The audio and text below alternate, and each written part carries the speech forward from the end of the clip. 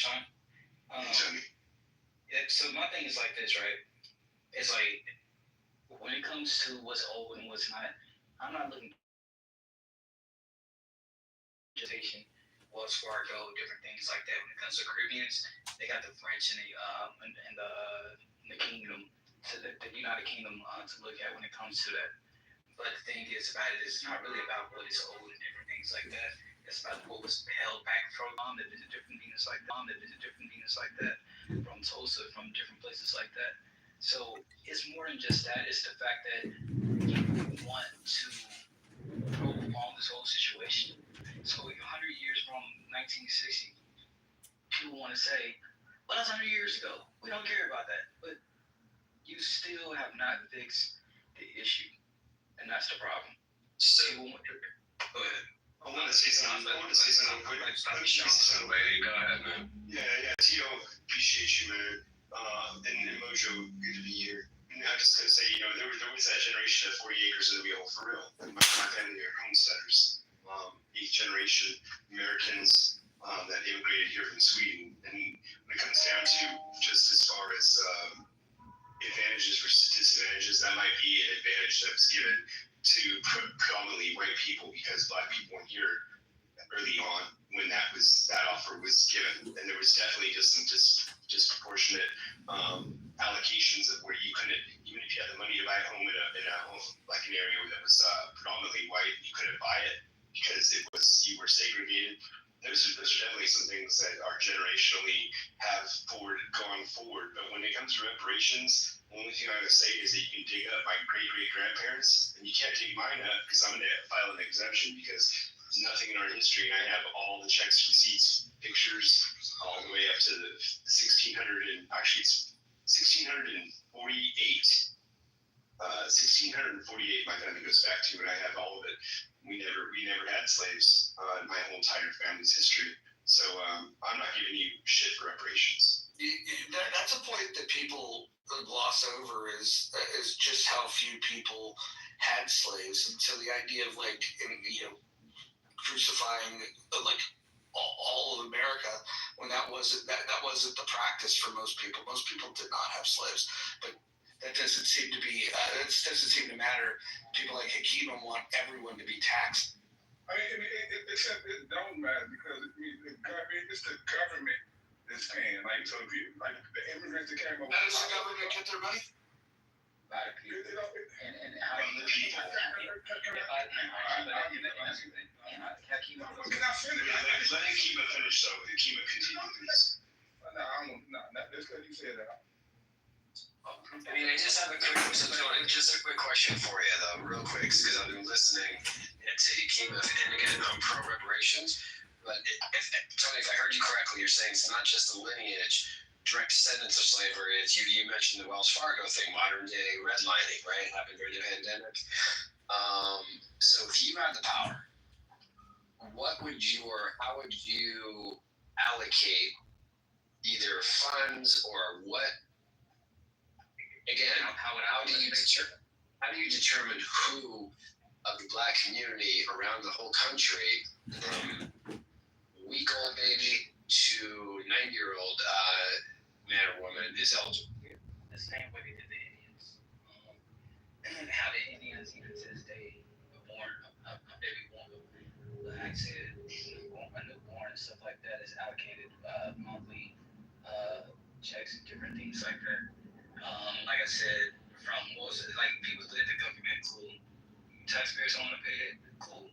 You still don't get the same amount of money from all of the businesses and everybody else that they can sue, from the colleges, from the railroads, from the banks, and so on. Especially with how that allocated different things like that. A lot of people that came here that's saying they're African, then they come over here like I'm African American. You don't have a lot of scammers. Dead ass. And the thing is, lineage. Where did you come from? The bloodline, different things. Like my family comes strictly from Louisiana. Every year we have a family reunion where our family had this shit that we had where they would slave at and different things like that. Some people that And it's not, like I said, it's not just about slaves. Because I know a lot of people, when they bring up reparations, the first thing they think about is slaves. But it's a major, that's just a small piece of what happened and different things like that afterwards and stuff like that. I would say, but to directly answer your question, to how I would allocate it, is a lineage. You feel me? Where your lineage come from, different things like that. If you a half person or half breed, different things like that or whatever, you owe a little something, but you're not really owe enough because whatever the case can be like, but it would have to go off a lineage. That's how I would do it. Hey, I suppose the Kima, and whether we disagree, hold on a second. Whether I disagree with the Kima or not, I like to hear from Hakima because I respect him and I would like to hear what you have to say, Hakima. Please, would you? You shouldn't have to say that. Everybody else can speak when everybody else. I'm just saying, though, I don't want you to quiet yourself. There you go again. I can't speak. Sean, don't. That's a call out, man. Sean, don't work. I think I the cop out, and every time I speak, y'all come up to like Moose was able to ask a question. Tony answered it for 2 minutes. Nobody interrupted. I said 6 words. 3 people jump off the mic. Then I just started speaking again. Then Sean jump off the mic again. Like what how's that a cop out? He was actually passionate about it. Hold on, guys. Yeah. Hold on. Everyone, hold on. Hakima's right. You guys don't seem to respect the fact that he's speaking. When he speaks, you guys just speak all over him. But I don't know what Hakima wants to adjudicate this. Perhaps we should set up a go.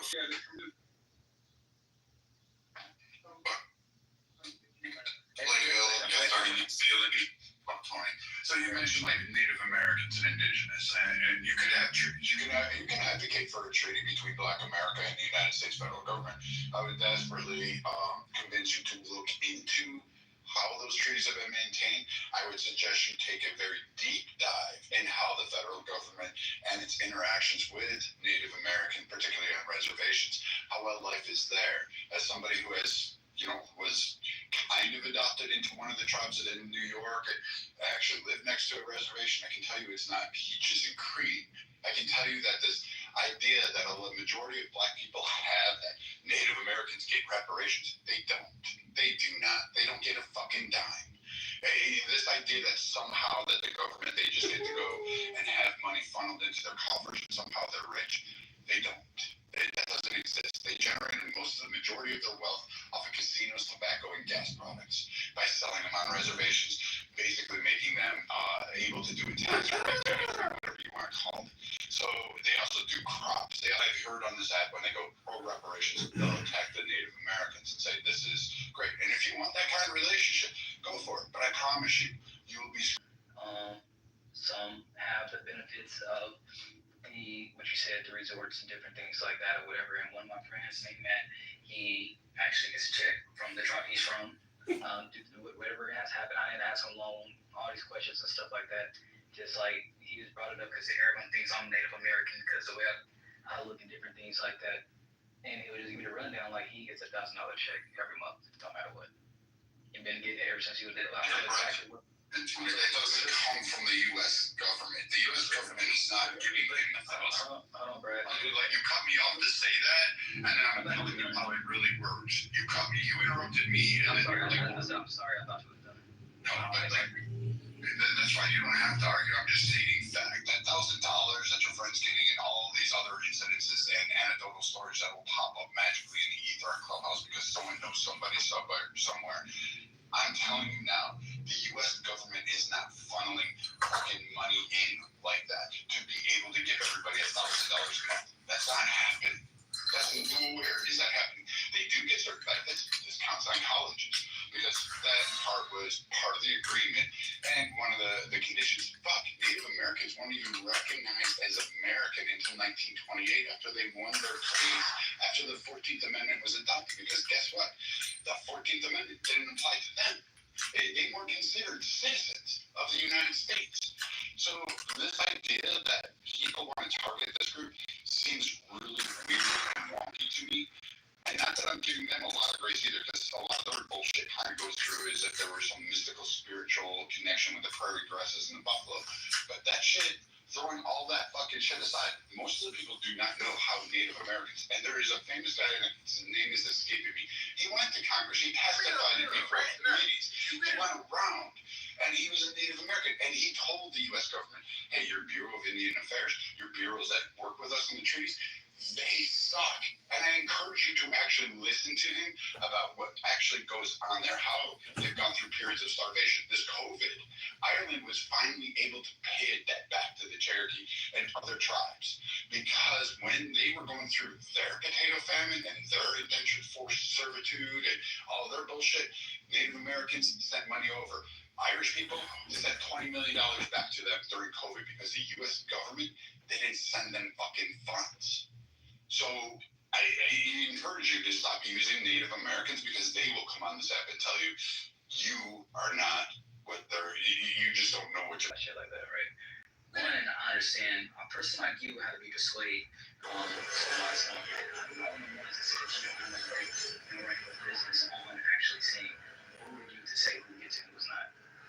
That's not even that fast. And that's nothing wrong with it. Some people like to say, who gives you a right to say no? That's not no. That's right. A person like you, someone says you can say fuck off. You ain't get shit. Right or wrong.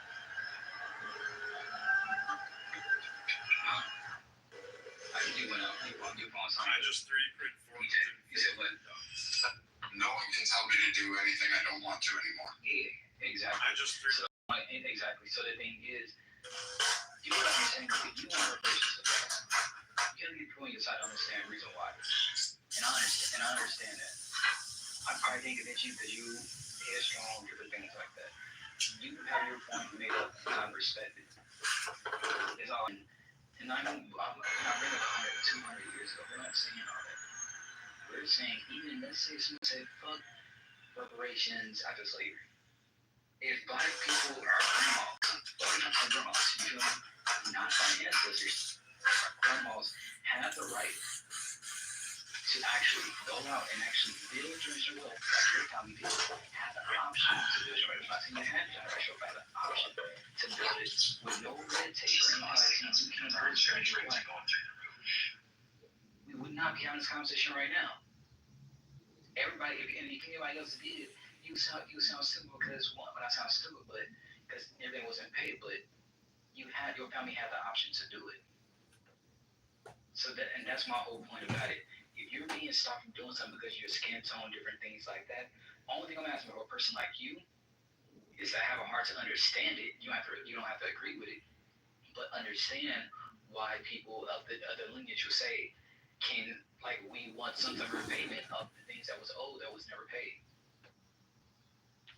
Okay. Your stance on it. First and foremost, the amazing amount of reparations and the way the conversation steers in the directions is that they believe that America was the chief pervert world and we had the highest number of slaves. But what I find fascinating and absolutely destructive is the fact that being on slavery and the way that occurred, and I'm ending the slavery part, is no reparations on this app has ever filed a lawsuit in the world court to go after any of the African nations. None. Absolutely none. There is no ask, there is no direct decree to say, hey, can we actually go after the people who actually sold us? Like, let's start there. No, never did. Jim Crow laws, for those that were directly affected by it, by having to pay a poll tax in order to vote, by having assets and craftsmanship and art and trade and patented inventions stolen from them, or just removed by government request or because of the state laws. Absolutely. We can restore those, and we can actually trace those lineages because we have the documentation on who we stole it from and who their ancestors are or their offspring are. We can go through and restore those, and I would be all for that. Do we have the ability to sit there and correct from World War II and actually pass on when this Democrat Senator Rankin, who got it passed so that the GI benefits would be determined on a state level, and then we're able to deny black people? Yes, we can actually correct that, because guess what? We know who fucking served.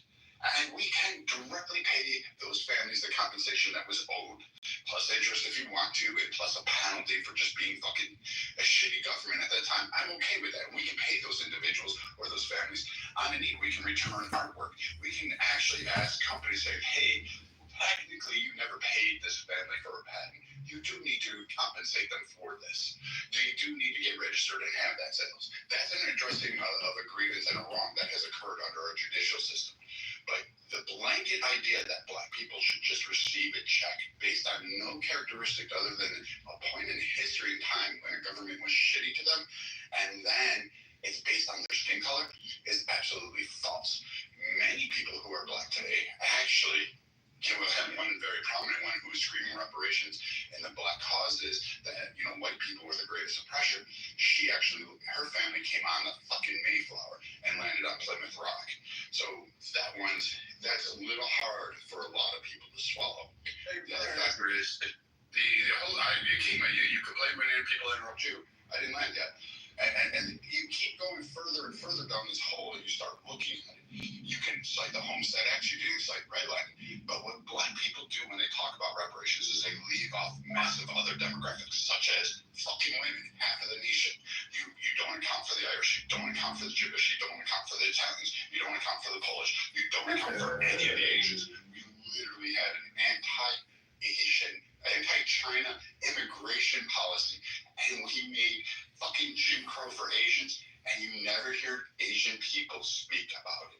You never hear it hit the front lines. You never hear them discuss it, and we did fucking horrific shit to them.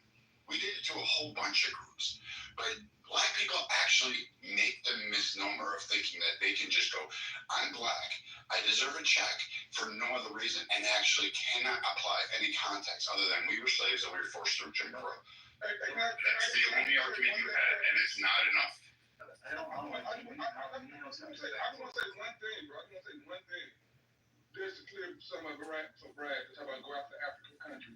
None of the African countries today existed back then. So to talk about going after Nigeria or Ghana or any of the West African countries, it's impossible. They did not exist back then. Okay, Hakima, to your point, none of the slave owners that owned slaves, the 5% of the population that owned slaves, nobody is alive today. So why would you go after those? The United States government is still alive. The United States government is still alive. There you go. That didn't enslave people. Brad, you might be right, but I'm gonna tell you who was alive is probably still alive. Possibly your grandparents or your ancestors or one of your older cousins can watch a hanging. Or a skit. The Confederate government no longer exists. Tony, yeah.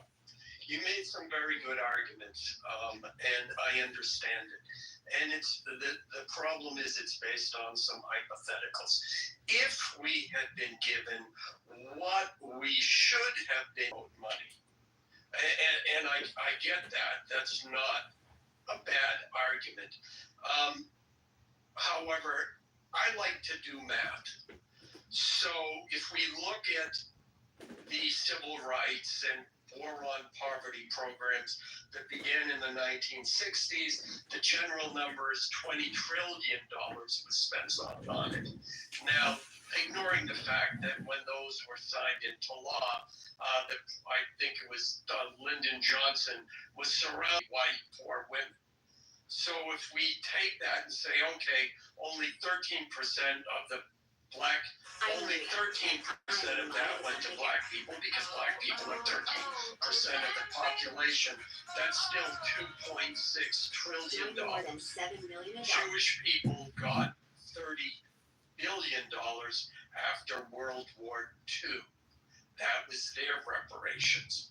So I don't think, even if you want to say, okay, that's a little high, I still think $2 trillion in reparations certainly is on par with what other groups have got. But putting that aside, let's go to the hypothetical and the cost of freedom, what it costs the U.S. government. Let's say hypothetically, at the time of when the southern states seceded from the Union, the North said, hey, you know what? we're good. You want to keep slavery? Go ahead. We're not going to get involved. We're going to split the United States. What would have happened? Hypothetically, well, hypothetically, I think slavery eventually would have ended. But there's 350,000 white men whose ancestors would have been alive today. I think we can all go into hypotheticals here, but ultimately, the way I view this is simple. At a certain point, correctly so, black people were unfairly treated. But at a certain point, the assistance that comes from other white people through the government in the form of taxes and other legislation has got to end. And I think we are seeing the end of that, and I view the whole discussion of reparations as a desperate attempt to keep that money flowing. And it's got to end. And people are getting tired of it. As a philosophical ending point, I'll say, read the book Bleak House by Charles Dickens, and you'll understand the psychology of all of this. So by the way, back to what Brad was saying. He said something about races, different things like that. I think it was called servitude, slavery, or something like that, or whatever. Really going. A lot of people that came here, they was offered to come to America. Come here, work for 10 years. You're offered land and a house and some other stuff. I can't remember exactly what it was. I know that's just the main part I remember. They was actually offered something. Now let's go to the Japanese and people like that, how they was treated, different things like that. Everyone knows in the South, if you was not pure European blood, you was treated fucked up. Period. You feel me? Now, those same people that left the South, that went to New York, West Coast, other areas like that, they try to act like the white people. They was doing way worse than the fucking white people that was doing to people in the South. Well, not the English. I didn't take that back. That's way too much to say.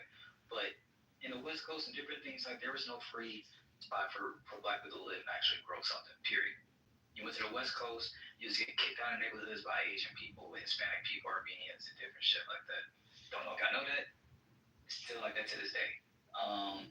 New York, now Alan, everything you was saying, different things like that. I hear you, I understand you, and different things like that.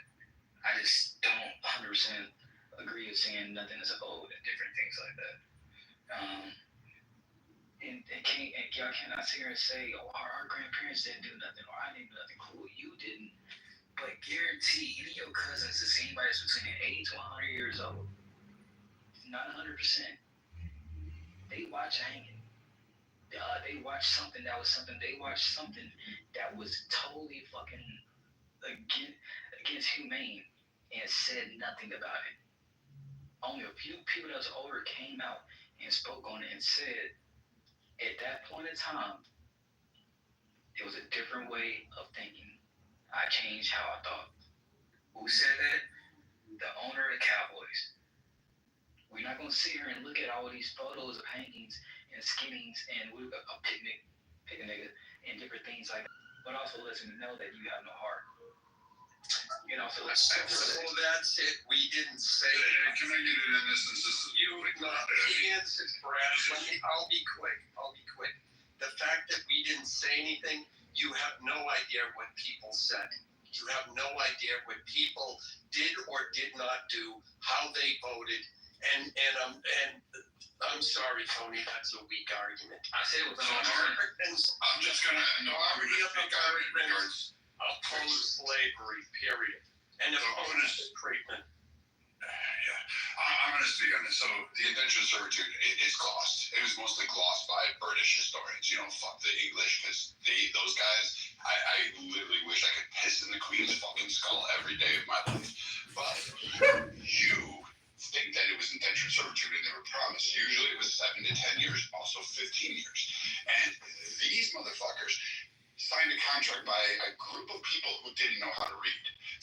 literacy rate in Ireland was 1% at the time, less than 1%, and it was only held to those who came down from Britain or who had ties to the elites in Britain. The rest of the population didn't know how to fucking read. But yet, no problem. We'll go with that they were offered a promise of America. And all the bullshit that every other country experienced around the world under England's issues, they first tried out in Ireland. That was the testing ground for all of this shit.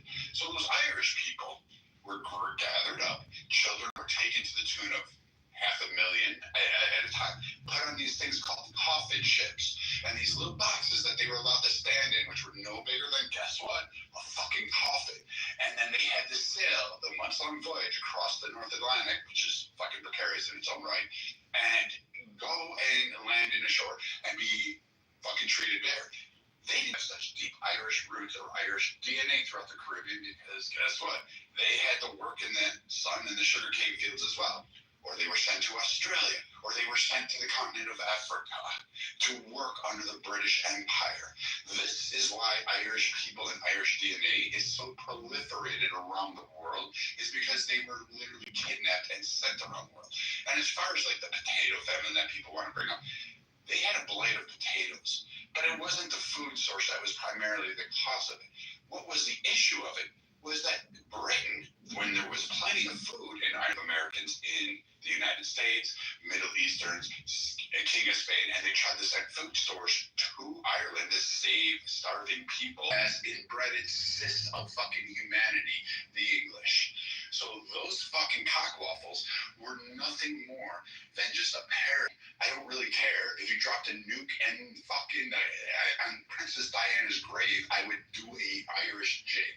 I don't have any love. And then as far as indentured servitude in America, you would actually be found surprised because it was more of like a weird parole system that if the Irish indentured servitude was able to meet the terms of their conditions, all the owner had to do was say, well, they owe me a penny, or they owe me a pound of extra, or I had to do this, or they violated some other thing, and they just had to make it up. And so these people were indentured servitudes for a lot longer than you'd like to think.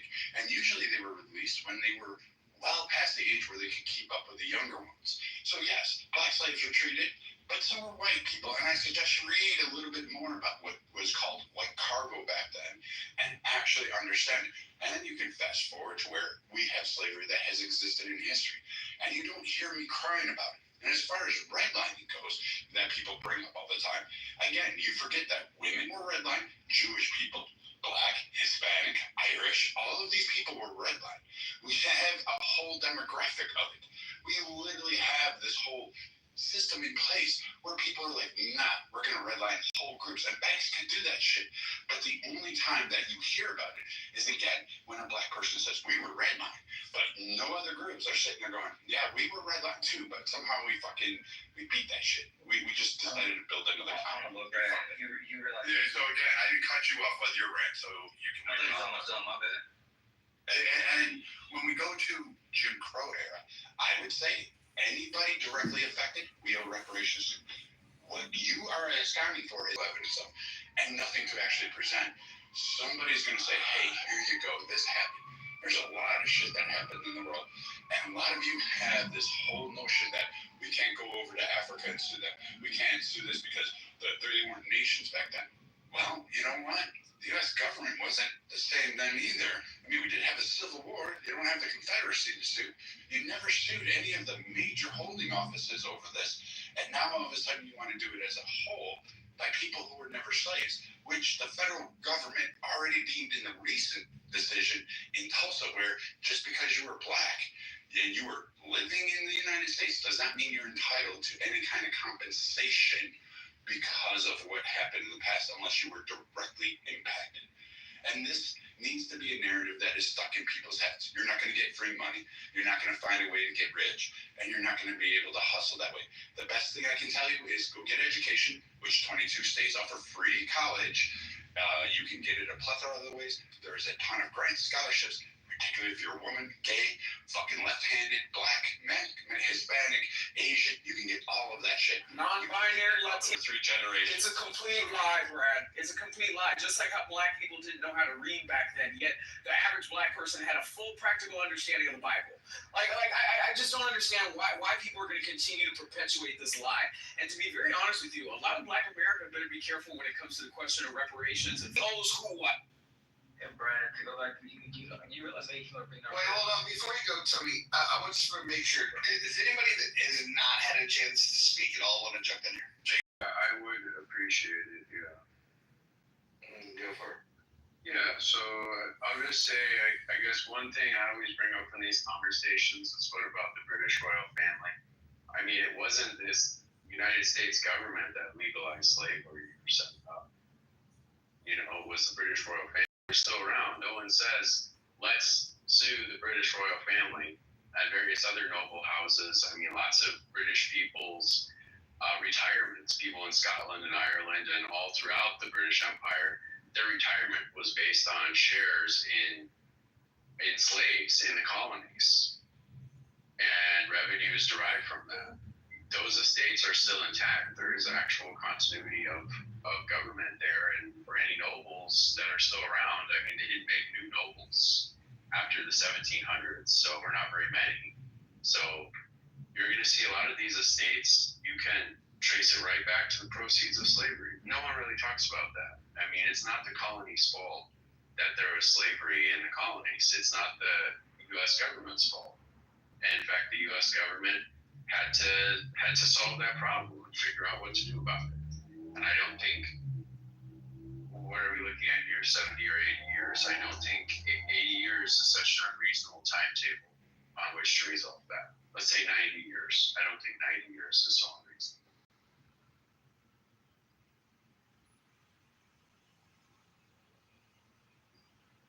What do you think about that, Tony? I don't know, I got lost. I thought you were just talking right now. You were just talking to me, my bad. I was reading something. I was trying to look up something. And see, what part of America would otherwise be responsible for paying reparations for slavery? You think that people in California should have to pay black people in Mississippi reparations? But that's already on the table already. No, it should be on the table. No, I'm saying you guys like California already got some type of. You didn't listen to what he said, Tony. Thank you. 70% of the landmass wasn't even a part of the United States, even after the United States became a country, and they still had slavery. So again, is Black America knocking on the door of Spain? Is Black America knocking on the door of Portugal? Is Black America knocking on the door of Mexico? It's pointless. But one thing, anybody has look. My thing is like this. I'm not gonna pick and choose who pays and who's not. Whoever has a big part playing in it, clean and shit like that, because things they did. So you think that people in the state of Hawaii, their tax dollars should be used to pay reparation? They cannot finish. I said the companies. I said, fuck the government. The government don't want to pay up. Fuck it. We can sue the companies that played a big part in that shit. They still live today. They companies are still going to this day. So y'all need. So like, if you want to bring up that, I have a backup. Hold on. I know you can make up new arguments if your previous argument fails. Thanks for admitting that. So, to Adam's point, that's being I think overlooked. I just want to hammer it home. So slavery officially ended in 1865, right? So here's the states in the Union that were not states at the time. Colorado added it in 1876. North Dakota, South Dakota, Montana, Washington all added in 1889. Idaho, Wyoming added in 1890. Utah in 1896, Oklahoma in 1907, New Mexico in 1912, Arizona in 1912, and Alaska and Hawaii in 1959. So, what do you supporters of reparations think about taxpayers' dollars from those states that weren't even part of the Union going towards it? Seems to me like a pretty unfair ask. But I'd love to hear your response. I mean, someone specifically going to that state saying that, then you're a dummy. You're a dummy. A person's a dummy to even think to even say, oh, let me go ask Nebraska this, how they send the government. That's number one. And two, people keep bringing up California and different things like that. Those motherfuckers did way worse than the fucking South was, even to this day. And they fucked up. So like, no. Hold on. Give me an example of what California did that was way worser, to quote you. Go ahead. Okay, cool. So, we know in the South there was the KK and shit like that. Cool. We understood there was. You think it's cool? The KKK. No, like, I don't get it. When I say cool, I mean like that's cool. I mean that's saying that's just like period. You feel me? I mean saying I made a mistake. I don't feel you. You feel me? But I'm not really following harassment. Can you maybe get to the point? Yeah, you said that you said and I quote what California did was way worser. Yeah, I know. Yeah, please explain. I appreciate you for letting me finish.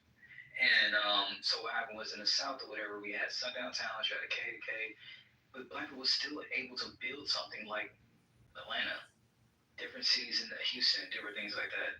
In California, you try to do any type of building, they burned your shit down. Wait a minute. Tell me, have you ever been to Richmond, California? In Oakland? Or Oakland? No, Oakland's a different city. Have you ever been to Richmond? No, you asked me if I've been. No, I've not been. Have you ever been to Oakland? Have you ever been to Oakland? I just a black town. What about East Palo Alto? How about Compton? How about Watts? How about Hawthorne? Can I finish? What about Ladera Heights? Because right now you lose it. Shit, what about Culver City? Yeah, that's not a black town. That's a Jewish town. But so don't forget I live in LA. so then like I said, you like Compton, there even they try to. Okay, so hold on. I want you to tell me what California did that was way worser. Your words. And what happened in the South? You haven't gotten to the way worser part. Get to the way worser part. They couldn't do nothing in California. White people are complaining about that today. A lot of black people there are dumb as fuck. Let's be honest. They don't know too much due to the fact that they don't have. Wait a minute. Now you are being the most bigoted person on the stage. Did you literally just say that black people are stupid and don't know too much? Yes. Black people, hold on. According to Tony, black people are stupid and don't know too much.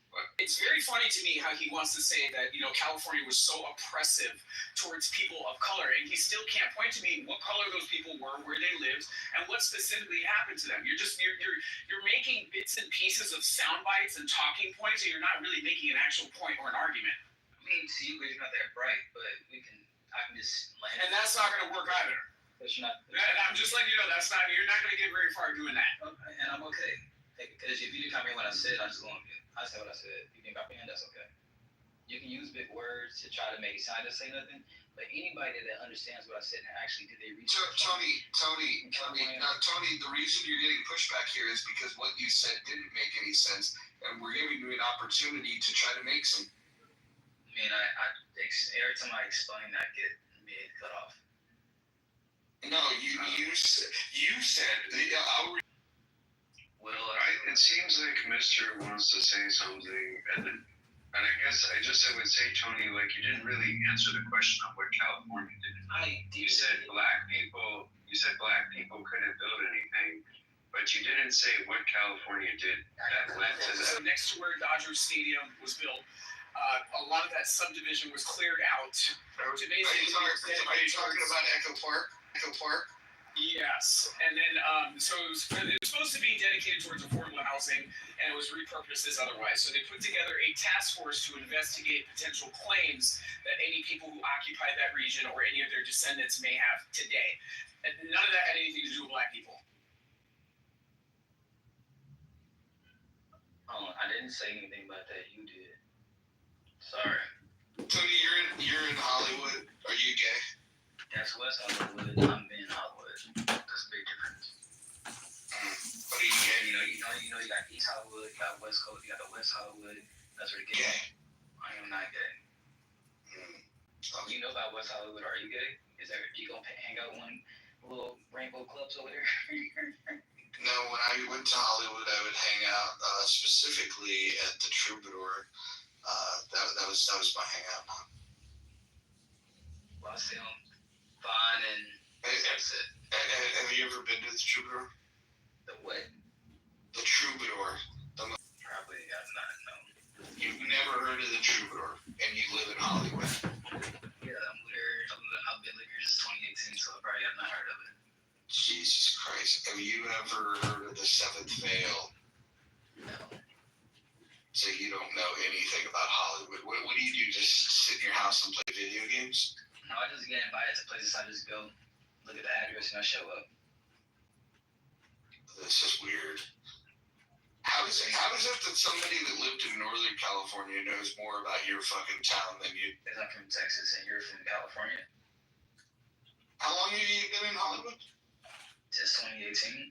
So you've been there for 7 years, and somebody that's visited there a dozen times knows more about it than you. Dude, that's kind of like one of the most iconic music spots, and I'm not even from California, dude. What are you talking about? I do not know what the Troubadour is. I know that's a strip club.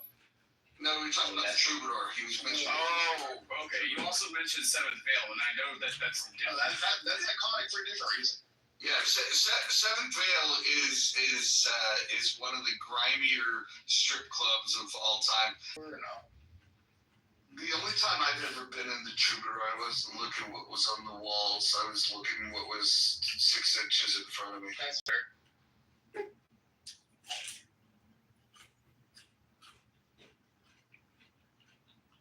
It's fucking wild. It's amazing. Answer the question on why I know about the Bible. Hold up. Yes, Shannon came up to that party. Like, it was like fucking sun's coming up, and she was just blessed out, crying, bawling, and I was in Hollywood when River Phoenix passed away, but not at the Viper Room. I wasn't swanky enough for that. At that stage of my life, I was. not California or not some immigrant who just got here in the 1950s. Why is the United States governed? Because they legalized slavery after Reconstruction. Then, not to talk about the Red Line and the Jim Crow that happened afterwards, all sanctioned by the United States government. So, but that don't change the fact that the government, United States government, owns that, not Mississippi, not Alabama, not Virginia, the United States government. Not Great Britain, not Spain, not fucking Portugal, the United States government owns that. The United States government owns slaves? No. No. Just let me answer my question. Okay,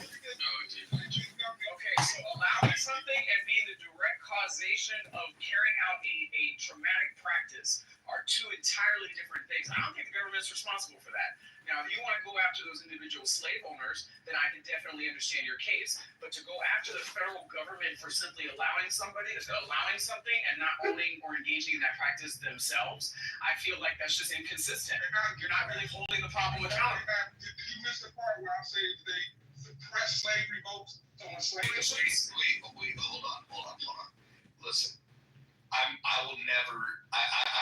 probably the single greatest abolitionist on this app. My favorite founding father is Thomas Paine, who was an abolitionist before it was cool. But in regards to squashing the slave revolt, if the policy is to allow slaves and the slaves are revolting, Yes, Who do you think built the White House? but more narrowly, I don't think what Hakima said is factual. The U.S. government didn't allow slavery. Slavery was allowed by the British monarchy, and it was part of the laws of the colonies. It wasn't in the U.S. government's power under the Articles of Confederation It was. to change anything about slavery. Please, let me finish my argument. Then rebut the argument, okay, or disagree with the elements of it that you do. The Articles of Confederation didn't give the government the power to have anything to do with commerce within the colonies. All of the legal codes of the colonies were inherited as they were immediately following the U.S. Revolution. This is what are called the Reception Statutes or statutes in most colonies, and that's why you see the common law continue as it was, and they keep using English law in Pennsylvania and everywhere else. They just kept using the same system of laws. And under that system of laws, slavery was allowed by the British monarchy. Jim Crow was also never the policy of the U.S. government. It was the policy of states. In many cases, we're talking about what are clearly state policies enforced by the states.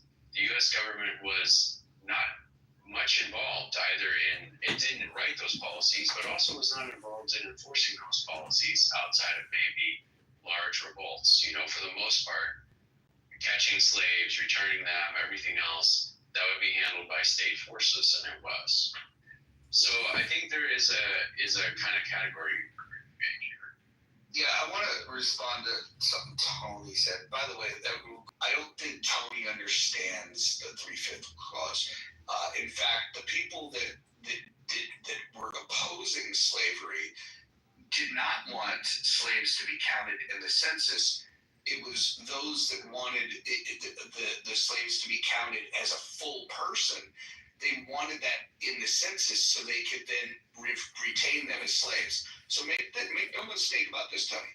If they didn't have the 3/5 compromise, if they would have counted the slaves as a full person, this is the lack of understanding, and that it's. I don't blame you. I blame the education system in this country. If they would have counted blacks as specifically the slaves in the census, slavery would have continued even longer. And so when people mention the 3/5 compromise and they say, "Oh, they only thought we were 3/5 of a human," it is the most ignorant argument, and points to evidence that you don't. Who built the White House? My guess is you're going to say, just confirm yes or no, and then I'll continue. But yes or no, you're going to say it was built by slaves, correct? Well, an independent contractor that employed slaves or that had slaves. Hold on. I'll get to you. But they definitely weren't government slaves, I'll tell you that. There's no record to say the government owned slaves. I think I can handle this part of it. Tony, yes or no, were you going to say slaves built the White House? The information's in the chat. So you don't want to talk about it. Let's see. I don't know. I don't even know what the fuck you put in chat. You spam the chat. It's an audio app. Okay. Tony doesn't want to have an audio conversation. So no. Slaves partially built the White House. It was designed by James Hoban, and there was also free black laborers. So there were blacks that were free that participated on that project. There was also immigrants, and this included some highly skilled people, that understood things like stonemasonry. So that was Irish and Scottish predominantly, but yes, there were some slaves that contributed. But the idea that people just shorthand say that the White House was built by slaves, partially true, partially untrue. So yeah, but Tony doesn't know his history. Tony thinks that the U.S. government coming up with the 3/5 clause was a negative thing for black people. It was actually a positive thing. In fact, the best thing for them would have been for them to have not been counted at all. But he doesn't know that because he doesn't fucking read. Well, and Roger, and this is where I want to continue to belabor the point that the United States government never owned any slaves. So, allowing something and somebody driving that train are two different things. You allowing something and not stopping the train by your the government is entirely separate from a person who's committing the act. So for that reason, I don't feel like the government should have to pay reparations. They should. And where does the line stop? Okay, are you going to give reparations to women? Are you going to give reparations to women because their female counterparts behind them had their votes weren't counted? They were extended the same type of constitutional rights that women now get to experience today. Where does the line stop? Where does it stop? It stops when people stop fighting for it. Or is it just exclusively special because of black people? Why are the people against reparations so angry about it? There's no. That's the crazy part to me. This conversation is not going to sway the United States government. If you and the proponents of reparations want to sue individual slave owners and bloodlines, then have at it. But leave our federal government tax dollars alone. That's all we're saying. Can I finish? Why? I don't get the anger, but. Yo, Kimmy, your phone sounds a little muffled, champ. We don't get the anger. Why are you trying to dip into our tax dollars? We don't get the anger.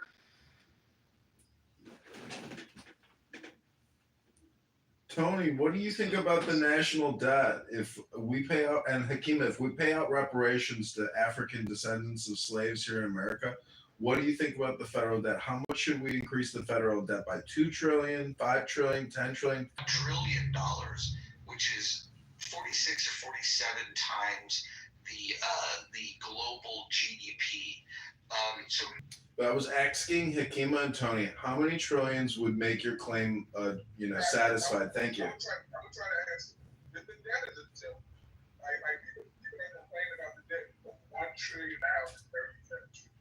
And people gonna still be complaining about the debt when they get 150. It's a fucking joke. It's never gonna go away. It's never gonna get paid. The spending, the borrowing is not gonna stop. Okay, so your first point is it's a joke, but how many trillions would satisfy the debt? Thank you for the consideration of the question. Yeah, I finished.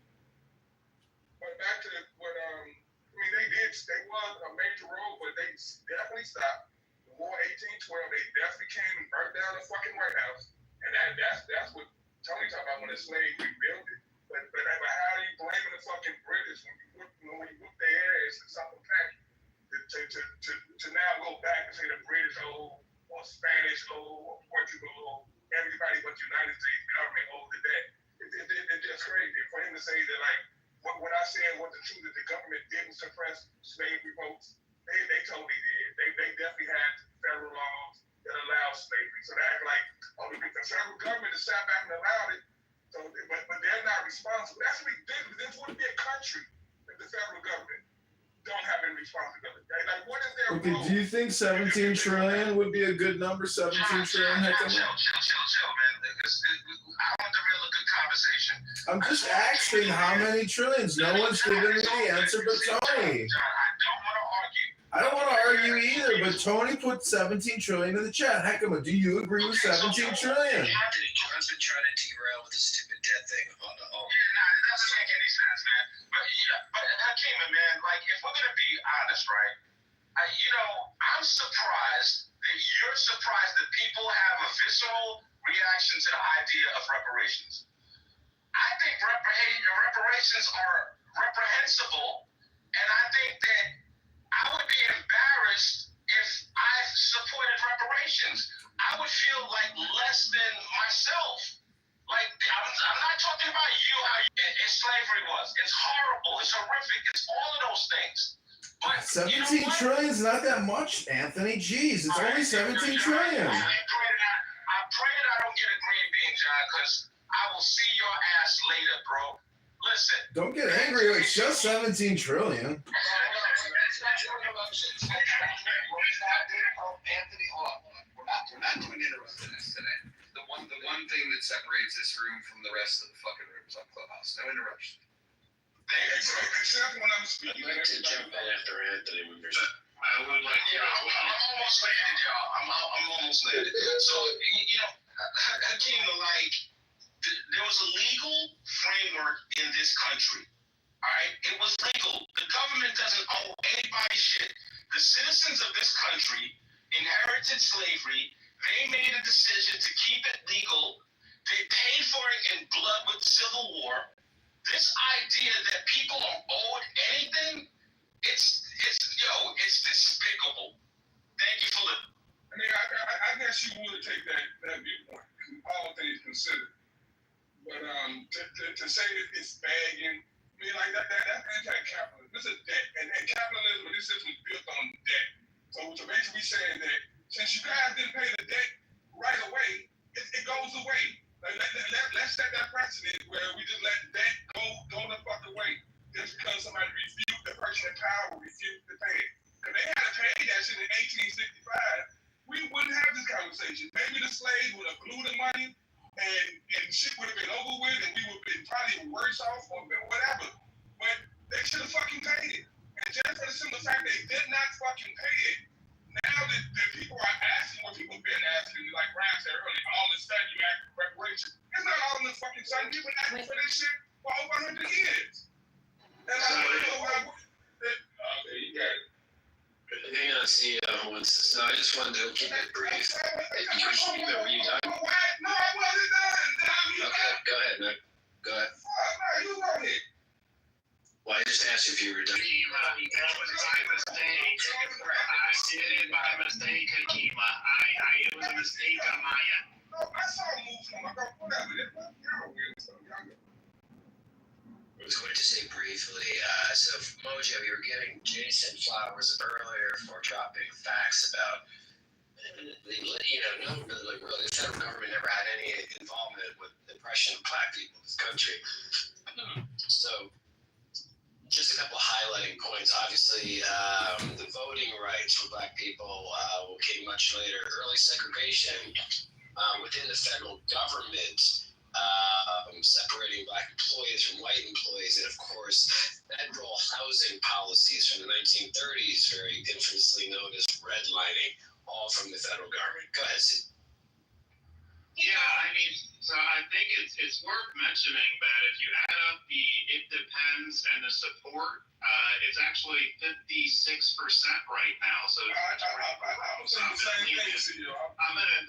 I'm gonna lean into the it depends category for a second, and I'm gonna give the proposal that I've heard about 65% of conservatives on Clubhouse have agreed with me or said they'd be open to it.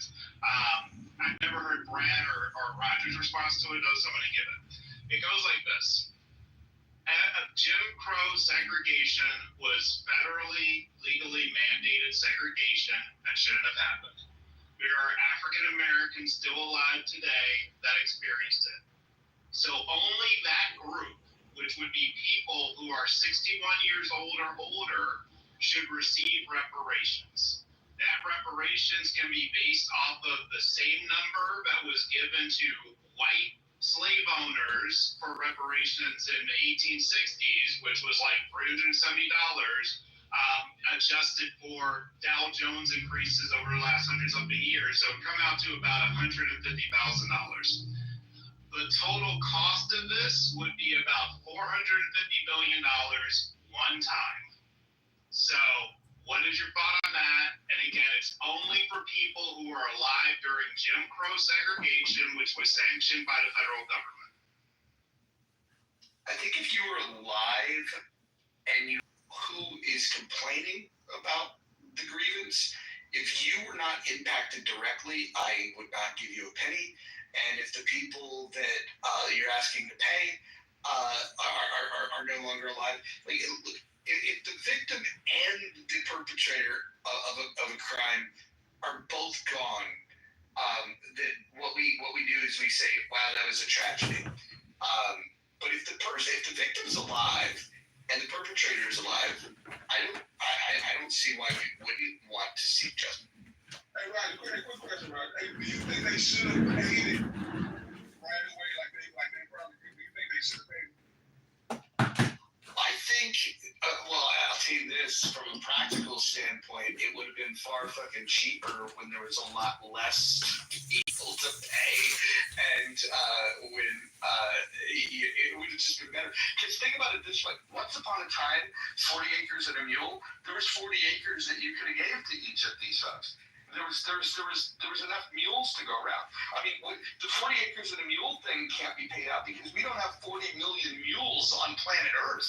Like the reality is keep the fucking mule. Okay, great. What do you want? What do you want in replacement of the mule? You want an EBT card? $5,000. Whatever fucking mule costs today. Plus interest. Number of $6 quadrillion, which averages out to $151 million for every black American. You don't mark that amount of slaves or the interest is based on the time. No. You're not listening. For somebody who doesn't like being cut off, you just did that to me. So what's fascinating is you didn't listen to what I said. There's a study out there, and there's a group that advocates for this. They calculated the interest based over time, like they calculated the hours that were not paid for labor based on the average wage, and then they collected interest over all this time. That's how they got to the number, and then they get to the number of 151 million. So I don't know what it was. And if you want to criticize that, don't criticize me. I'm just quoting a group that's advocating. Yeah, they retired. Like $6 quadrillion. It don't even exist. Yeah, it's 46 times the global GDP. They might as well give us the sun. Like here's the sun, and it's yours. You're gonna be restricted from everybody. Why not ask for that at this point? Because like it's to me. Roger, you're diabolical, bro. You know what? We could probably, when we terraform Mars, we could then maybe adjudicate and say that you can get 40 acres of Mars land. We didn't say where the 40 acres was going to be.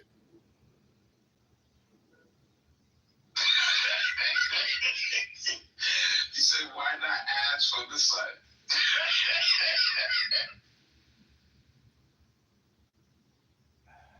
This poll is interesting.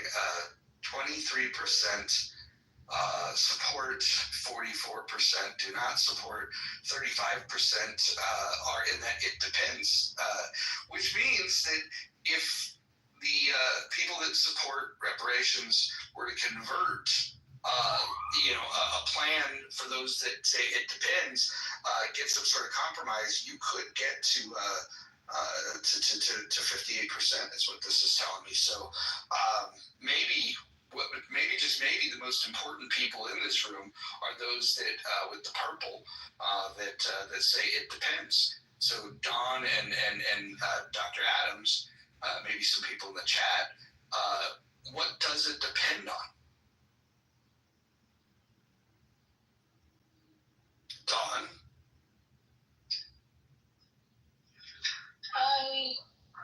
I think that, I don't know, I'm not a reparations expert. I think that there's a lot of factors, and it's just not my expertise. So I don't even get involved in that. That's why I say it depends. I mean, I couldn't even begin to be for or against, or I don't know. And there's no question, but do you think that debt is old? Like we not to get the nuance of who owed and from who. Do you think our debt is owed to somebody? Yes, but is this a debt, or is this something horrible that happened to people? I mean, it's both.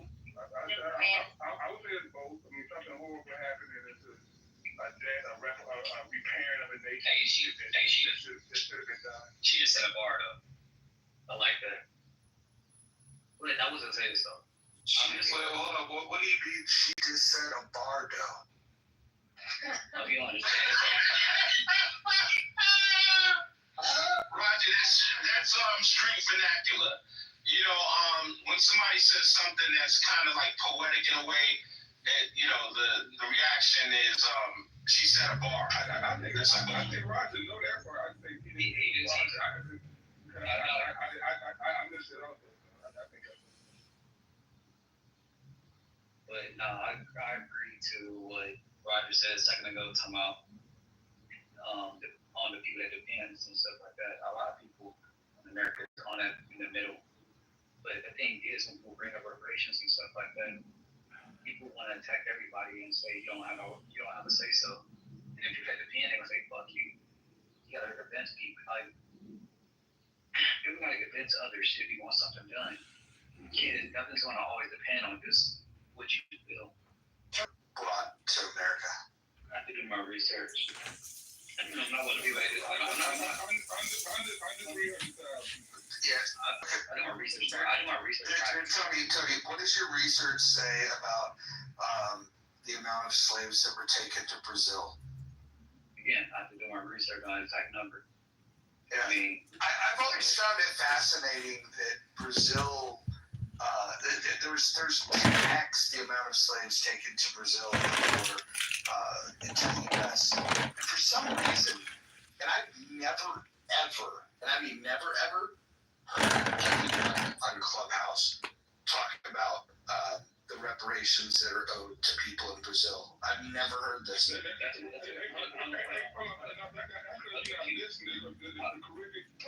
think your voice means more than that, but I'm talking. But just so the Caribbean do have a reparation movement going that more than likely do include Brazil, and they are, from my understanding, a lot closer to achieving their goals than Black Americans are. Well, the thing is, Mojo, is that a lot of people don't even know about that. Sugar cane and different things like that. They think only happen in America. That's why you don't realize what's going on. But a person like me that knows about the Caribbean, everything happening in the Caribbean, different things like that. So Tony, on a scale from 1 to 10, one representing that you know nothing about the transatlantic slave trade, and 10 means you're an expert and know everything about it. Where would you put yourself on that scale from 1 to 10? I'm in the middle. I'm not saying I know everything. I'm not a dumbass. A dumbass when they say he knows everything. And dumbass is the only person I with that's make it sound like they know what they're talking about. So 1 to 10, where do you rate yourself? I said a 5. A 5, okay. But were you aware that 10 times the amount of slaves were taken to Brazil than the U.S.? The Queen did what it is in Spain. I know. Times the amount of slaves were taken to Portugal? No, from Portugal to Brazil. You gotta realize that over 12 million slaves, over 12 million slaves were brought from Africa. 300,000 landed in North America, what we call the United States. Basically, the other almost 12 million landed throughout the Caribbean islands in South and Central America. That was beforehand, right? Before I'm really unhappy with this poll feature. The fact that I don't have the option to turn off who said what in this poll, I think it should be anonymous. And I think everyone should write to Paul and Rowan to let them know that that feature needs to be changed. The other thing is the math on here is just not mathing. We've got 3 choices and we've got a total of 102%. But I feel like I could, with the help from ChatGPT, I could code something that adds up numbers. Amen, Mojo. And while we're at it, because it's probably a high school, sorry, Don, I'm going to finish real quick. It's probably a high school coder that they got to do this. They're just throwing paint at the wall. Like, let's charge them $5. Thing. Albeit, the whole reason why people vote a lot is to be anonymous. And again, this is the hill I'm going to die on. How can they charge anybody? I don't care if it's $5 a month or $1 a month when they can't find a 19-year-old coder who can figure out how to actually enable all users to delete any message in your back channel that you no longer want, and therefore does not indicate you have 5 messages, 7 messages, 6 messages. They don't do that because they have to keep the shiny thing in front of us to keep engaged. Also, I wanted to add to this, these votes or these polls, they stay on your bio, which I wasn't aware until I looked at my bio. I think you should have the option for deleting them. Right, at least that, right? I think what they're going to do with these polls, I think they rolled this out rather than just a feature to amuse us. I think what they're going to do is they're going to go look at these polls, and then they're going to aggregate some of this information, and they're going to put it together and sell it as market research to people that are interested, especially when it comes to politics. I think like something like this, like a poll on reparations, this won't be the only poll on reparations, but then they can go and search out keywords, and then they can put all of this, for anybody that would want to buy this type of information. Well, market research is expensive, so yes, they will do that, no doubt.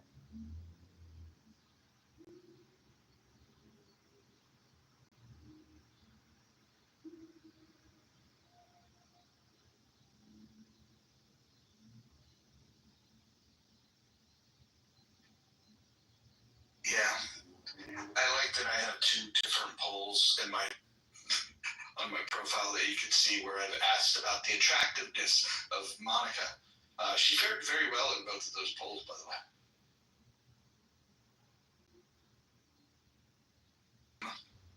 Shit, we can talk about toenails. I was just trimming my toenails while I was on Good mute. reminder, I have to get them in. I don't get them painted or anything. I just like to get, pampered once in a blue moon. Did your neighborhood spot, it's, I think 17, does it seem crazy? $17 to just get your nails done without getting them painted? Does that seem high? I don't know. Maybe it's California print. I think that's reasonable. Are they throwing the toes in at that price? Oh, no. So, Manny Patty, again, no paint, no polish, $45 out the door. Yeah, that's it. Yeah, that's pretty good. And a good pedicure. They're going to give you the good old fashioned massage down at the calf, all the way up to the calf. It's pretty cool. Yeah, I'm a big believer in getting pampered. When I lived in the Bay Area, I used to drive out to Cupertino from the East Bay to this spot that had you put your feet in the water and they'd have these fish that would like pull. People were getting like infections from it. So I dodged a bullet. I never got an infection, but I always thought it was cool that you could, like pamper yourself with fish.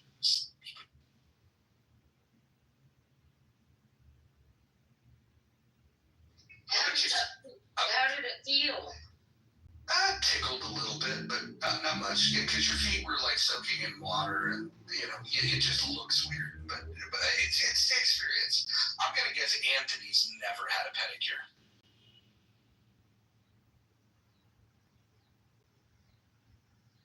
Anthony, do you ever let other people touch your feet? If I had this bad, it would be a definite yes to Anthony. I'll be answering. I ain't gonna lie to you either. I go where I have with my mom. Stuff like that. Do you allow men to rub your feet? No, cannot. Remind me, do you and Anthony ever get like scalp massages? I mean, assuming if you're bald. I'm not bald. I got weird. I was asking the bald PTRs. On the bald PTR. Oh, okay.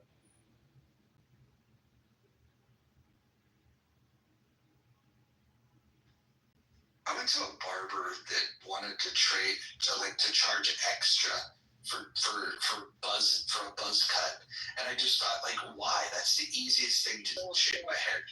Yeah, I could shave my head myself. Like, I was pretty good at doing that. I keep my hair. Every now and again, I let a little straggler pop up, but I like to keep it down to the skin. That's bullshit. I've been doing hair since '92, and I'll tell you, that is bullshit.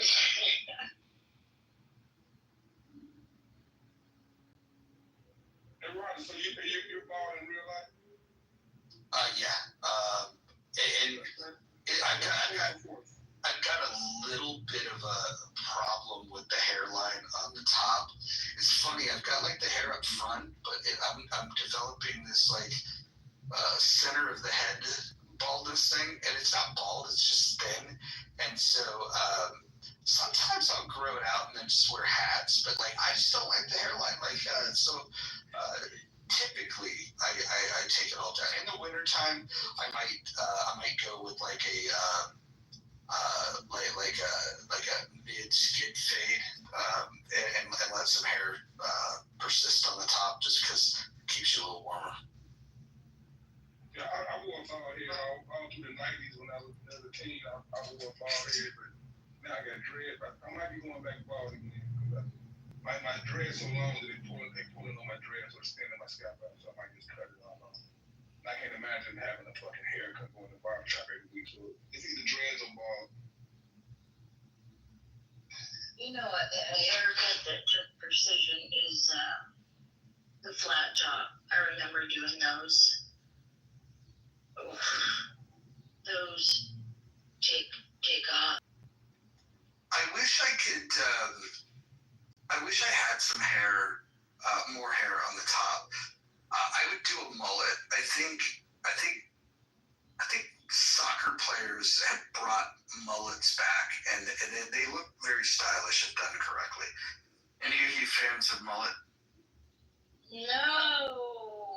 used to cut my ex's hair in a mullet, but the hair in the back was super long to the middle of the back, and the sides were clippered to number 3, and it went into a flat top on the top. It was a really cool cut, and that was a bitchin' haircut because it was styled, but I can't stand it.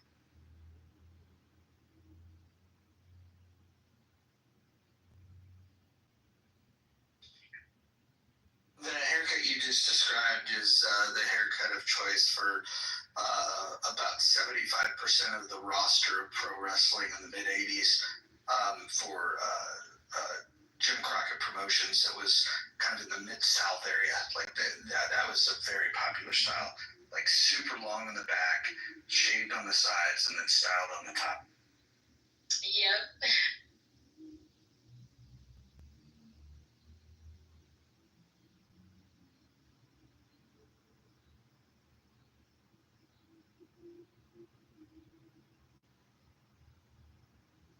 I have some grown tail though. I'm trying to bring that back. That was a big thing when I was younger. So I'm bringing back the tail. I haven't seen those in years. Yeah, once it's long enough, I'm gonna braid it and I'm gonna put beads in it. I had that too. The school autograph on the braid my hair. Not braid those things.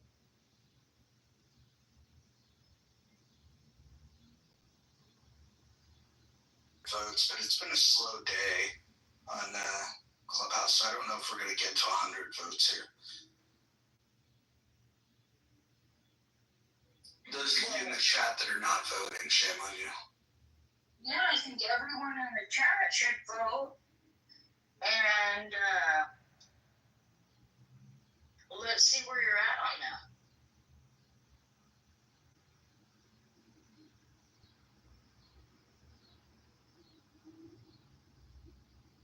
We got another one.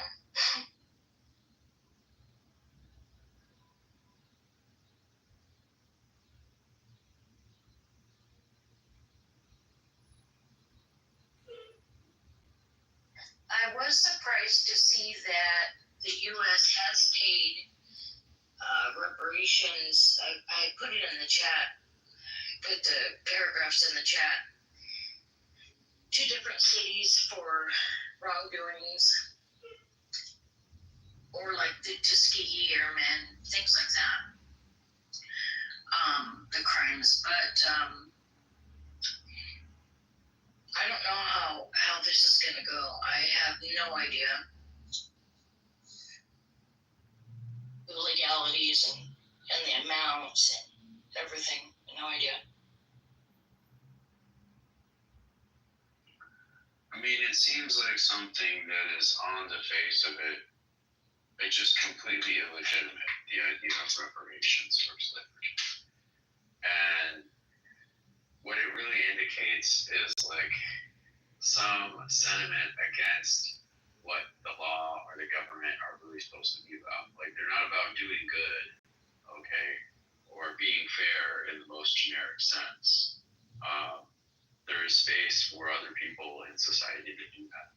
They're about addressing wrongs that have some kind of legal basis for addressing those wrongs. And slavery is never going to come under that. You know, it just can never come. It's just legal. Both because it was legal and because it was legalized by the government we inherited it from. It's it's in the state charters and all that kind of stuff. It's not something the U.S. government did. So you just can't make all Americans pay for something America didn't do. America didn't set up. Unwinding slavery in your society is not an easy task. Not a lot of societies have done it. A lot of societies have been destroyed by the attempt to do so. It's not something that, I mean, it's kind of remarkable that the U.S. survived and kill everybody and get free. I mean, they can't, how long can they endure that for? You know, so that certainly was a 90. Okay, it could have been 70 years, not 90. But are you going to tell me it could have been 10 years? I mean, is that realistic? It's an argument against reparations for slavery. It's not an argument against reparations for the subsequent Jim Crow and all the things the government actually did to. Yeah, the governments that did them, yes, you're right. And those state governments did those things. And if we go to the states and we say, look, you did Jim Crow and you've got to pay, it's hard for me to say that's wrong. But then, like, okay, Alaska and Hawaii, what they do, So. Well, yeah, I mean, Alaska, Hawaii, but there's 11 other states that, weren't states in 1865. But I appreciate expanding it into things like Jim Crow and other injustices. I think specificity is the most important thing. And I think where this argument usually gets hung up on both sides is the generic argument where, if you just say, oh, a debt is owed, okay, well, you're going to have to break that down. Like, who was the victim specifically? Who was the one that violated them? And then who are we proposing we pay it out to? How is it paid out? Who pays up? All that kind of stuff. All of those things matter. And I don't think it's unreasonable to say that if you want taxpayers to fund it, because taxpayers are responsible for the country's debt, the state's debt, but we also, as voters, have a right to have a say on what we spend money on. And so I think if you're looking for taxpayer dollars, taxpayers should have a say in this. And this is why I think taxpayers are going to say no. Where I think an easier ask, at least towards the federal government, or pill to swallow for taxpayers. How do we get back from toenails to reparations? What the fuck is going on, right? Well, we've got 50 votes so far, and so far but you do have 60%. Well, right now it's 42% say do not support, so that's a plurality. It's not a majority. If you count it depends. If you wanted to say that 50% of those go in either camp, then you can cross the 50% barrier. But the support camp just needs to come up with an argument to flip more. I mean, 36% saying it depends. Specifically, what does it depend on, and how can you get them on your side? How can you turn it from an it depends to a support, and maybe even to a staunch support? I just think there needs some clarity on what it is, and I think that has pushed most of people to the support camp. Is anybody in this room opposed to when the U.S. government paid? Sort that out again, exactly. How did they allocate? How did they know? I guess it was more immediate, so it was easier to see who was directly impacted. Those were actual to address the issue that Black Americans may have. I think that number people would find offensive. They're still probably voting in support of it, but this is one of the questions I always have is like, does the issue go away afterwards? Like, what do we do? Do we then say, okay, we're in a post-racist America, the debt has been paid, and then everything's great, and how do you put a dollar amount on that? I always find it weird, even in cases where, if somebody was, killed, and there's a restitution that's owed for that. How do you come up with a dollar amount? Just pain and suffering. I would not want to be the one that puts a dollar amount on it, because it feels like no matter what you pick, somebody could disagree and be like, "Oh, that's what you think a life is worth,"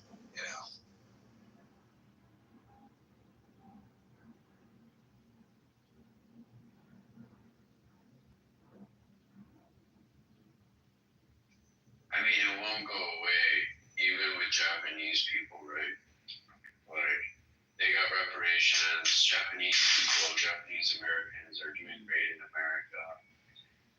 But when I was attending more regularly at Sokoji in San Francisco, there were always one or two people that were like, oh, now we need to go to the something or other for Japanese Americans who were interned. And, you know, the white people did this, America did this to us. And it's like, bitch, you're a lawyer.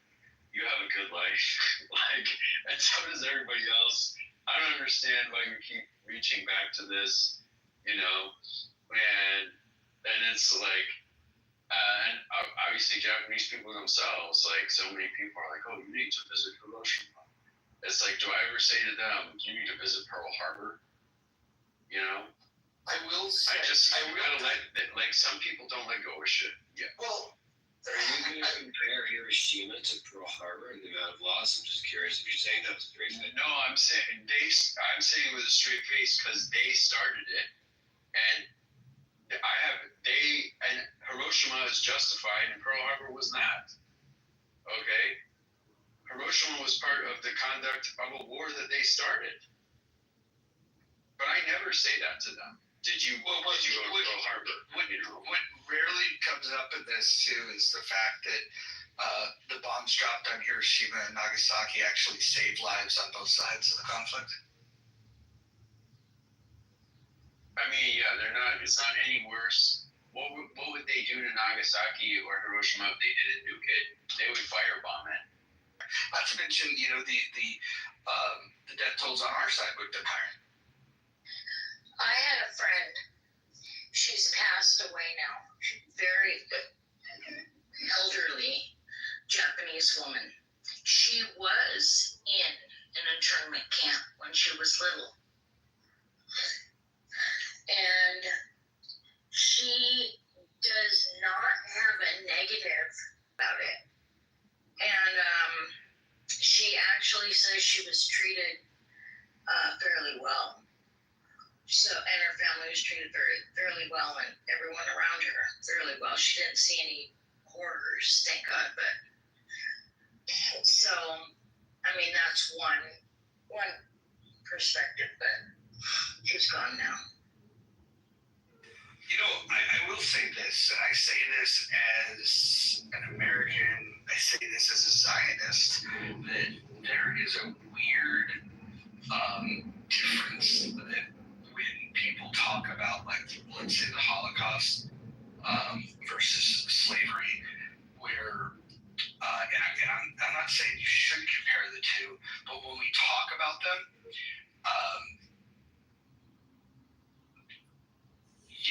you're allowed to talk about, like, questioning, you know, the thought of reparations for slavery. Like, I talk about it all the time. If I were to talk about, hey, I don't know if the Germans should have given reparations to the Jews. If I were to say that, I would be skewered for that.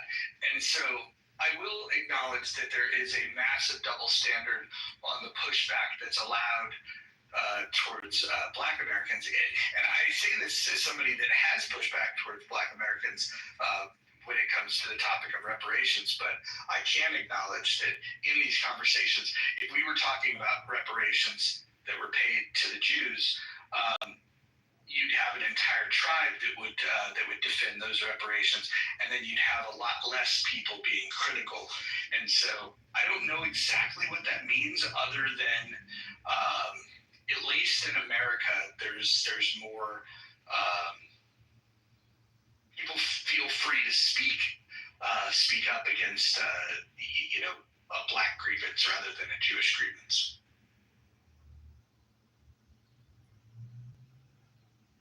Do you see that differently?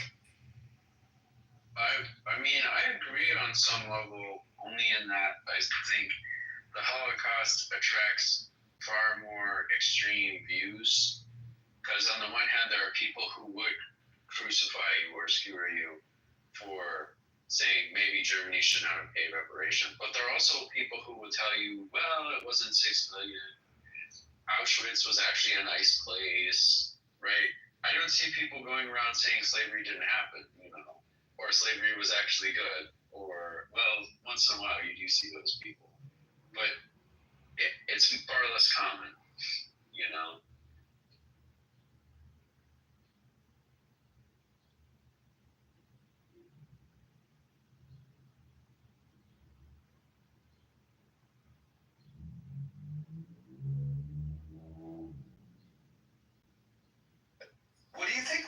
blowback would be in modern day Germany if they hadn't paid reparations.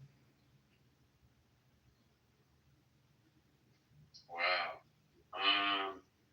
What would they even think about that? Maybe now, because of Gaza, there would be a strong contingent because of the pro-Islamism basically in Europe. There would be a strong contingent opposing reparations to Israel. Or they would try to put earmarks on the condition. You know, a public apology goes a long way. I'll just say that. Does it though? I believe it does. For some it is. For some it's meaningful, right? Recognition. For some it's just like, fuck, they could have just said that.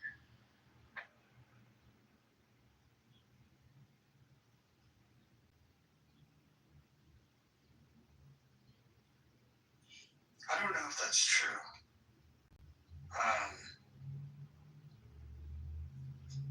So I'm looking this up. So Bill Clinton expressed regret over slavery and America's role in the transatlantic slave. It's just quotes. Going back to a time before we were even a nation, European Americans received the fruits of the slave trade, and we were wrong for that. George W. Bush said one of the greatest crimes in history and a sin. Barack Obama says he acknowledged slavery and racism many times during his presidency. He did not issue a formal apology, though. I don't know, like, do you accept what Bill Clinton said as an apology, or what George Bush said? Because they're not. No. They never said the words "I'm sorry," but they're acknowledging that it was wrong. No. I mean a separate public apology addressing the situation, right? Addressing it in full. The recognition of it all. Yeah, some Congress people said that. Did they? Yeah, and it wouldn't matter. I mean, when Tony is saying, we wouldn't be having this conversation if people had been made whole or whatever. We would be, because people in democracy from time to time get it in their heads to vote themselves some kind of benefits from the public coffers. You know, you're going to have these ideas, and they're going to be bad, and you have to oppose them. And there's nothing we can do to make this go away.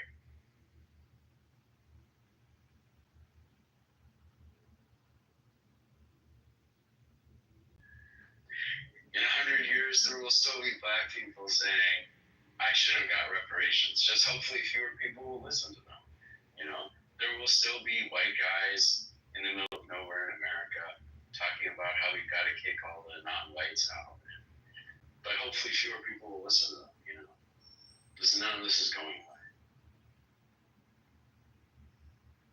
In a few hundred years, there will be no one left that is white or black without being mixed. Everyone's going to be mixed in a few hundred years. Climate change will wipe out humans, and we're going to be replaced by AI. I mean, everyone is pretty mixed now. People don't.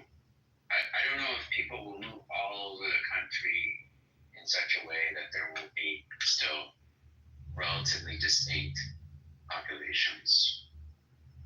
Particularly in more rural parts of the country, you have people who are super white, and you have people who are very black, and going back a long ways.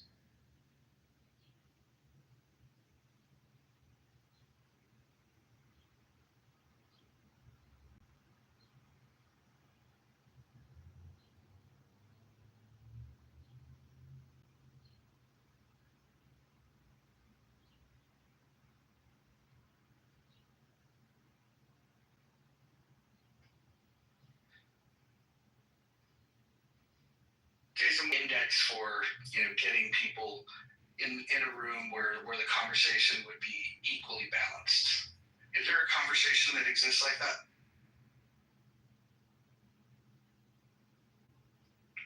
Well, I'm having a hard time articulating balanced. Does it mean like you would get roughly the equal populations on both sides of the issue? Does it mean you would get relatively calm, balanced discussion?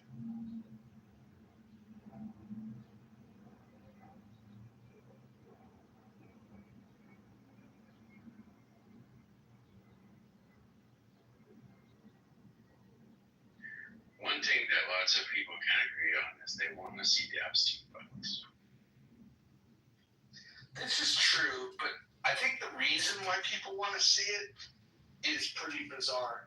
Like, a lot of people want to see it because they're hoping that there's something super incriminating against the politician or celebrity that they don't like. What I don't hear, what I hear more is that they want it revealed so that they can say, oh, so and so was on the logs, so and so went to the island, and then try to to really figure out the entire network that allowed for this to happen, where they're finding these things, because we can't possibly believe that Epstein did this in a bubble, right? And the fact that there were so many rich, powerful people associated with Epstein, I think it's going to be difficult to get prosecutions, but I think it's worthwhile to do that. I wish that people were at least thinking about the victims that were here.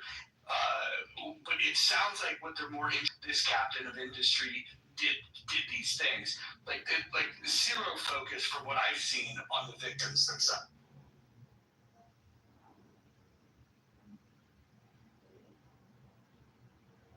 Yeah, another thing is like the Epstein video, right?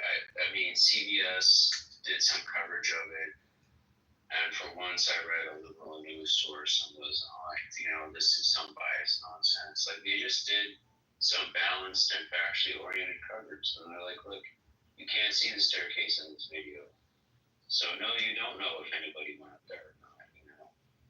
There's a few other things they looked at. I mean, that shit's fascinating. And the hard reality is we're not going to find out the truth. Maybe no one will find it out. Certainly none of us alive today will be around when the truth surfaces. And that's a sad thing. It's just like JFK, MLK, some of these things do not get revealed.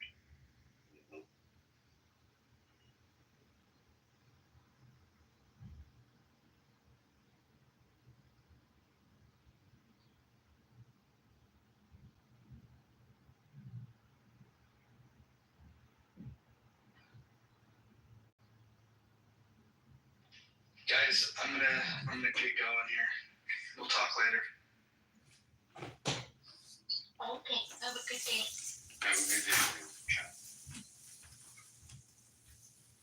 Ralph Lauren and Gianni Versace, all of our great, fashion icons of yesteryear, presented us with beauty. We wanted to look at beautiful people, man or woman. We didn't care if they were gay or straight or gender benders. We want to see beautiful people because beautiful people inspire us to want to be beautiful and go out and shit like this. I want to see this beautiful, all right? And so, shout out to American Eagle. Now, we're going to go in order. Shay, you came up first. Then we're going to go to Dr. Mitch. Shay, did you have anything to say, sis? If not, we'll go ahead and go to Dr. Mitch. Welcome to the stage, Shay. Great fucking room. Thank you, Lex. Welcome to the room, Lex. Everybody cashing your pink tickets. Go ahead. Yeah, I was commenting on what you were talking about earlier. It's about why there is this action. In her eyes, the reason why is because we want to punish the population. It means that she doesn't know any other reason, and this is the reason that she was given, and she goes to her conclusion based on this. And that is why I want to go to the beginning. I don't give a fuck about the framework, and she uses wrong words to her conclusion based on wrong information. So that's why, yeah. But that's why I'm telling you, like, it's not about whether she has the information or not. I mean, like, you know, I defend Israel not based off all of the concrete. But it's crazy. But Simon, punishment is about the intention. It's like the word murder. If someone is dead and you call it murder, and I call it an accident, or self-defense, then it's not about the framework. It is there are facts at the end. And if you basically want to framework, no, that's what I'm trying to explain to you. You're no, it's about facts. If I went, it's about facts. It's about facts. Guys, I'm sorry. It is about facts. If I go and I stab you in the street, if I go and I stab you on the street, hold on. It's about the way you're trying to say. Let me just finish one sentence. Let me just one sentence and then I will listen. I care about if I stabbed you because I saw you on the street and I hate you, it is murder, okay? It's not self-defense. Yeah, it's very clear. So, and calling it self-defense is without. So, yeah, so one, Bemis, I'm sorry, I want to speak for her, but based off of my conversations with her, she does not believe in the concept of states or rule of law in the same way that you do. She is working from a fundamentally different place of punishment, of law and order, of statehood, of rights, of individual rights, of collective rights, of land ownership. And the words that you are using, well, yes, they do mean something. They mean something. They have that different reality to the way that she views the world should be. It's just like the way a communist views the world versus the way a person that believes in a republic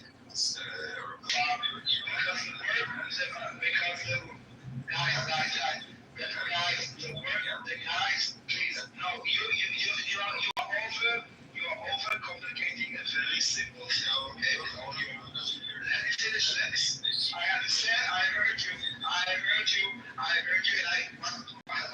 I disagree with you, and I just think that you're overcomplicating and you are adding way more layers than needed. When you talk about the word murder, meaning that I killed you in a criminal intent, I don't give a fuck if you're a libertarian or the Democrat or a Republican, whatever. And murder is a murder. And when I use the word punishment, we can use it with a mother and child. We don't need to talk about nations. We don't need to talk about borders and states and all these things that you mentioned. I'm talking about the word in English, punishment. And the word punishment, please let me finish. We're talking about intentions. I don't give a fuck really with the nations and borders and governments. We're talking about the word punishment. Forget about the law and all that. What does the word punishment mean? What does it entail?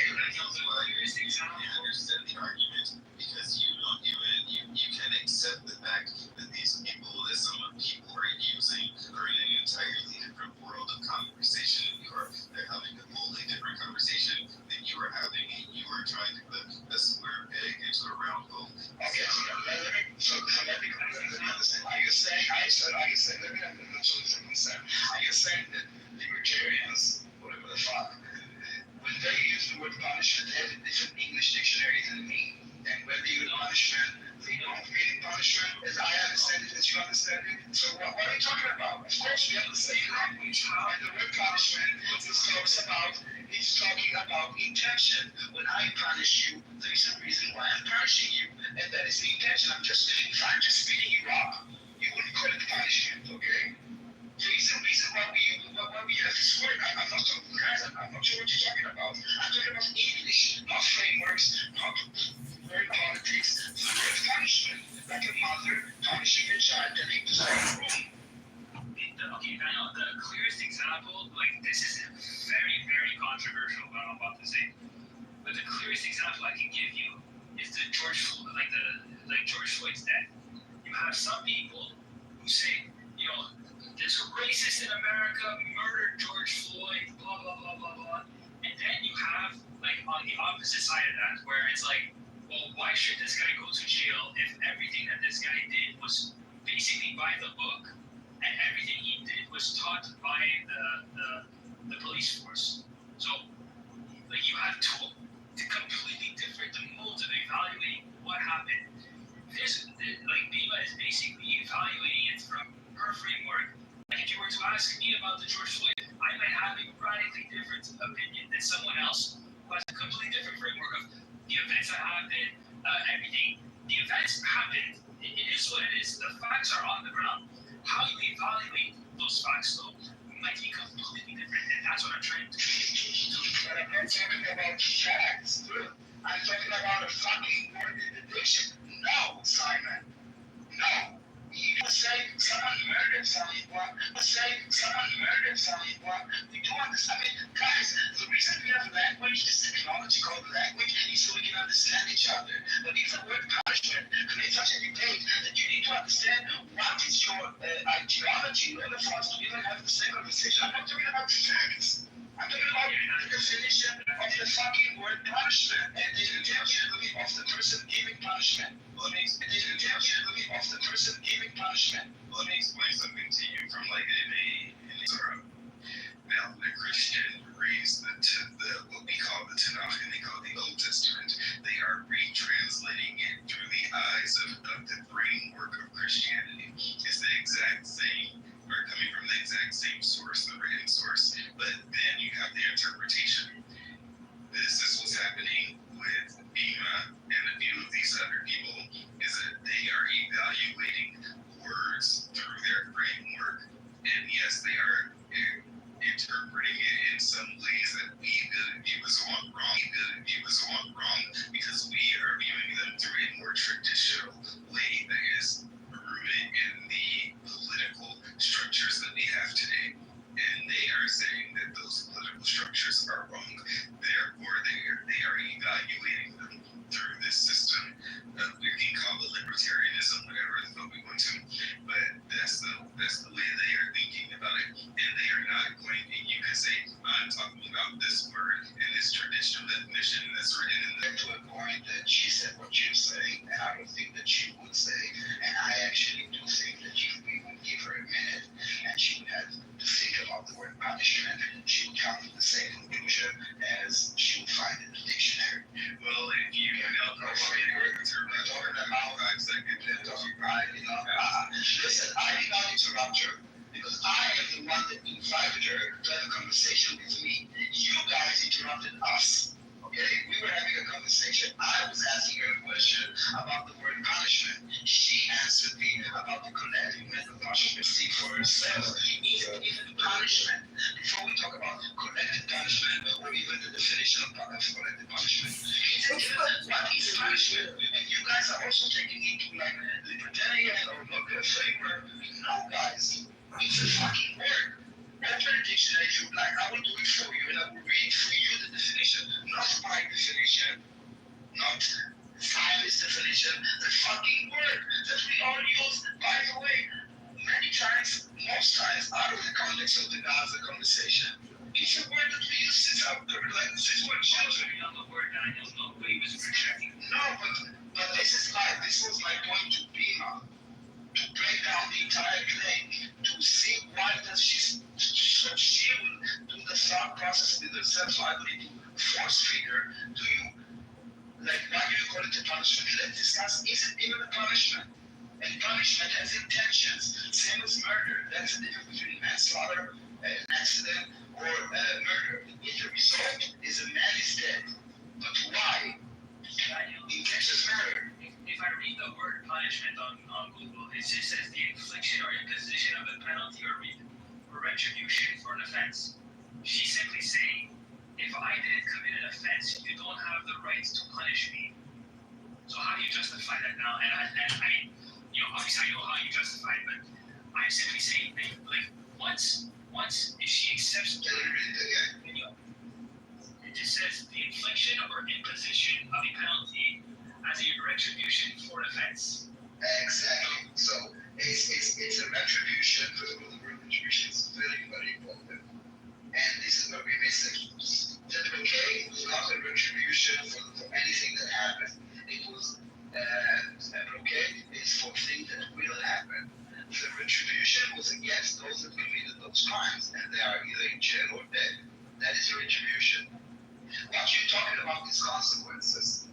state cannot punish me for the sins of other people. I mean, I technically agree with all of that, but I operate from the framework of that's completely irrelevant when you have nothing to do with that within that state. And my state is at war with your state. Like, all of that goes to that's completely irrelevant when it comes to states. But she doesn't operate under that framework. So that's what you have to kind of go with, not, bickering over, like, what's a punishment or not. So, and I disagree with you because I don't think the state it matters right now. I think the word matters.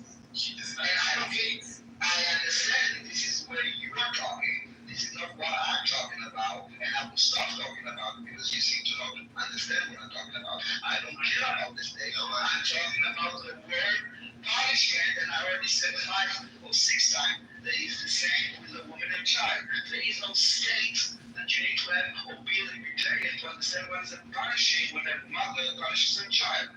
This is what I'm talking about. You agree no, you don't agree. You actually argue with me that she cannot handle it because she has a different framework to understand the word punishment, and I don't accept it. Sorry, guys.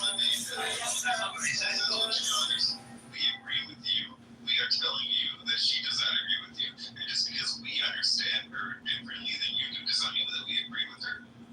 Yeah, well, I understand what you're saying for the 6th time, and again, I don't agree with you, and I don't think that you have her a chance, and I think that I don't think that she's so stupid or so narrow-minded, and I do think that if she will stop for 10 seconds and look for the word, and we can break it down, maybe she will come to a conclusion to understand what the word punishment is.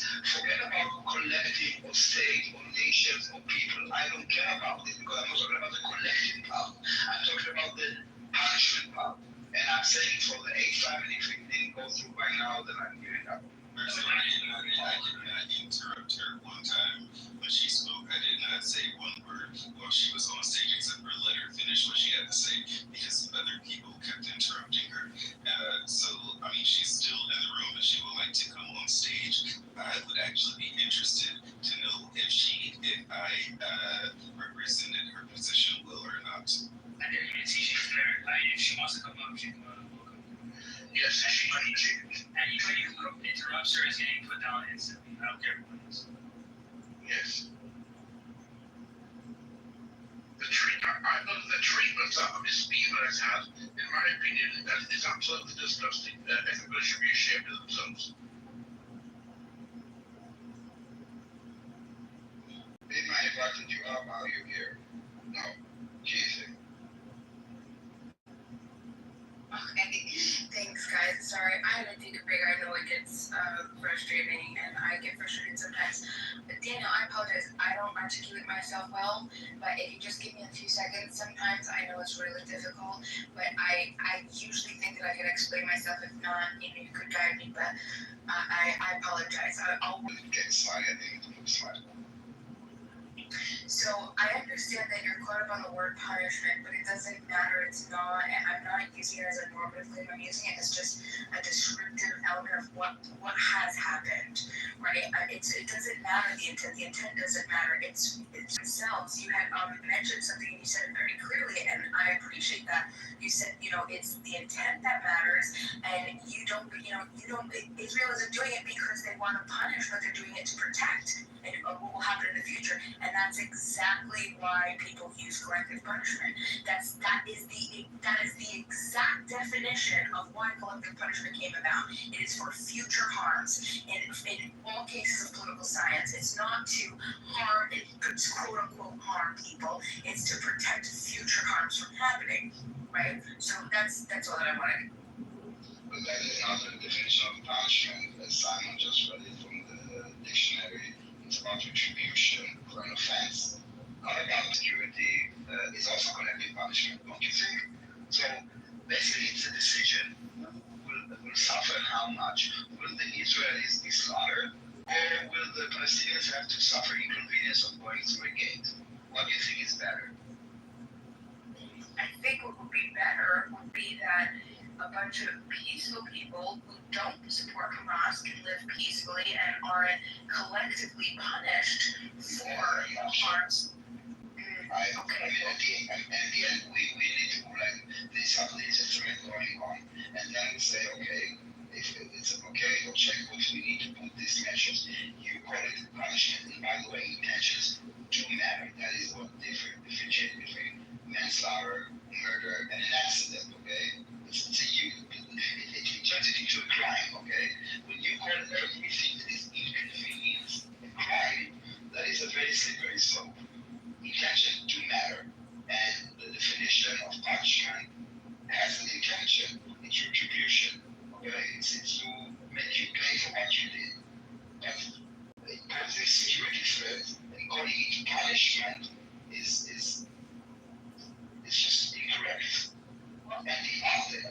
option is that we will not have security.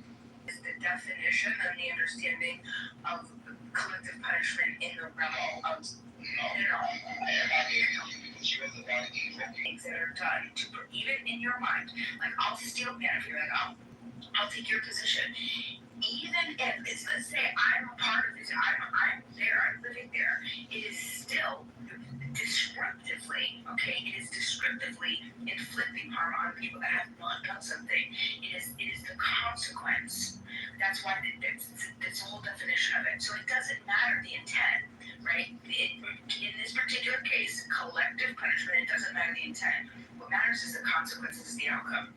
And because there are some people who are being harmed for the actions of other people, that is why they call it collective punishment, because those few people are being punished for the actions of the others. And the punishments Why do you call it punish?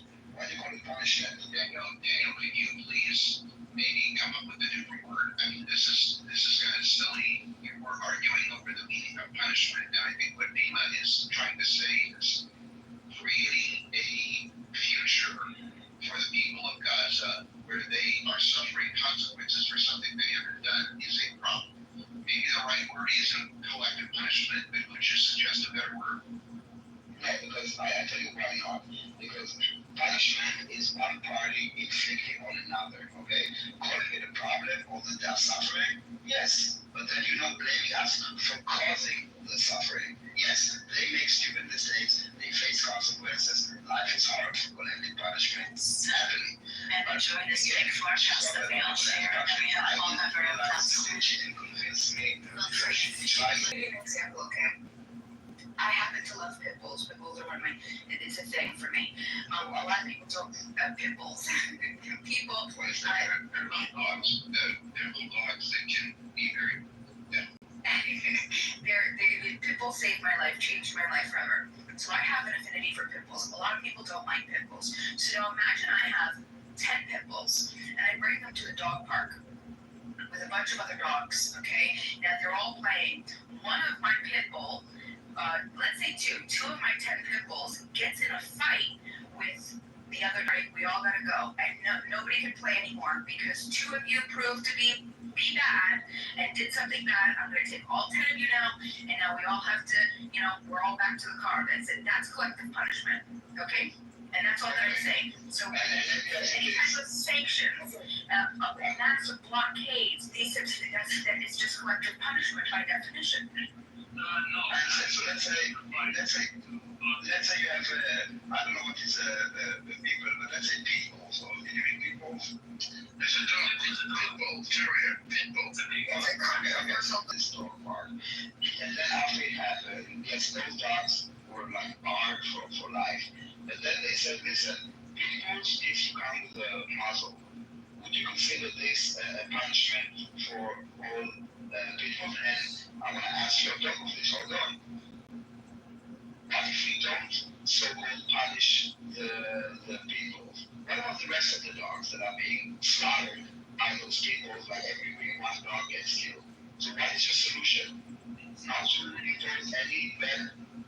I know what you would say. It's on an individual case. You can't say. So okay, so we wait. I understand. So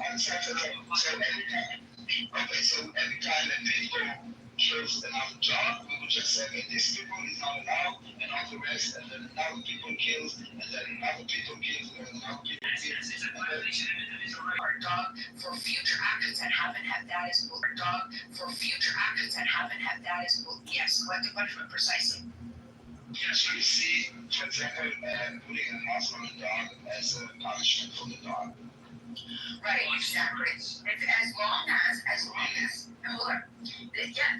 Actually, this is one of the biggest reasons. The intention is to punish the dog. You believe that the intention of the muzzle on his face when he goes to the dog park is to punish him. No, the regulation itself is the actual punishment. Yes. You have freedom. Yes. And I believe in this as well. Don't even get this twisted.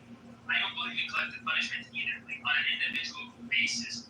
But I'm saying I'm operating under a framework that you cannot apply this in the context of another nation, because the reality is that it cannot be done. So, like a hostage, for example, like it's not collective punishment against another people. It's the protection of individual rights of your own. Punishing other people, blocking it, literally, we're protecting our own civilians. Even if it's at your own expense. Like the moral obligation of your nation is to protect your nation, the individual rights of your people, not like if it's at the expense of yours, tough, basically. Daniel, I'm a little confused, and I think you could really like me any possibility of this solution, to be honest. And not only this, I don't think that anyone wants a state solution, not the Israelis, nor the Palestinians. So we need to make up idea. I can pay for a two-state solution as long as the threat to Israel is close to zero. We're saying the same thing, do you think, Daniel, that Trump making Jerusalem the home of the American embassy accelerated this your thinking or the situation at all? No, I don't think any. Jerusalem is our capital. It's not changing. 7th of October made a lot of changes to it. Definitely, it made the Palestinian state like go far away from the future if at all. Okay, so would it be fair to say that you would have been in favor of a two-state solution until the 9th of October? Most Israelis were. Okay, that is very helpful. Thank you. That has been so clear that I can now engage in more intelligent discussions with people from your region. Thank you. We were following, by the way, because we were actually in this hopeful belief that it's possible. And after 7th of October, we understood that it's far from being possible. That even the people that children, how many wounds, all this information so they can go and slaughter those people. You know, I mean, they can get their house. So these two things are beneficial. Thank you. They hate each other. And then the thing that they're both corrupt governments that are exploiting Palestinian people. And if you would Google or ask like an AI to listen to the top 10 leaders of the Palestinians throughout the ages and how much wealth each one has and how they got their wealth, you will see where all the money that the West is pouring into the Palestinians is going to. They don't want to state. I feel like the PLO was the FT that came up with Jimmy Carter, the two-state solution. So when you say that the PLO and Hamas hate each other, that helps me know that this is no longer. I'm becoming persuaded to your point of view that this is no longer viable. But up until this discussion, I wasn't persuaded because I always envisioned the Palestinians as being oppressed by a lack of wealth and by a lack of organization. But if they're at the point that they will not subject themselves to organization, then I can. The pets of like Israel and the Zionists because they work together. So like this is one of the reasons why they kind of hate each other.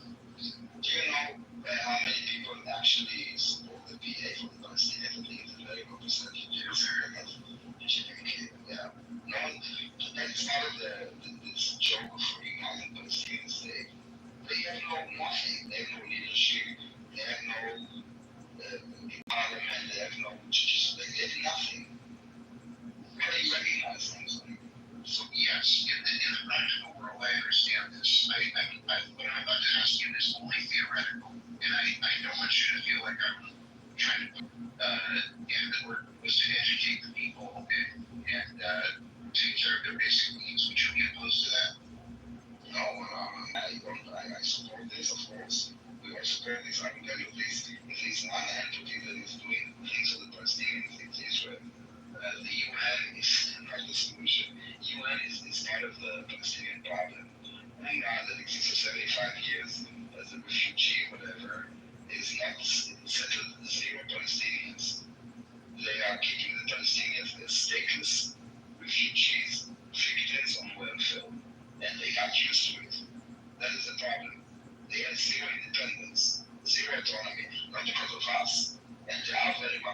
say, I think we should say, sure, go ahead, recognize the Palestinian state and apply to the Palestinian state. But the Palestinians will have to build it in order to have the overall state for them. Is what they're missing. Do you support Benjamin Netanyahu? No. Oh, wow. You see, this is the problem, because when I see Benjamin Netanyahu on American TV, I hear such, what I want to say, such a disrespect for these human beings that are Palestinian, and I recognize that their ideology is evil. I'm not trying to say I support, any of their evil, but to the understanding from the United States. What do you mean disrespectful? What do you mean? What did you say? Yeah, that's a good question. Let me try to say it. That's going to be accurate, just like the sense of it. No, I like this. I think you're right, and I think that one of the challenges in our modern world is being specific.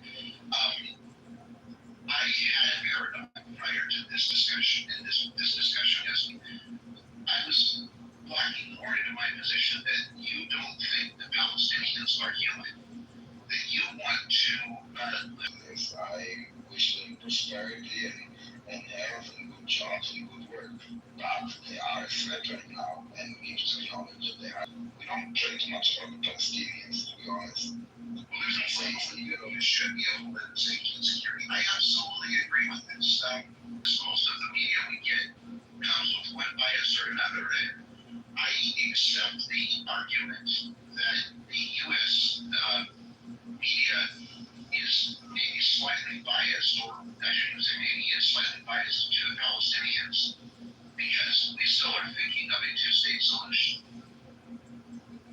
I'm not sure that they are necessarily biased, and they are very unprofessional, and they are fighting a world that their economy is based in the FFX.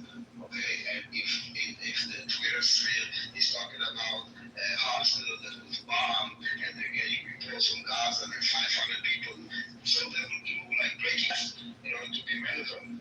That is the problem that the mainstream media is having, that they kind of lost, they don't have the time anymore. Extremely clear, and I have revised my views, and I apologize for being maybe a little judgmental to me.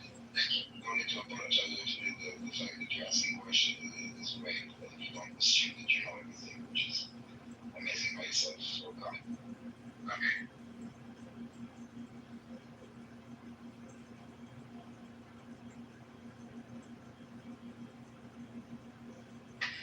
I have a question about leadership in the West Bank. No elections, etc. I don't even know how the system works there. No, they haven't had elections in 20 years. Yeah, I think in this 20 years of his 4-year term. So there have been no elections. That's not part of their government to have elections. No, they just don't do it. Yes. They just don't do it. They were elected for 4-year terms. It's now on the 20th year. And the reason that they say it is because East Jerusalem is not part of the Palestinian Authority. And until the people in the East Jerusalem can vote, they will not hold elections. Oh. What do you think of that? What is in East Jerusalem? What is it a part? It's not of Israel, obviously. Okay, so they oppose the border. It's separated from the West Bank, and they manage. Okay, they have two different governments, and they don't have elections in the West Bank with a place in the UN and all the non-recognition of what? Of two terror organizations that is abusing their own people with the corruption stealing from them. This is what they recognize. This is why it's so funny to me to be in France and the UK and other idiot politicians are recognizing this entity. It's weird. Like they really wanted to vote. They could create an app that will allow them to vote. Yeah, also. Or they can just have them mail in a ballot, but they don't. They say as long as this territory is not ours, are recognized as ours, then we want to allow people to vote, and therefore we will have elections.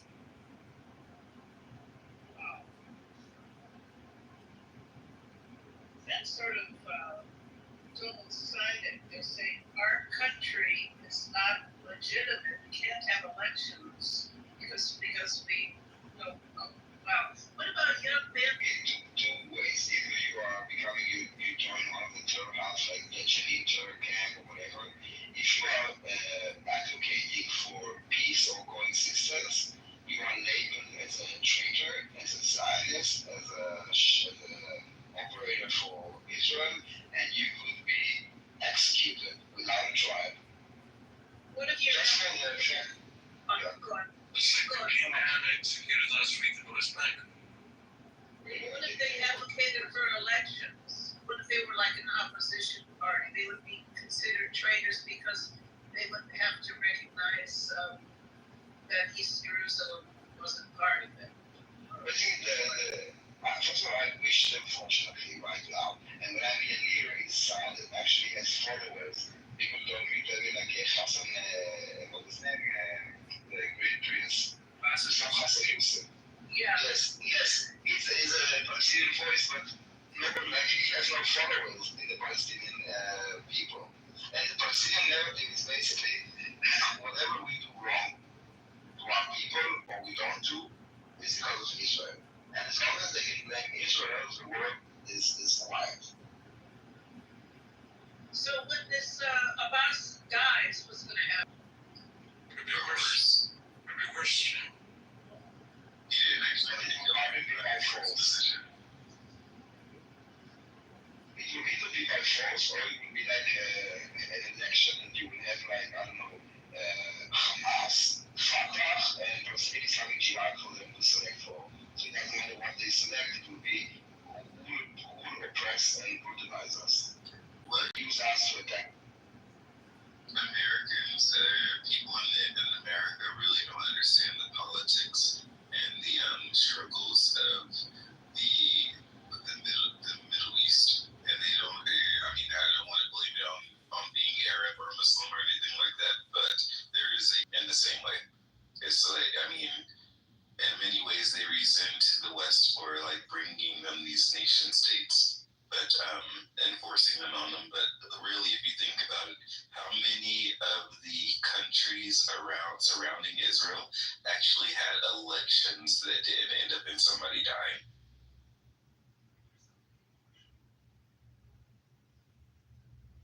Like, when people say free Palestine, I'm like thinking free as what? As Syria, as Lebanon? No, they actually want free Palestine to be like Israel, the one that they want to destroy. The only prosperous place in the Middle East without natural resources is Israel. The only demands on us. Look at Syria, look at Lebanon, look at Egypt, look at Iraq, look at Yemen, look at like all those free nations. This is what they want to another place like this. Listen, if they go back to the 1992 agreement, 1993 agreement, it would be good enough. We cannot go back. Even have that. Yeah, they're in a position. No, we cannot go back. When I hear free Palestine, it's like listening to like. Did anyone watch that movie Braveheart? Oh wow, no, I don't remember it. Yes, I saw it a long time ago. Okay, well, in the movie, there's a part where Mel Gibson is saying freedom, and basically, like, he's not talking about any real sense of freedom. Like, he's basically saying we want to be oppressed by our own king, not the English king. So it's not like they're actually advocating for real freedoms. They're just saying, listen, we want to be oppressed by who we want. And it's like oppressed by Israel, oppressed by Hamas. You're still being oppressed. I mean, these people don't have a conception of what political freedoms mean. So it's very difficult to take that sentence very, as serious as they expect it to mean. But listen, Simon, have you live in Israel? No. Have you ever been to Israel? you ever been to Israel, man? So I'm gonna come visit. I'm gonna come with my girlfriend. Let me know when you Yeah, come. so you don't know what's happening there, bro. I'm in Israel. What is your Palestine, man, free. I say that is wrong. Don't tell me that I haven't been to Israel. Just say, No, what I tell you was is what wrong. you said because X, Y, Z. No, what you said was wrong. When you hear free Palestine, it's like hearing like free what? You mean? Like Mel Gibson when he said like freedom, but freedom for what? You know? But freedom for Palestine and freedom for the people. That's what this means. But freedom is something specific. And I'm saying, when Palestinians say freedom, and when Palestinians say free Palestine, it means free, like to actually be free. But these people don't have a notion of freedom. That's why they're in the predicament that they're in. So there's nothing to suggest that they have no concept of what freedom is. So what happened? Because they've been occupied for fucking 75 years, man. So why Oh my God. Let's do a quick history. 75 years ago, who controlled Gaza? No, I'm not talking about Gaza. We're talking about Palestine. Palestine is Gaza. West Bank. What? Okay, so I'm asking you about Gaza. Who occupied?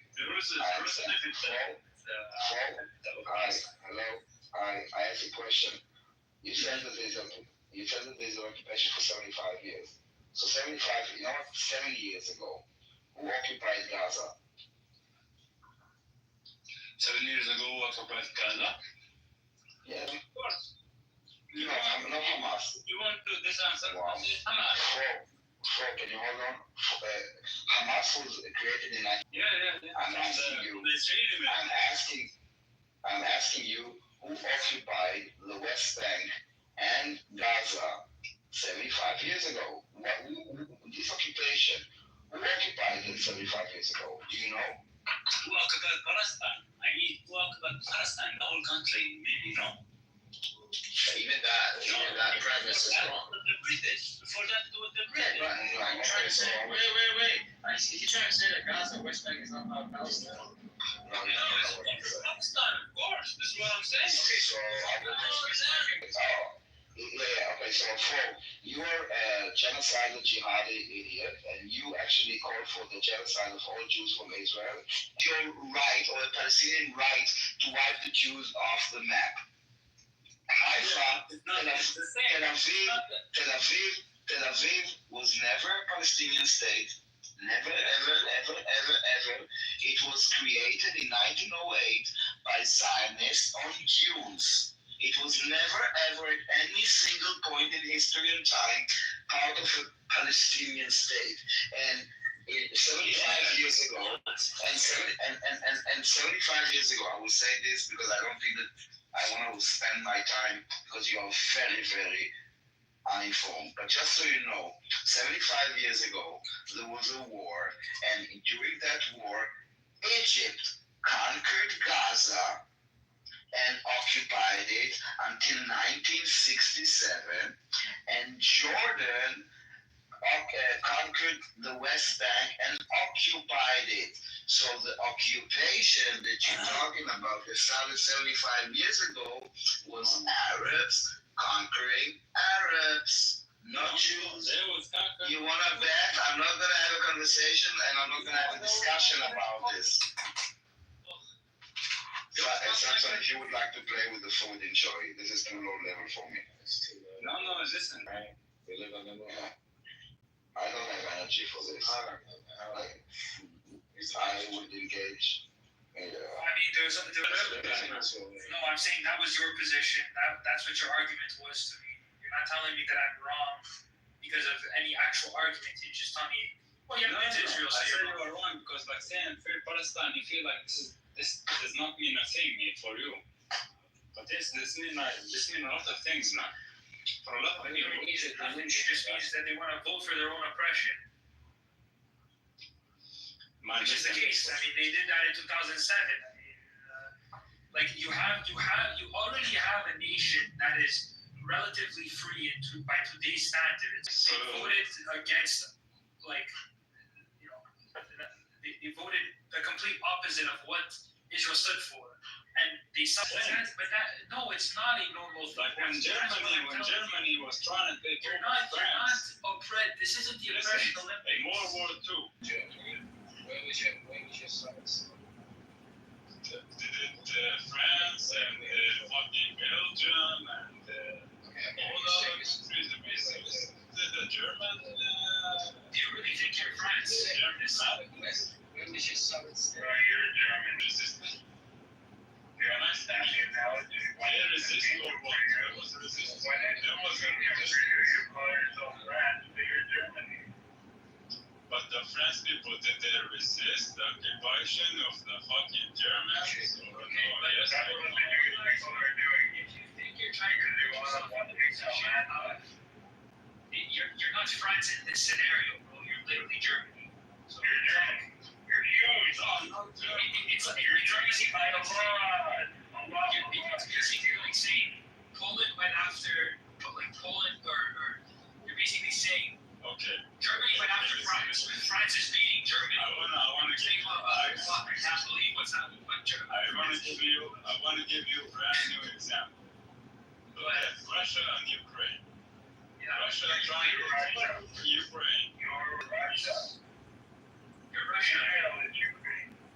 It's like saying always been Ukraine. You're talking politics, right? Yes.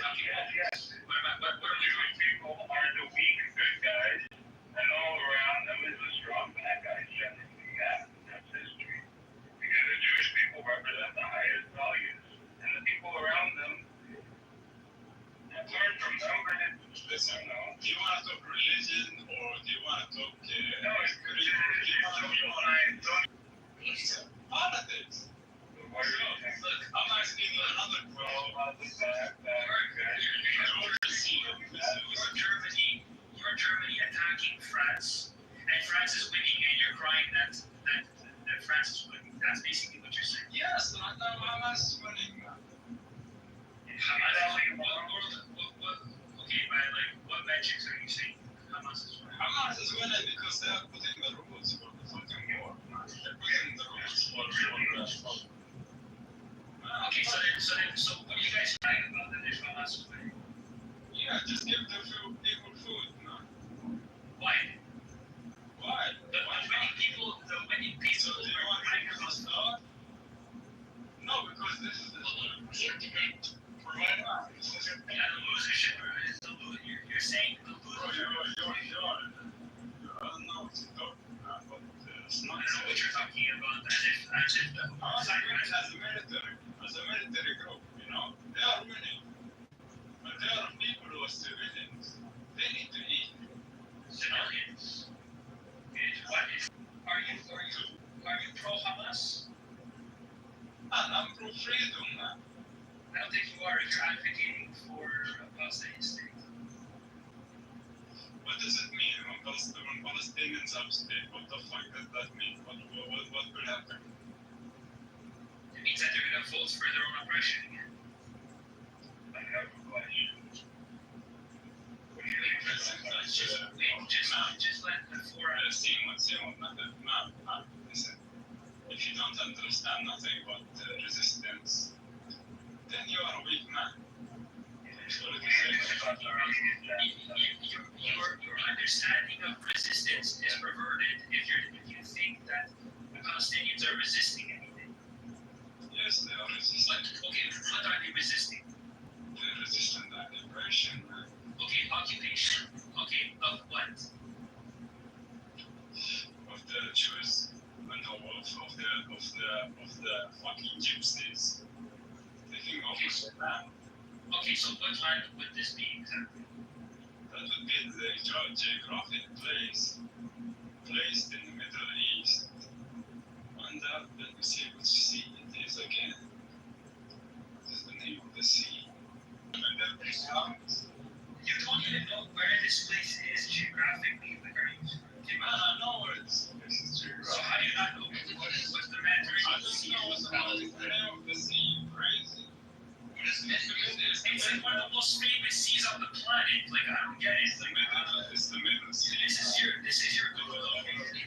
It's the Middle Sea, man. You crazy Mediterranean fucking bullshit, man. Middle Sea into Mediterranean Sea, yes. And you know what river it is, at least? Well, I'm from Mars.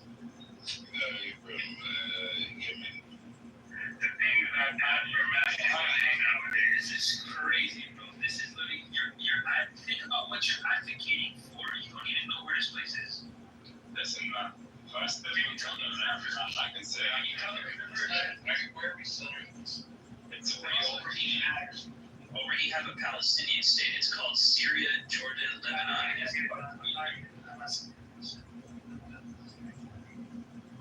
as far as they already have Palestine. They have 4 different Palestines.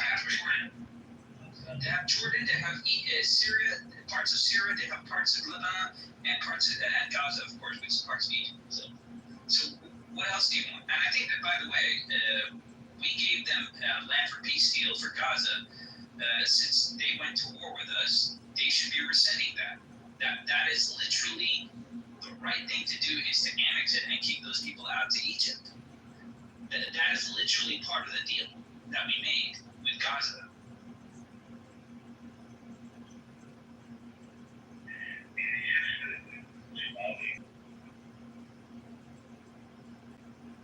Look, I keep pointing to the videos that I put in the chat.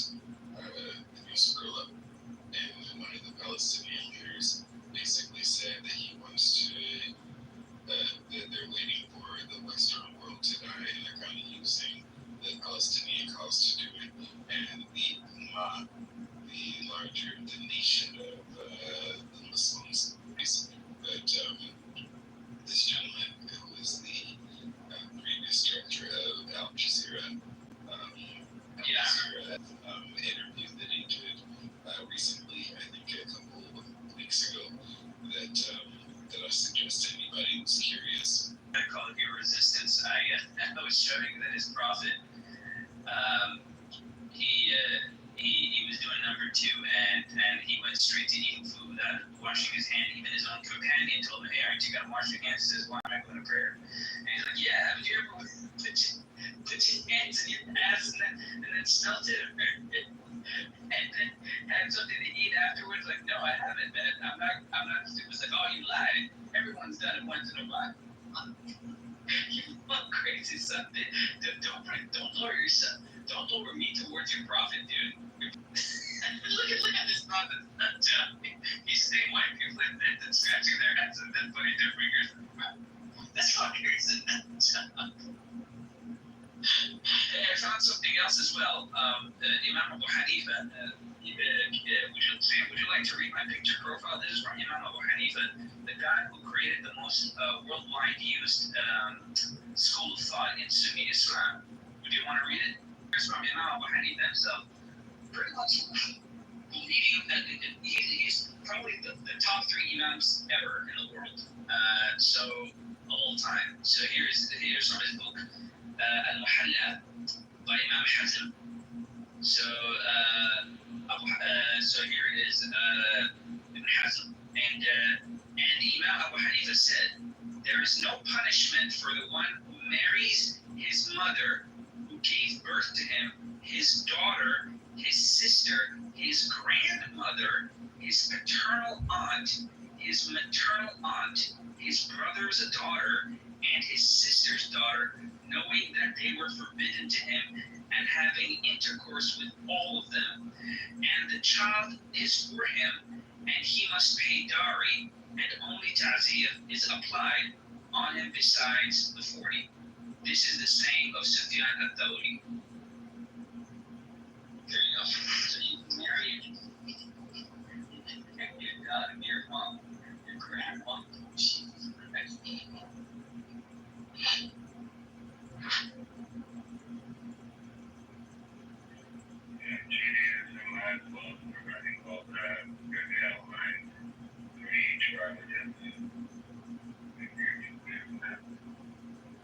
That's pretty messed up, man. That is how you are.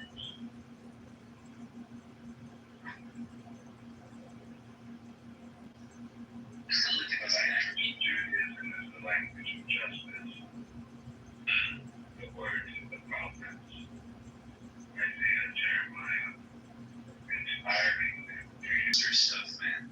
Pretty monstrous. I put it in the chat, and it says, and the prophet said, Allah has appointed an angel in the womb, and the angel says, "Oh Lord, a drop of discharge, a semen, quote unquote, or a semen. Oh Lord, a clot. Oh Lord, a piece of flesh." And then if Allah wishes, the Lord, wretched and blessed in religion, what will be the life? What will his livelihood be? What will his age be? And what will he write? Sorry. The angel writes all his while. The angel writes all this while the child is in the womb of the mother. But it goes on to say that eventually the child can, or the angel can, rapes the child to save it from death if it dies before it's born. And also from something going in. Yeah, well, speaking of that, speaking of heaven and hell, would you like to read the next one that I just posted on the side chat? This one I think you'll find hilarious.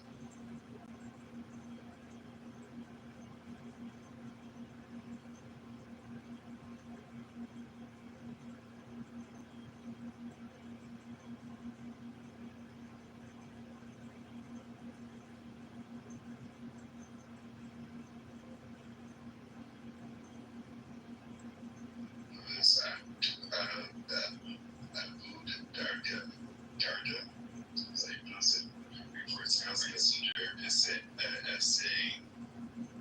God will create Adam when he created him, and struck his right shoulder and brought forth his offspring, white like small ants, and he struck his left shoulder and brought forth his offspring black as though they were charcoal. Then he said to the party on the right side to paradise, and I did not care. And he said to the party to the left shoulder to hell, and I did not care. So are you a left shoulder or a right shoulder? And you go to hell if you're a left shoulder. What kind of crazy thing is this?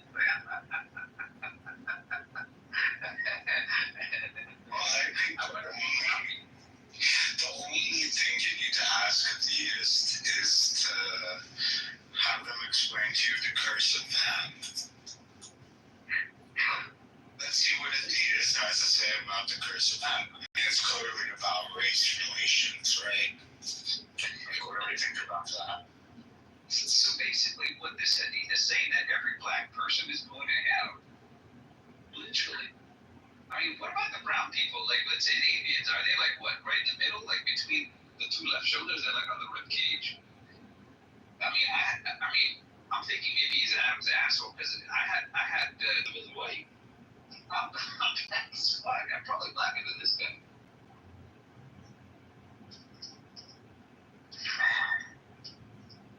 Yeah, oh, by the way, he doesn't know that his own prophet is white as fuck.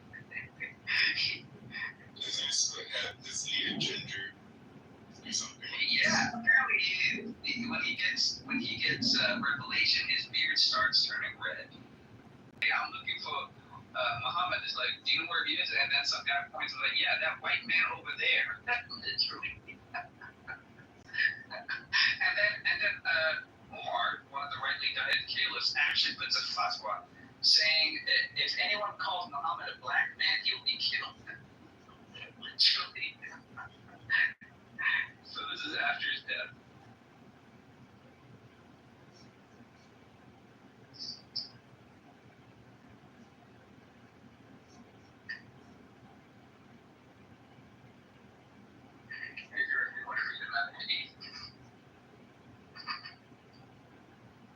I got lots of them.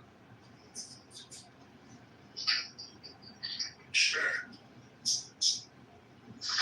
Okay. Yeah, there's no insanity happening here. Let me just find it. No genociding of dogs. I heard everything you fuckers were saying.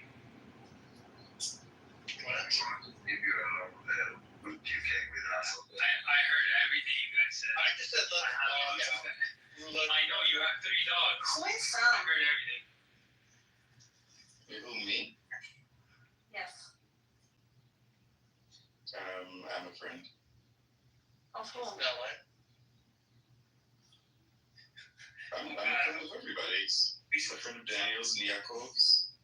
It's cool. He's an ally. Alright. He's like That Switzerland. sounded so funny. That sounded I'm like watching you, Sam. I'm watching you, like- George. Sounded like what? So, say it. the leftists with the yes, sir, LGBT allies. Isa. You're not being watched by Isa.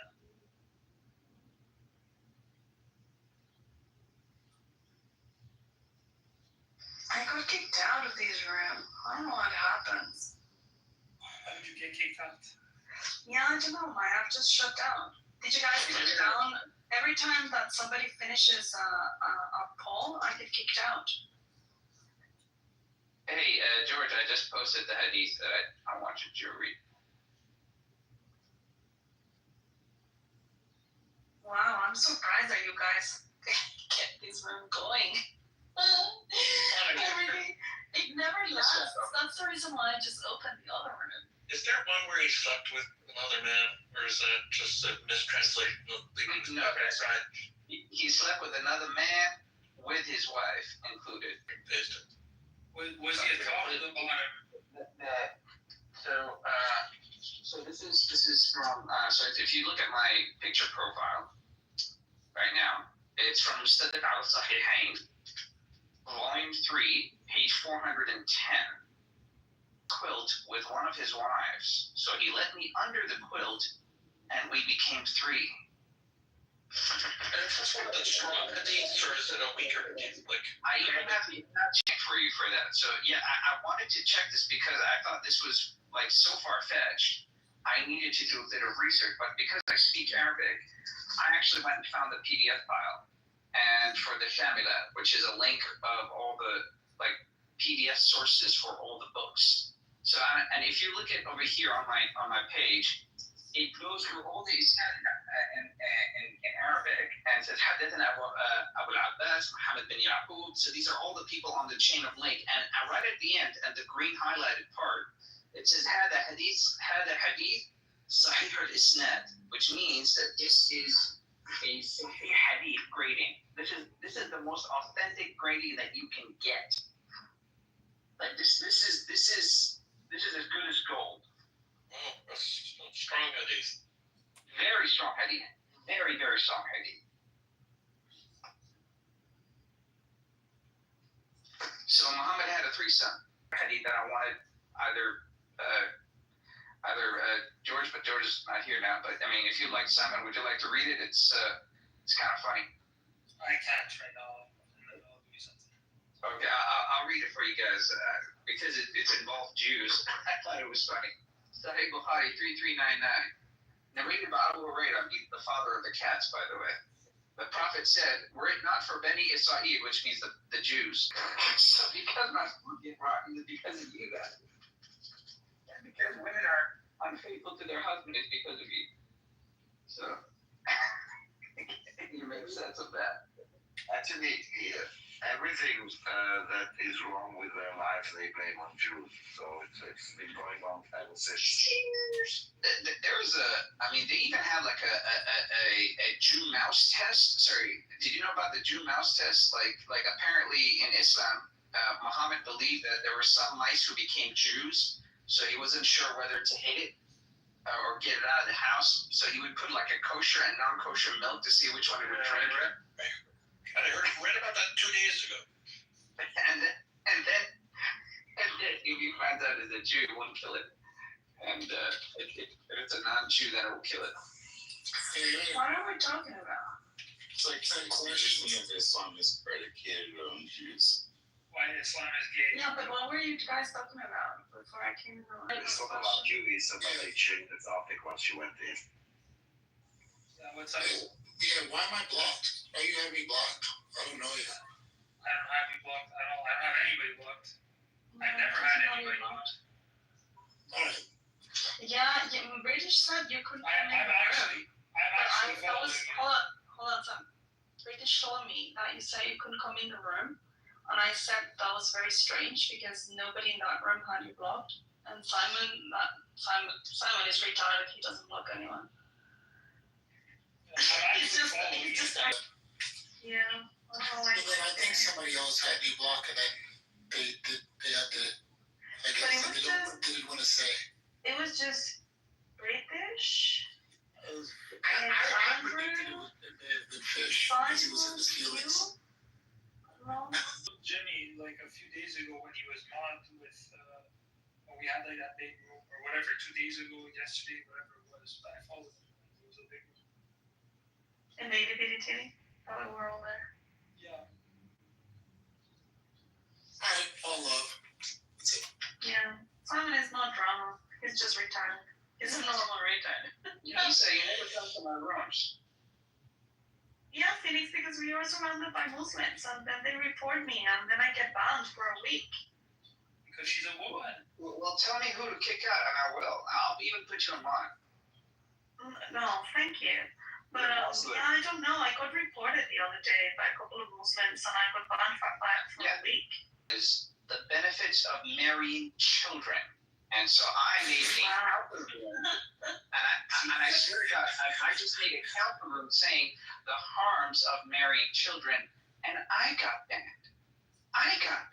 Yeah, because they must block people. And I appealed it, but it was 24 hours, but I appealed it. And then I came back, of course. You know, the thing, what you have to do is when they go after you, you go after their profit. That's how you get them. Yeah, well, that's how I get banned. If you want to really get into their head, you have to go after their profit. I know, and that's how I got banned.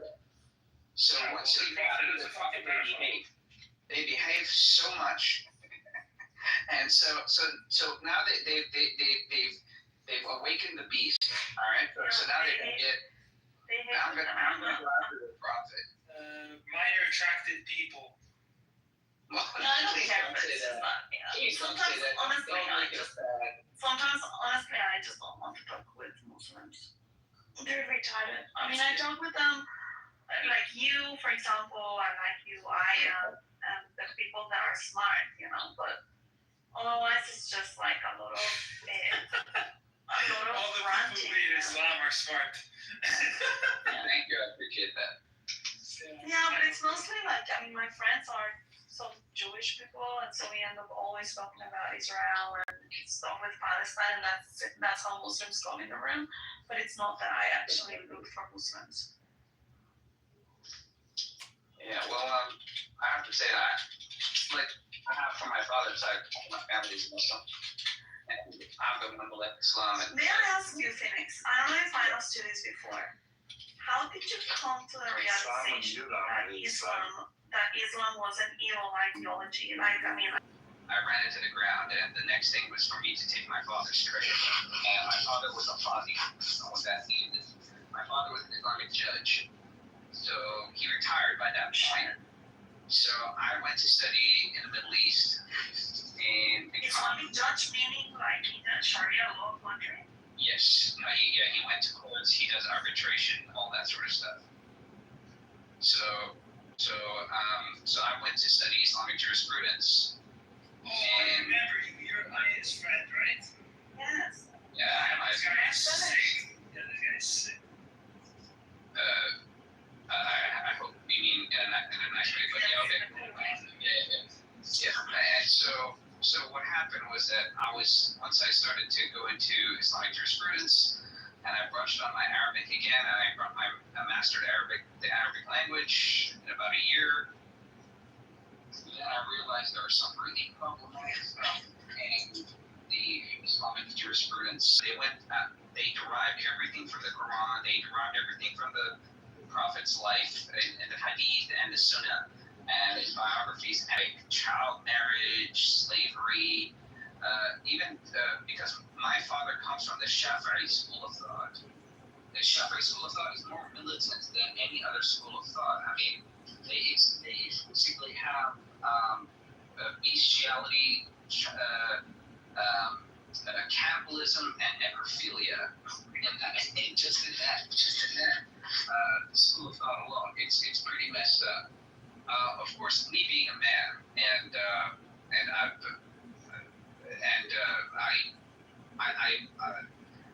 I wasn't like I brushed it off.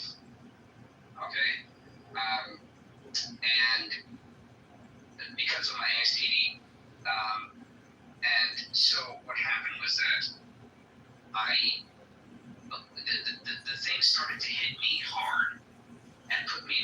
court position was when I started to actually sit behind a judge in order to learn in the courtroom.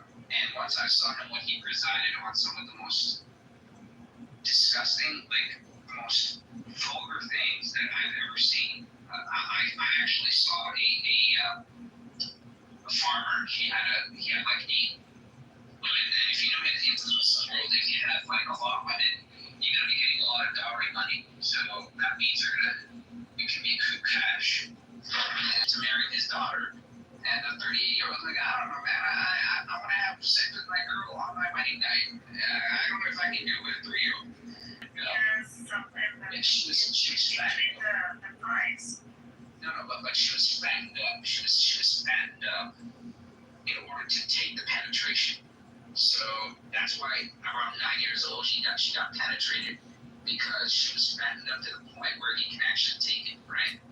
So she said, don't worry, I'll fatten her up. And I'll put it back. Hold on a second. For context. Yeah. What country? Where were you born? Where was your father a judge, and where did this happen? My father, being a judge, you're not in one singular area. So you can. My father was judging many different areas. So he went to different countries. Middle East. Also the Middle East and North Africa. And where did this anecdote, you sitting behind a judge to learn, where did this happen? I'd rather not say because I've already been doxxed, but somewhere in the Gulf countries. Okay. I'll say that. But it was in the Arab Peninsula, was it? Yes, in the Gulf countries. I'll say it's in the Gulf countries. Okay. But so. And just lastly, were you raised also at some point in the West, or only in the Arab Muslim countries? I was born and raised in the United States of America, but I very often went back to the Middle East area. Where your hockey area was, and you stuff there. Okay. Yes. And so what happened was that while I was sick, so for you it was known.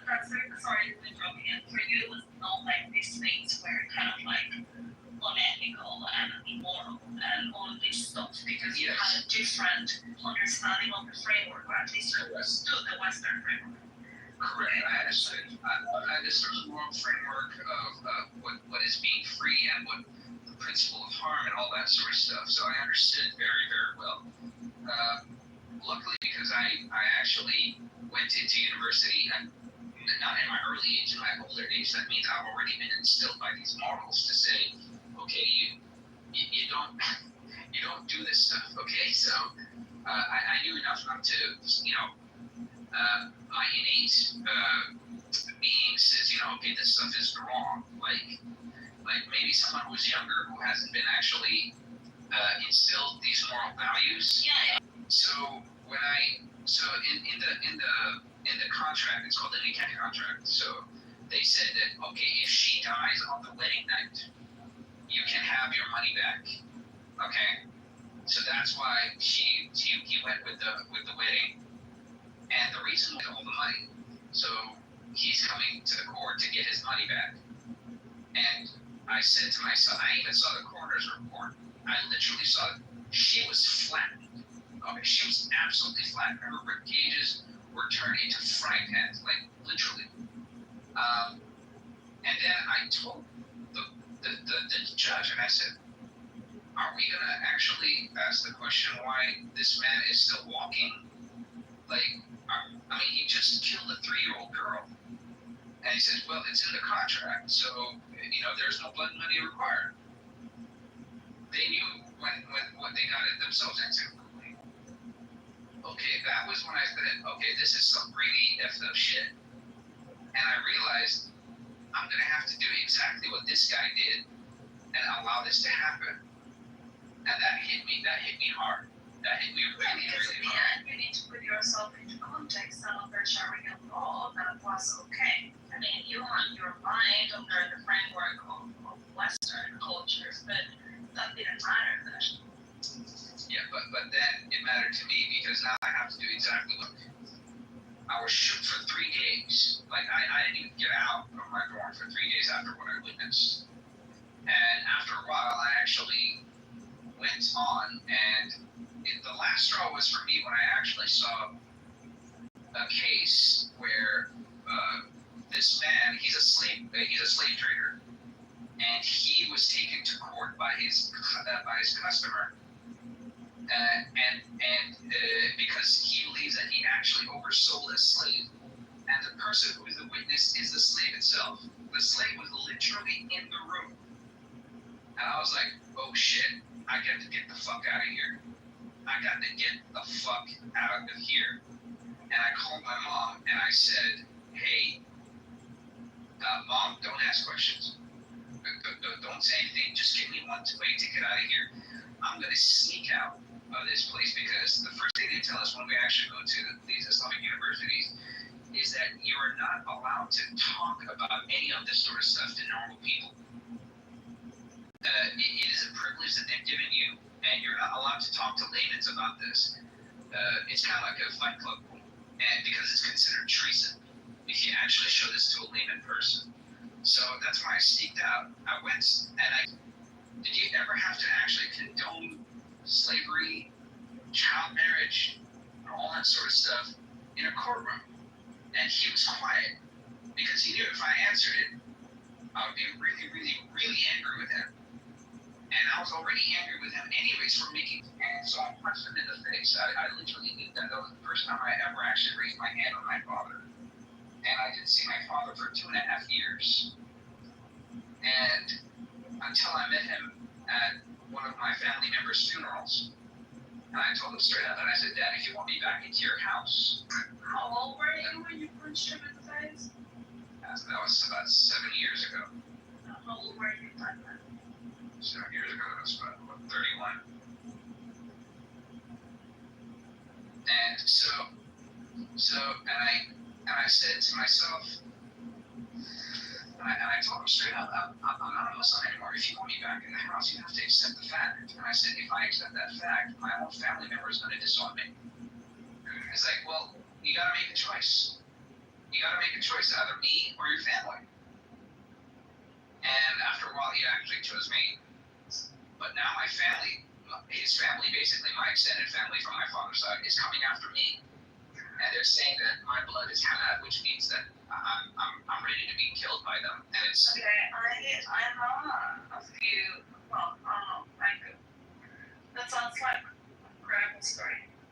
But under the tradition of Islam, I mean, you don't really get to tell your dad, oh, why did you lie to me? No, he was complying. He was being a good Muslim. He was actually acting according that's what he told us.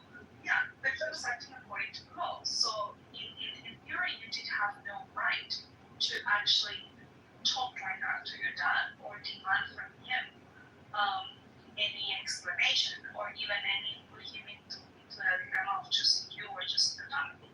Because the one in the wrong there was you. So my question is, if this actually happened, how is it that you made it out without punishment? I mean, you went against Sharia law, and you went against tradition, and you went against the book, you know. Okay, I get that.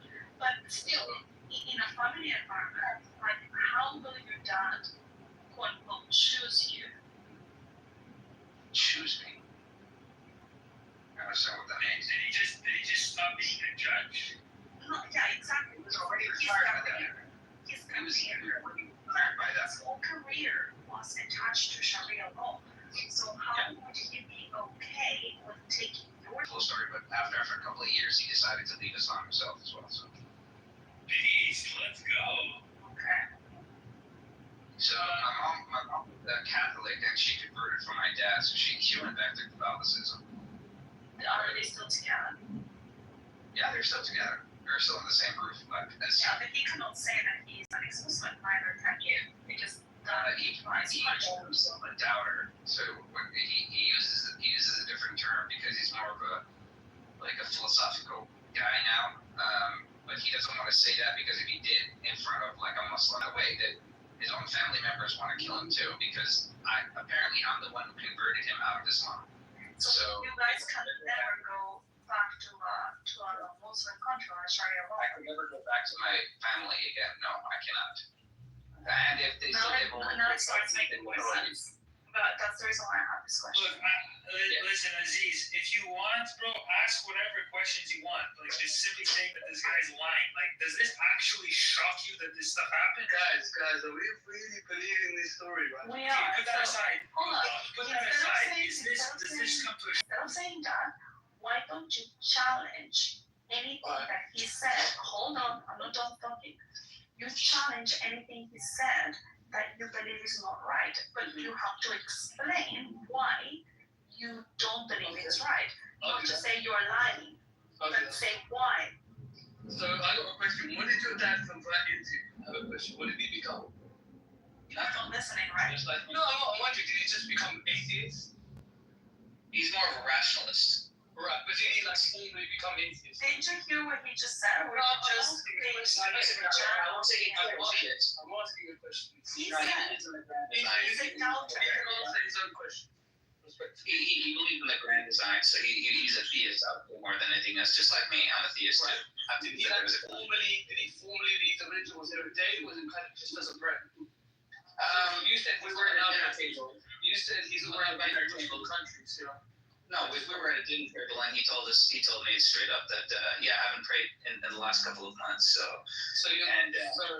now you're not allowed in Muslim countries. I'm not allowed in Muslim countries. My own family members told authorities about me that I'm a mulhid, and I've also converted my father out of Islam. Therefore, my blood is halal, including my father. You can't go back to Egypt now. Is that right? I'm not from Egypt. To wherever in the Middle East. No, I'm not. It doesn't matter where he is. Aziz. It doesn't matter where he's from. I know it doesn't matter. It's okay, then stop. not important either. Stop. What I'm saying is, obviously there's this idea like, oh, he's converted out of religion.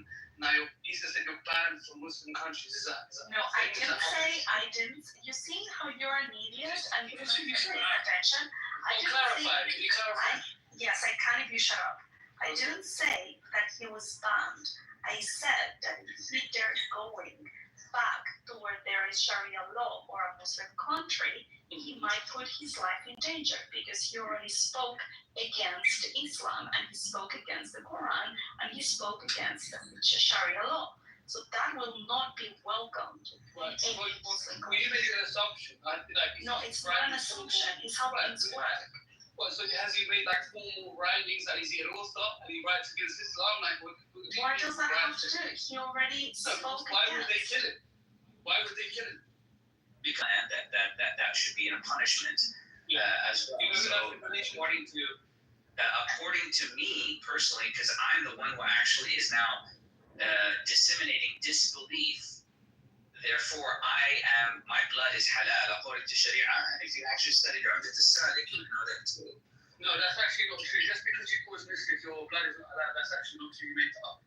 No, if you try to make people out of Islam, that is things that make your blood halal. It's very rare. So let's see what is the definition of someone who actually not only actively is rebelling against Allah, but also is making others rebel against Allah. What is that word called? But this is the thing. Your blood is not halal, bro. My blood is absolutely halal. You want it to be. It sounds like you want it. You don't know. You don't know fiqh. So if you were murdered in the streets of Egypt, what method do you follow? There would be no legal go straight to your method. But what is your method?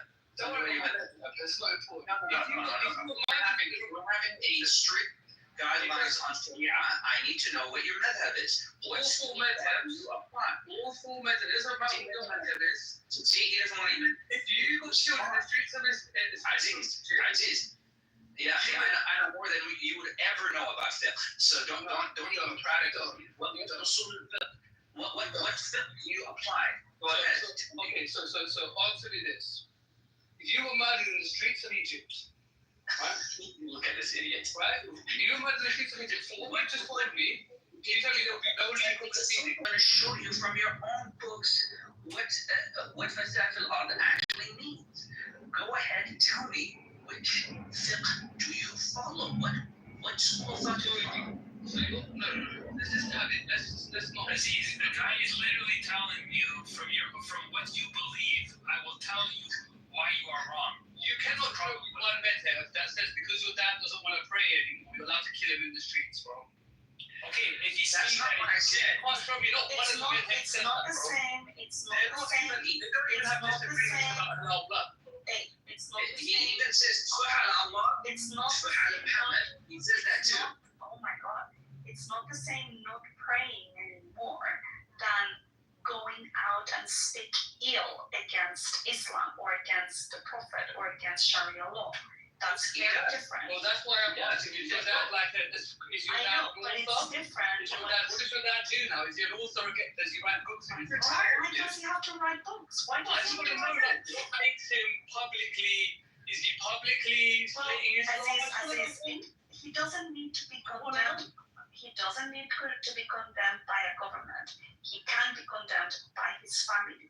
And the family and the community, and they can take the law or the justice in their own hands. No, they can't. They don't need a government. What are you talking about? Absolutely, they can. No, this guy has no idea what he's talking about. So he doesn't know that. Okay, let's say he can actually do fatwa against the personal person. There's no legal proceedings after your fatwa. If the imam actually puts the fatwa against you, what has happened?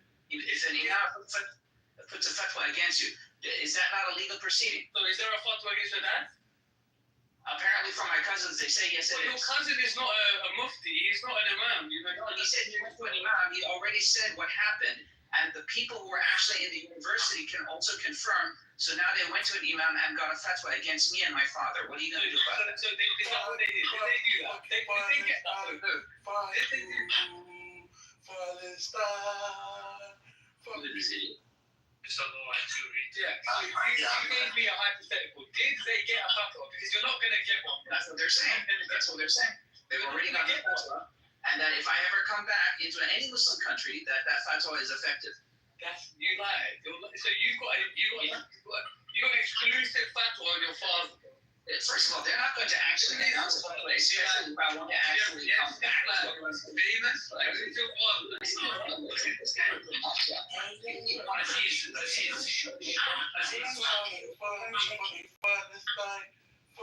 the fuck is this nigga?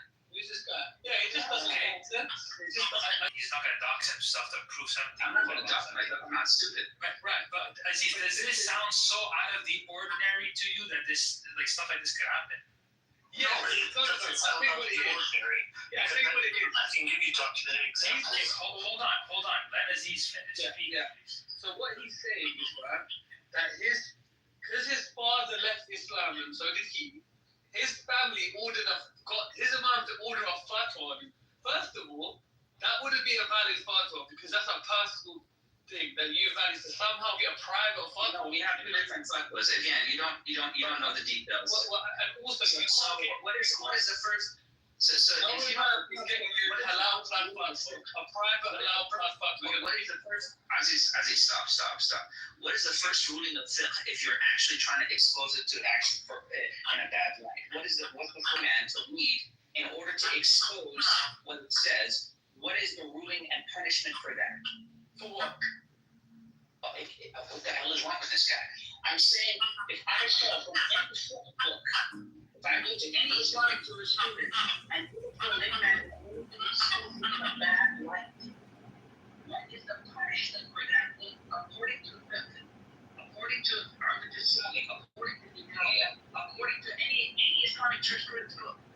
Yeah, but we're not laymen, you're claiming to not be a layman. Yeah, and I'm not a layman. So you're ignoring the new ones. That's what it is. You're not going to get us that. Apparently there's a new one. He doesn't even know that. There's a new one. I can probably lie to these guys in the room because they want to believe. Well, I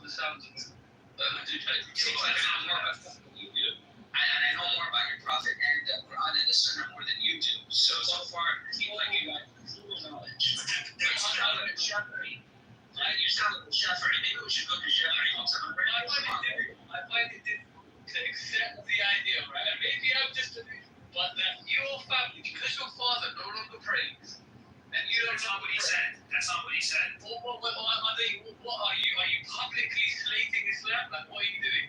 Yes, I'm saying that Islam is a dangerous religion, and I took your prophet, and I took Islam itself. And are you going out and playing at like the streets? I talk about like the prophet was banging 9-year-olds. I talk about Muhammad getting gangbanged by a bunch of the sleep-year-olds. So now we're getting somewhere. So now, and I also talk about how your only amount of Hanifa says that you can marry your daughter and I get it. So I get it. I do get it. Like, I do get what you're saying. Now I get it. So obviously you're like an outward spoken anti-Islam. Yes, I try to make fun of your prophet every single day. Your father was a Belford tractor, and I take religion. If they kill him in the streets of Egypt, he is getting a trial. Whoever kills him is getting a trial. Sorry, your fatwa is not valid. We can't get a private fatwa of your family. It's not happening for us. You made that up. Oh, sorry. Computer says no. ChatGPT, yeah. It's not happening, bro. You made that shit up. Why don't you actually? You can't do that. Let's not do this. Let's not do this. Why don't you actually, in the Islamic laws that you know, why don't you just point? Because then you're talking to a guy who is studying to be a judge. According to the laws, allegedly. Okay, fine. That's fair. That's fair, but not to believe. I can even show you. If you want to prove him wrong, why don't you tell him, listen, according to this law and that policy, this is why you're wrong and you don't have a private fatwa in your head. Why don't you do that rather than just say, I don't believe you, I don't believe your story, I don't believe anything. I don't believe you touching the father. Because he says he's everything that he accuses other people of. John, hold on. Okay, like what they said or not, okay, fine. You don't have to believe literally anything. But why don't you tell him exactly what it was that you think that he's not telling the truth about and why he's you haven't I don't know, we asked you what school of thought that you have, you said it's irrelevant. And you say according to your school of thought, I could show you exactly why you're wrong and you're regardless of your method, you cannot get a private fatwa to order the death of your father and make the blood will out without legal proceedings. Was it a private? Not in one Muslim country, unless you're MBS. It was from a chief justice. Your father must be a detractor of the state, bro. Yeah, because my father is an enemy of the state. It's going to be a corrupt Supreme Court judge. It's going to be a corrupt judge, but there's no allegations.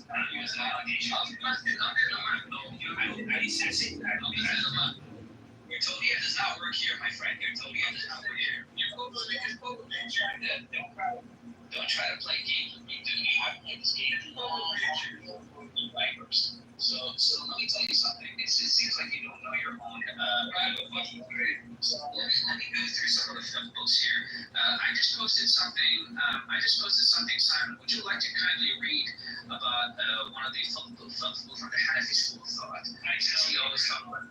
I can't remember. So this is a book called The Zimmer. This is from Ashkari Tanawi.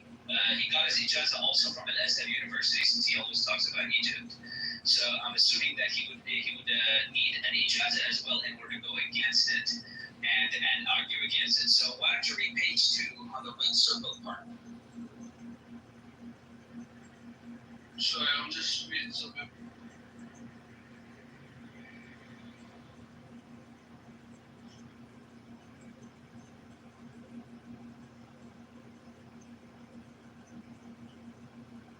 And just for people who don't know what So I've got the Islamic jurisprudence here. Just to completely shatter your reality that you try to push to these people. I've got all the legal structures in place here. I'll read it out to you guys in case you don't go through. There you go, hey. Okay. It's talking about the permissibility of making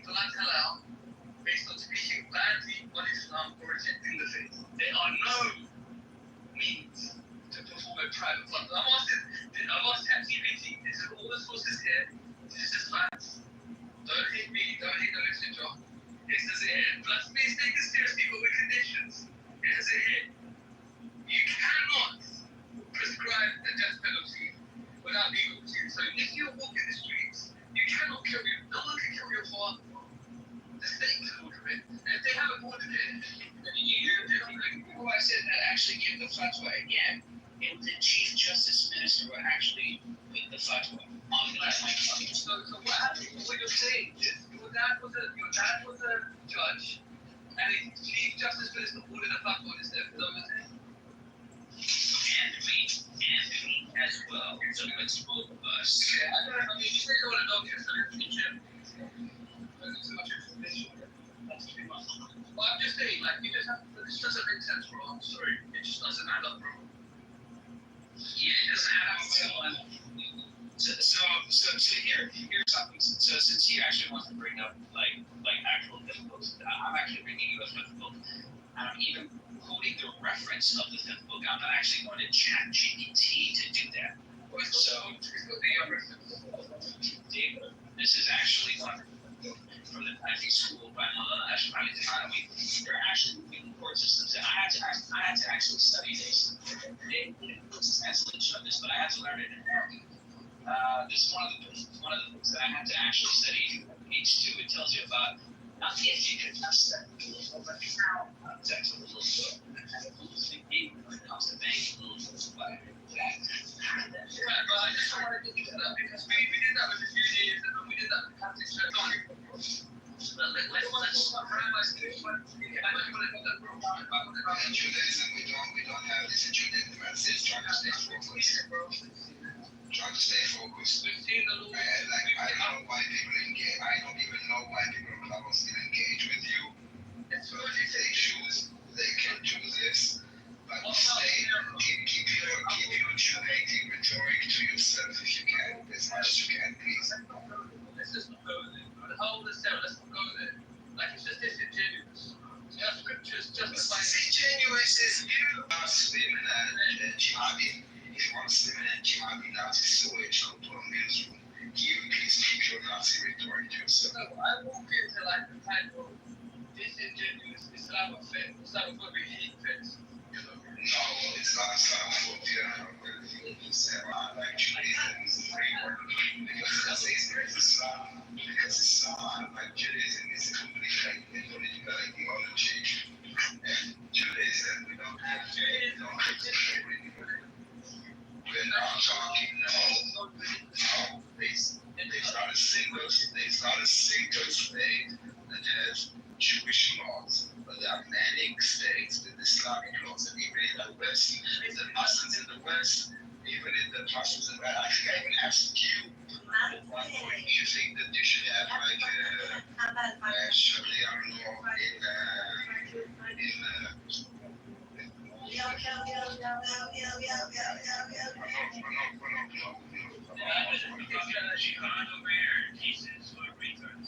I just want to say, anyway, you guys make it about religion. Just because of your religion, that is my problem. Since you brought it up, what Abu Hanifa says about being married, so this is nice of you. You also don't believe in God, you believe in Satan or whatever you believe in, so you're not in a position. And to be honest, Aziz, I don't care about what you believe, just stay the fuck out of our way and don't kill Jews. That is all I'm asking. Don't kill Jews. Don't spread hate of Jews. Don't spread lie of Jews. It's very basic, simple things that I'm asking of you. And it is about religion. Your people from your religion. And let me finish. And people like you, the so-called moderate Muslims, are being silenced while your religion is being used to commit awful crimes. Yes, it is. It's not about me. It's about your. You funded ISIS. Again, you are ISIS. You understand? You are ISIS. But Aziz, we are not funding ISIS. We are not funding anyone. Qatar funded Hamas. Okay, I'm sorry, I'm not engaging with you.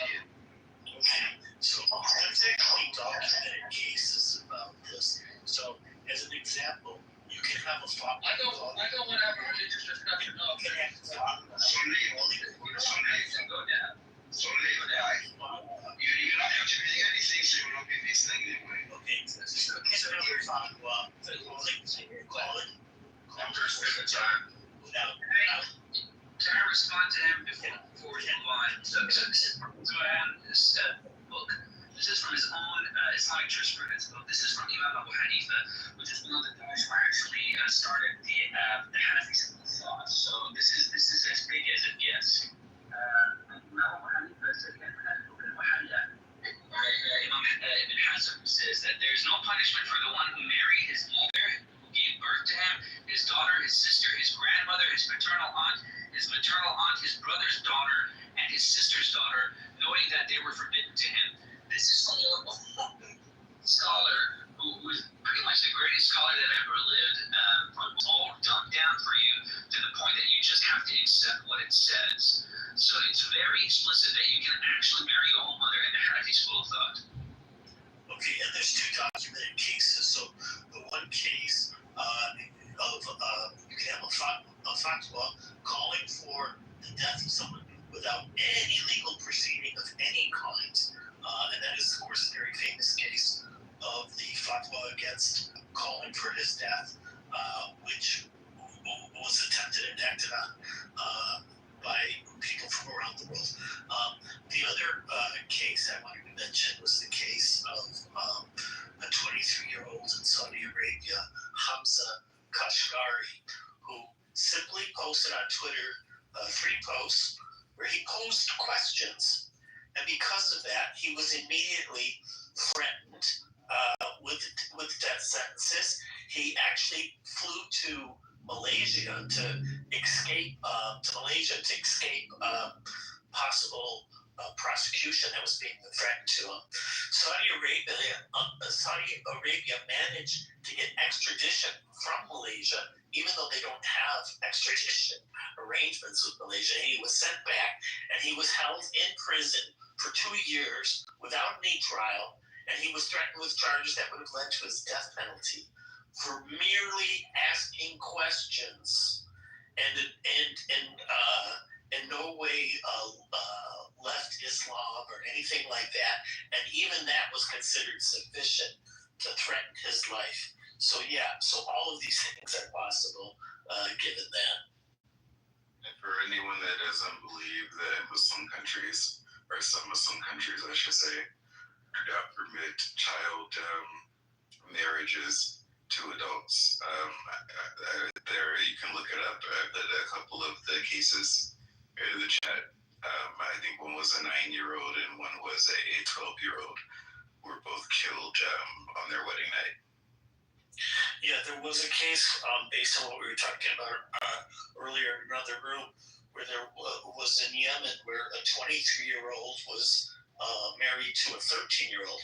I don't know what age they got married, but this was the age at which she ended up dying because he insisted on forcibly trying to consummate the marriage, and despite the various injuries that were in the process of forcing to do this, he continued his acts and led to her death.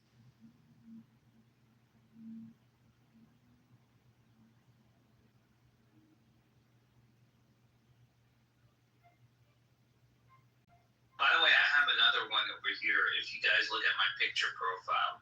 So this is from Imam Hajar al-Asqalani from his book Fath al-Bari. This is the book that they actually use in order to understand the accuracies of the grading system, the Sahih, the Hasan, and the Da'if, and the fabricated. So all the different grading systems come from this very particular book as to what the accuracy is. If you read this page over here that I actually have an excerpt of, it even talks about as consensus. So this is consensus among all scholars. Ijma'. So when you see the word ijma', that means all 4 schools of thought believe it. Even if she is in the cradle, and it's taken from the hadith of the Messenger of Allah that a father can marry his little prepubescent daughter without her consent. So even if she's in a cradle, she's a 1 month, 1 day old, totally okay to get married.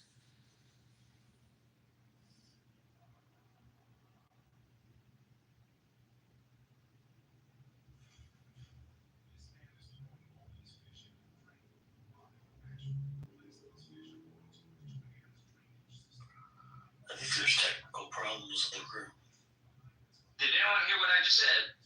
We heard you. I think that people are just sort of in shock.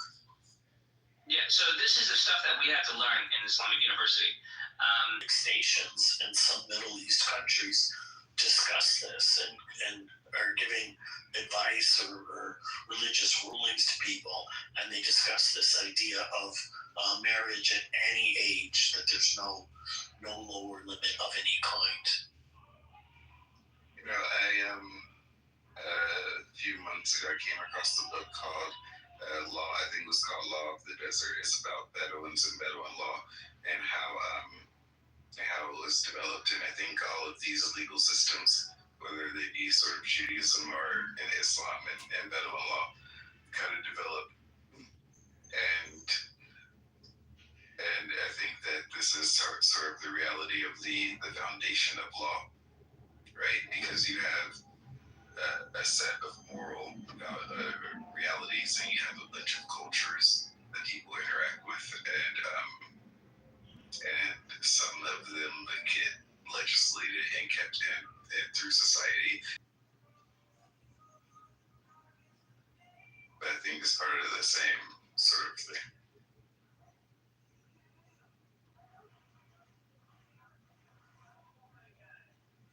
So I just posted about the cannibalism thing. If you want me to read, it's from Minhaj al-Talibin. This is a book by the Shafi'i school of thought. So this is Imam Nawawi's work, and he's a giant scholar when it comes to the Shafi'i school of thought. In case of urgency, one may even eat a human corpse or kill an apostate or an infidel not subject to Muslim authority in order to eat him. But one may never kill for this purpose an infidel subject of a Muslim prince or an infidel minor not so subject, nor an infidel who has obtained a safe conduct. And then it says, a person suffering from hunger who finds a corpse and at the same time eatable is not forbidden but belonging to another should, according to our school, eat the corpse rather than taking eatables that do not belong to him. No, it's pretty funny. So guys, don't steal if you're hungry. Just eat another corpse. Yeah, it's crazy. You know how straight Judaism is about avoiding death and avoiding improperly slaughtered animals and getting the blood out through it. If you're a Cohen, you actually can't go to a family member's funeral. You know, the idea is that it's just so, it's like the idea is that God came up with those laws, and then Christianity, and then Islam, and it's, you know, it went from this to that, and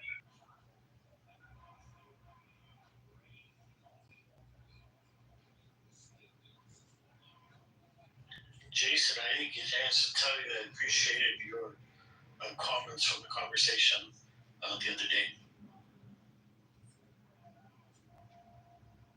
yeah, I remember the last room we were in.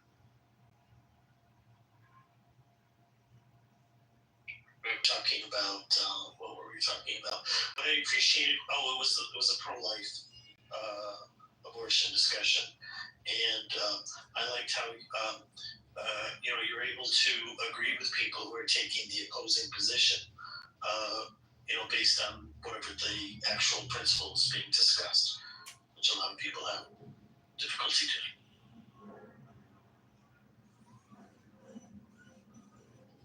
Oh, that's right. I remember now. Yeah, that was an interesting discussion. It was funny how that's the outcome.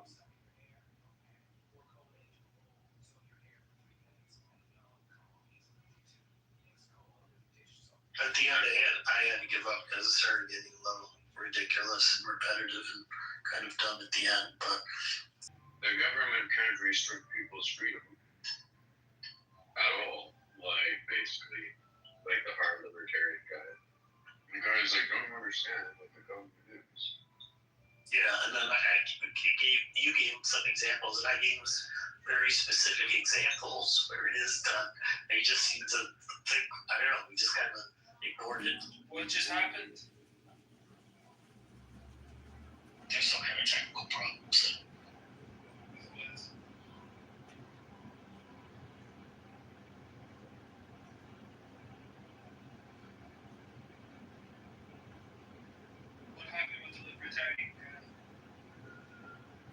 was just a very long discussion. He was a libertarian, but he was not very realistic about history and the way things actually are. It was Elliot.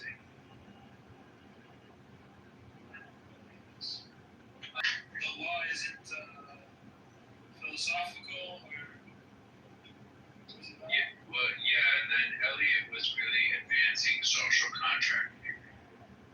He was saying, well, like this was toward the end, but I think you had gone by then. But I'm like, well, dude, if you try to find a time when that occurred or something, if you follow up on those ideas and say like, okay, it doesn't look like a contract.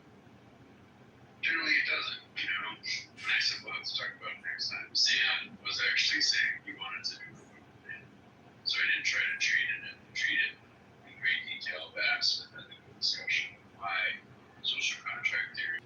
Tell me more about that. What's your take on that?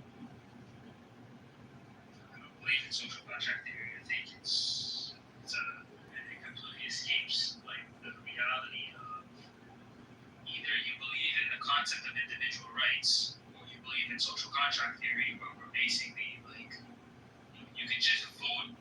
You can vote on literally anything as long as it's and the justification you can give is, well, because we just vote on it, it's acceptable. Individual rights. Then you have a misconception of what the role of government should be. Yeah, but Simon, you would agree that these individual rights aren't absolute, right?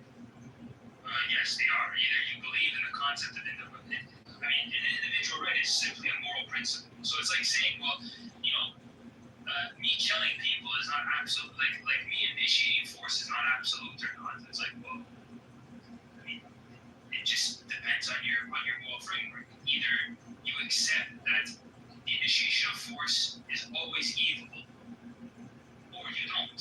So it's like saying, like, that's the point. And then the role of government is simply to recognize that moral principle and then define what that actually looks like. So that's why you have like laws to explicitly say this is a principle that if you go past it, you're in violation of someone's rights.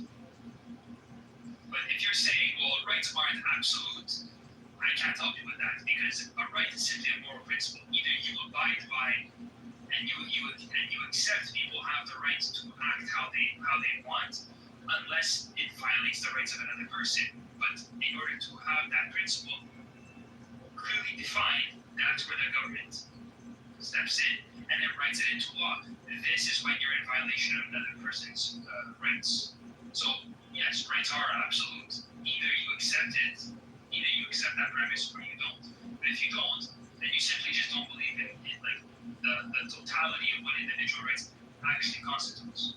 For the knowledge of people that make up like the entity in which you live, right? So you live in a community, you live in a state, you have a government or some whatever, and they decide what rights are extended to the individual versus the collective. Like actually by yourself, it doesn't matter. If I may offer a different scientific take on this, I kind of agree with Simon that there are some fundamentals here. The details are decided by the society, there isn't some way to like get the autonomy for the details.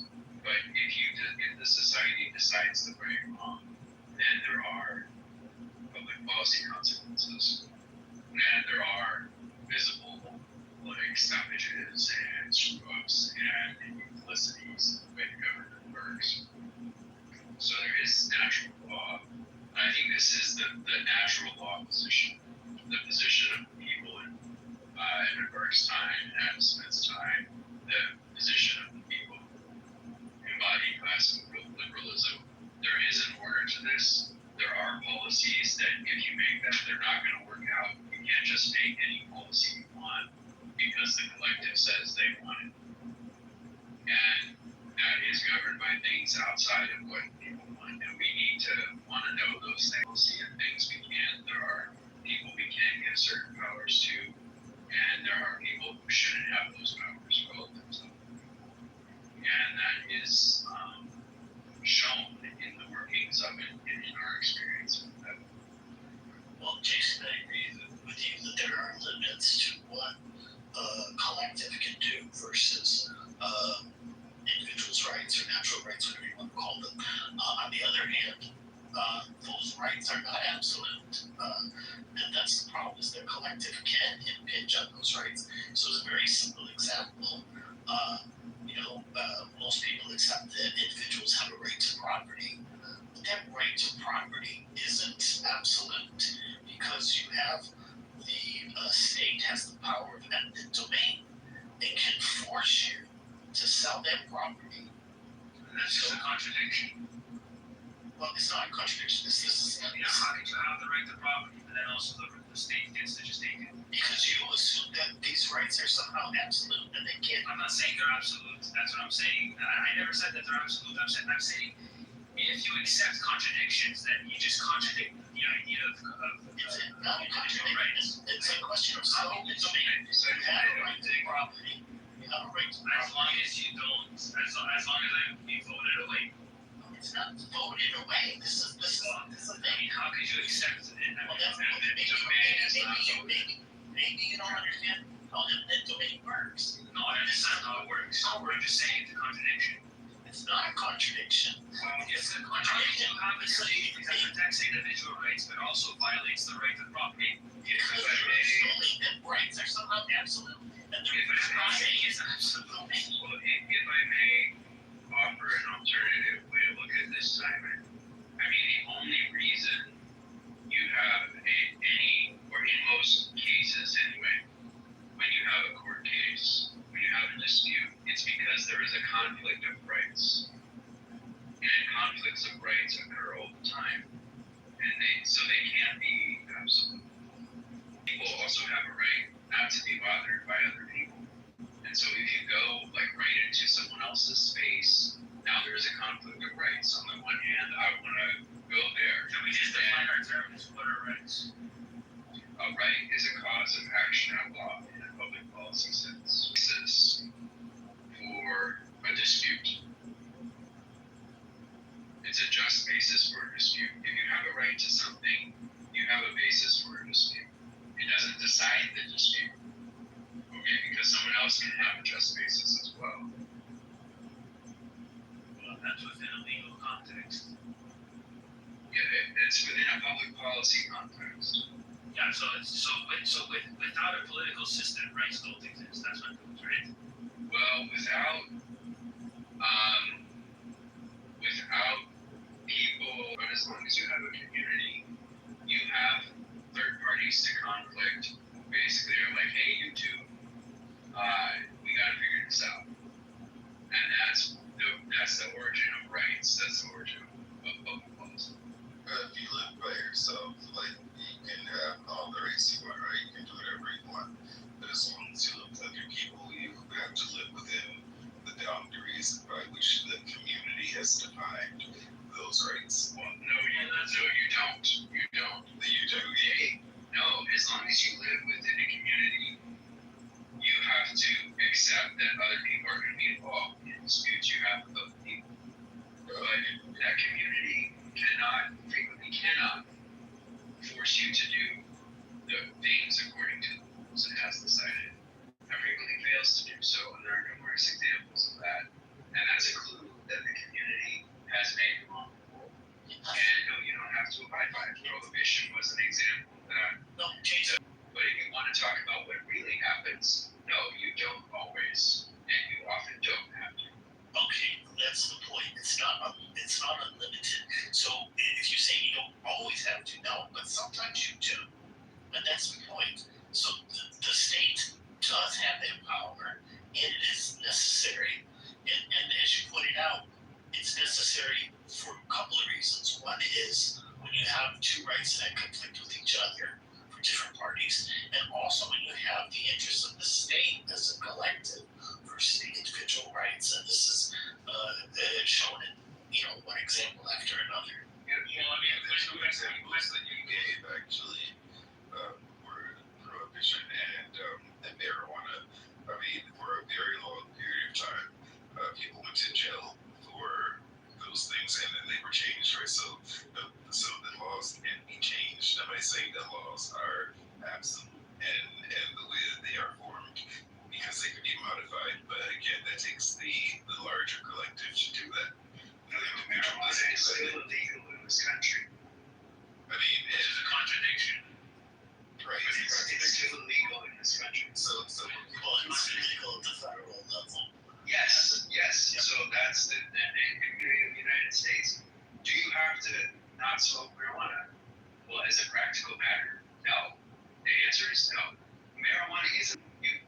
of these things are things you can state as absolutes, okay? You have to abide by the laws that community sets. No, you don't. You can do, rights are absolute. No, they are not. Okay? And so on. All these things have to be balanced against one another. It's usually, Simon, because a murder is a wrong. It's against the law. Well, no. A murder is a wrongful killing definition. But it's also wrongful. It's unlawful killing. No. But it's also definitionally wrongful. Okay? Well, I think we tried to killing first. Murder, that is wrong. That you did a wrong to someone by killing them. Well, killing is ordinarily wrong. I mean, but a murder is not the same word as killing. So you want to use murder. That's but that doesn't make any sense. Rights are absolute. So anything that contradicts a right would be just that. It's a contradiction. Your rights are absolute. People can have contradictory views on rights, but it doesn't mean that it isn't an absolute. It just means that you have a contradictory view and justification to violate that right. No, of course, your rights are absolute. But rights are not absolute. All the rights have limits, and those limits mean that they're not absolute. They don't apply. So if we just vote, you're making the nexus. I didn't say that the rights go away simply by voting against them. So certain rights can't be taken away just by voting against them. Why? But rights have limits. The limits do not imply that they can be taken away simply by voting against them. Okay, well, what's the principle stopping? Well, I gave you an example already of eminent domain. What are these universal rights in which you espouse? Like, where do they come from? What is principle? It's a moral principle. Either you uphold the principle of individual rights or you don't. So it's based off human nature and man's requirement for living. So when you say stuff like if a person cannot keep what he actually produces, you're basically a slave.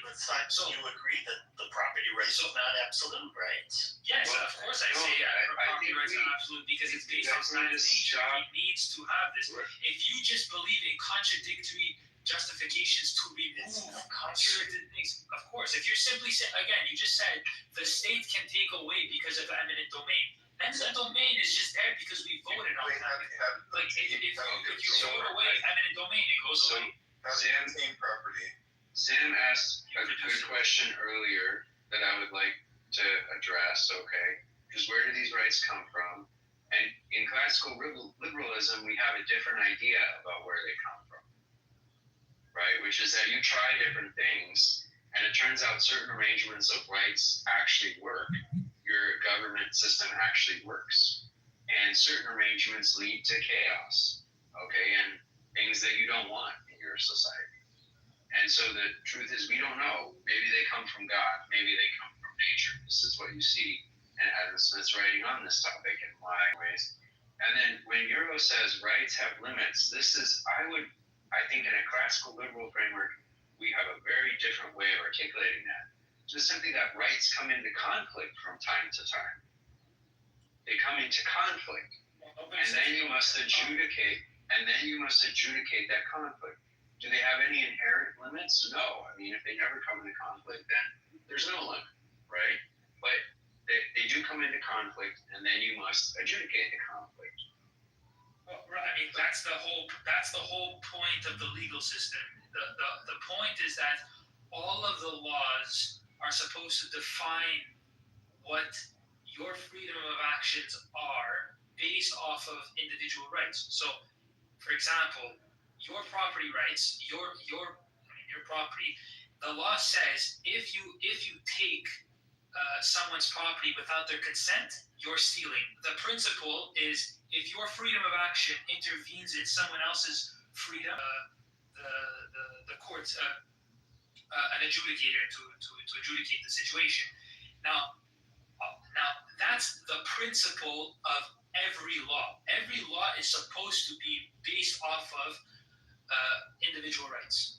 So when you say individual rights are not absolute, it's like, well, what do you mean? The entire legal system and framework is based off of this. So what would that actually mean, and what Rights are I didn't say that they are. But he's asking what that Pointing to an means. example.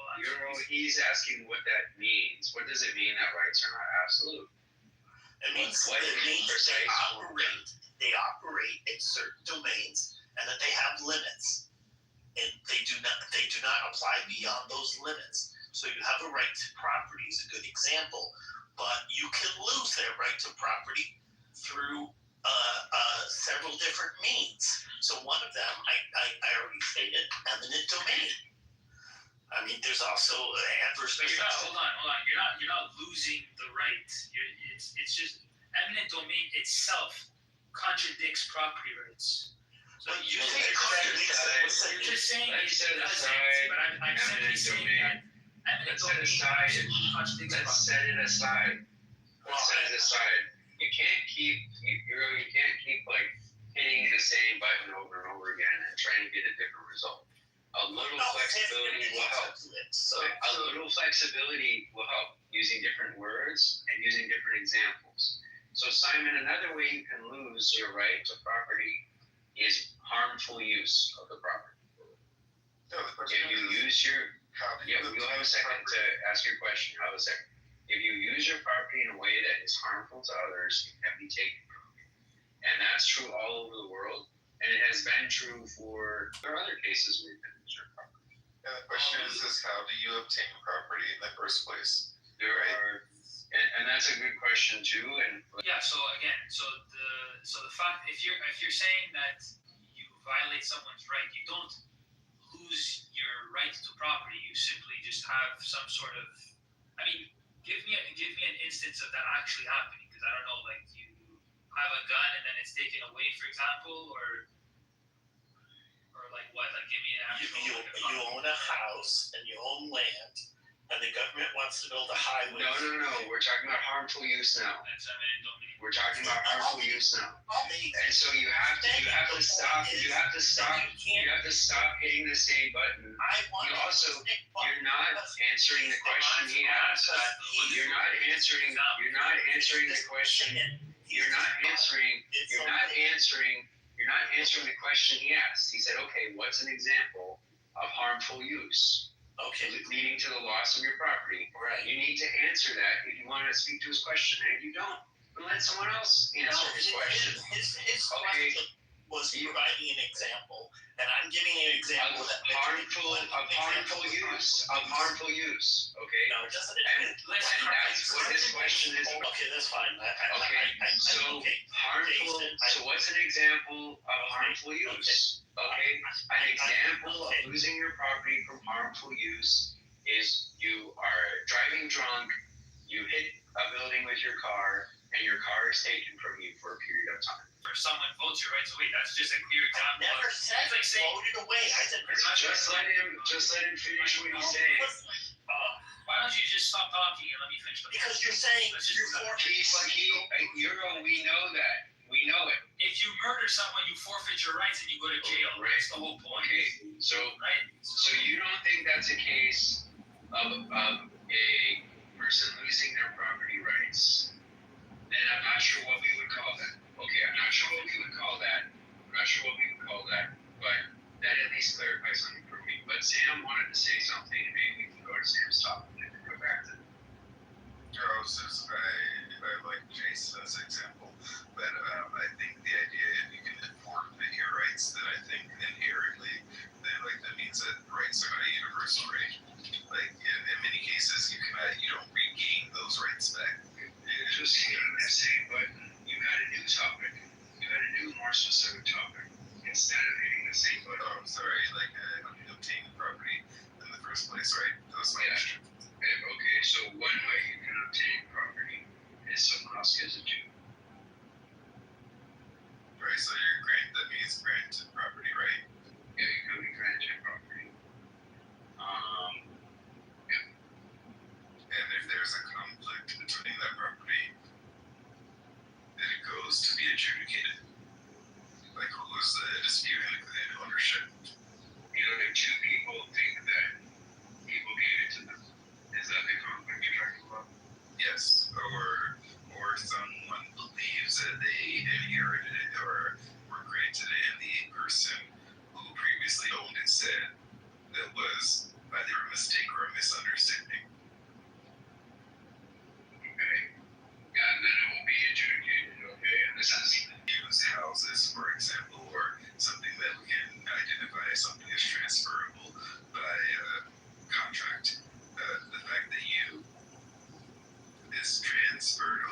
contract, and that it has to be recognized by the state, or a body of recognition can also be a body of revocation. Like they can be in charge of it if they decide to. If they so deem it, it can be reassigned. Yeah. Well, that's not really getting to like the heart of what I'm actually talking about. I'm simply so it means that you don't actually have right to your own property unless as long as the society says that you don't have the right to that. Right is a moral principle. Either you live by those principles or you don't. That's why, for example, socialists or communists, like, you know, they don't mind destroying property because they don't think that property is inherent to someone's life, I mean, essentially, they don't like believe in the concept of property rights, so they don't care if destruction and all that type of stuff. That's why they don't mind giving away everything to the state, right? So if you don't believe in that principle, if you don't uphold that principle, then you don't have it. That's why in America you have some semblance of property rights. In North Korea you don't, because those people don't believe in property rights, so they don't have property rights. Yeah, so Simon, I do actually agree with you on the principle, and this is why I actually believe that or come to the belief that every society has its own cultural, moral, social framework. So by that idea, that means that it's not a universal principle, right? Like at least your concept probably a place. Well, in the application, I'm saying like the principle of property rights is true for all human beings. That's why if you look at North Korea versus America, North Korea is a shithole. But if you apply that principle to North Korea, you would see it basically South Korea. So I'm strictly talking about like based off of human nature, based off human the requirements of man. Property rights is essential for a human being to flourish as a human being based off of his nature. Oh, that's a different story, whether it's inherent or not to humanity. I'm not saying it's inherent. I'm simply saying it's a requirement for human beings to uphold that principle in order to flourish as human beings. So I'm not saying it's inherent. I'm just saying. How is it different? If it's inherent, it's universal. Isn't it? No, I'm asking Sam. Oh, sorry. No, I don't think so. Actually, I think that those are, and quite honestly, I don't know if it's actually inherent. I think that we have just sort of come to this conclusion at our current stage in human evolution to say that it may be something inherent because we feel like it's a concept that currently works, right? But there are many people out there who believe that it doesn't work, and that's their own personal philosophy or issue. Like there are a lot of people who are saying the American capitalistic system, for example, of individualistic property ownership and whatever else, it doesn't really work because there are so many people out there that don't have. Everyone can have an opinion, and they're allowed to be wrong. That's one of their rights. So just because people hold the opinion, that doesn't really help us to decide whether it's inherent or not. Those people may be wrong, right? So what's really going to help us to decide? We can't just go based on people's opinion. Well, that's why it's based off of rights. I think he's saying that we're basing it off of the evidence, right? So we can see that individual property rights as a concept works in society because we see society flourishing for a particular period of time. Where we see in countries or concepts where people don't have individualistic property rights and they do not flourish. Therefore, the evidence is contrary to the idea of human flourishing. Yeah. So then, if you think about it from the standpoint of public policy, someone who is responsible for public policy, someone who has to make choices about. I can accept your premise, but I can also say that but does that mean that it is what Simon is calling an inherent right, or at least I think that's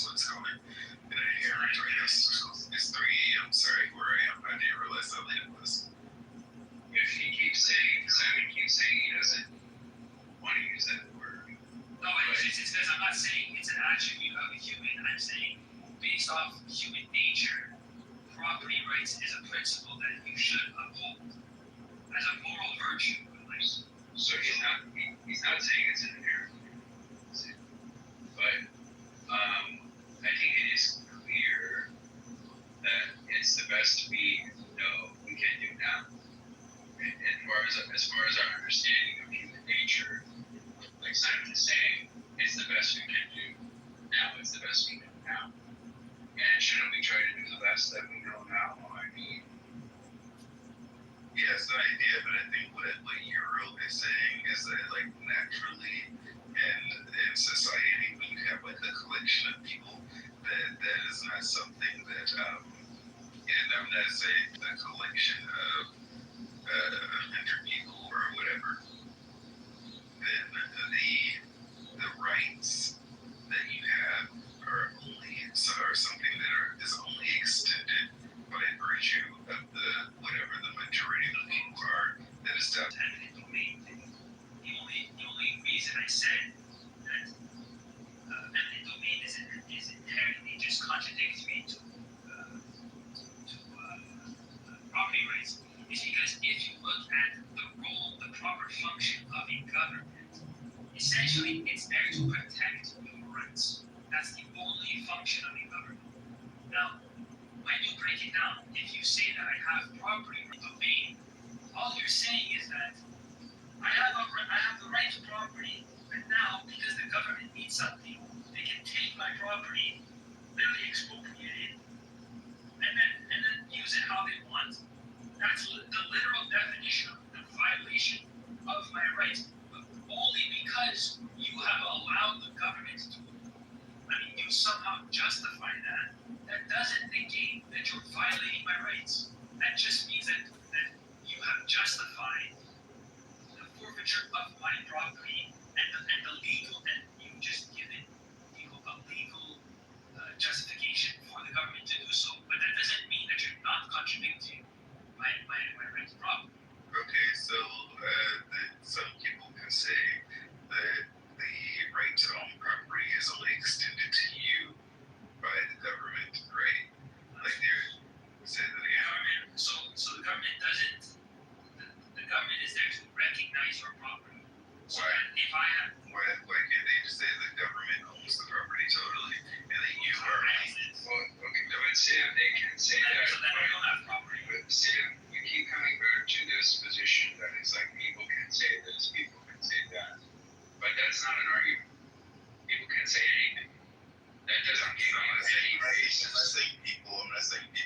I'm saying the government, right? They have people. When I say they can say whatever. They can say whatever they want. Anybody can say whatever they want to say. And that's not an argument. And anybody can say whatever they want to say. But the reality of it is that governments are structures that humans as a collective create. Right? This is what we fight wars over. This is what we kill people over. This is it. And also legal systems are things that are structures that people as collectives create. And you can have all the rights or freedoms and do whatever in your own space, in your own time. But as long as you live with other people, the state control and the individual rights and freedoms, so then which does not exist again universally in every society, but is something that is a thought experiment that expanded into practicality through Western society with the invention of things like liberalism and whatever else you want to call it, right? I guess those are just things that. But it doesn't really help us to discuss eminent domain, right? No, we're not. So that's it. It would be better. That's the eminent domain. Yeah, but Simon was saying, if they can take your property, okay, then how do you have a right to property? It's a contradiction.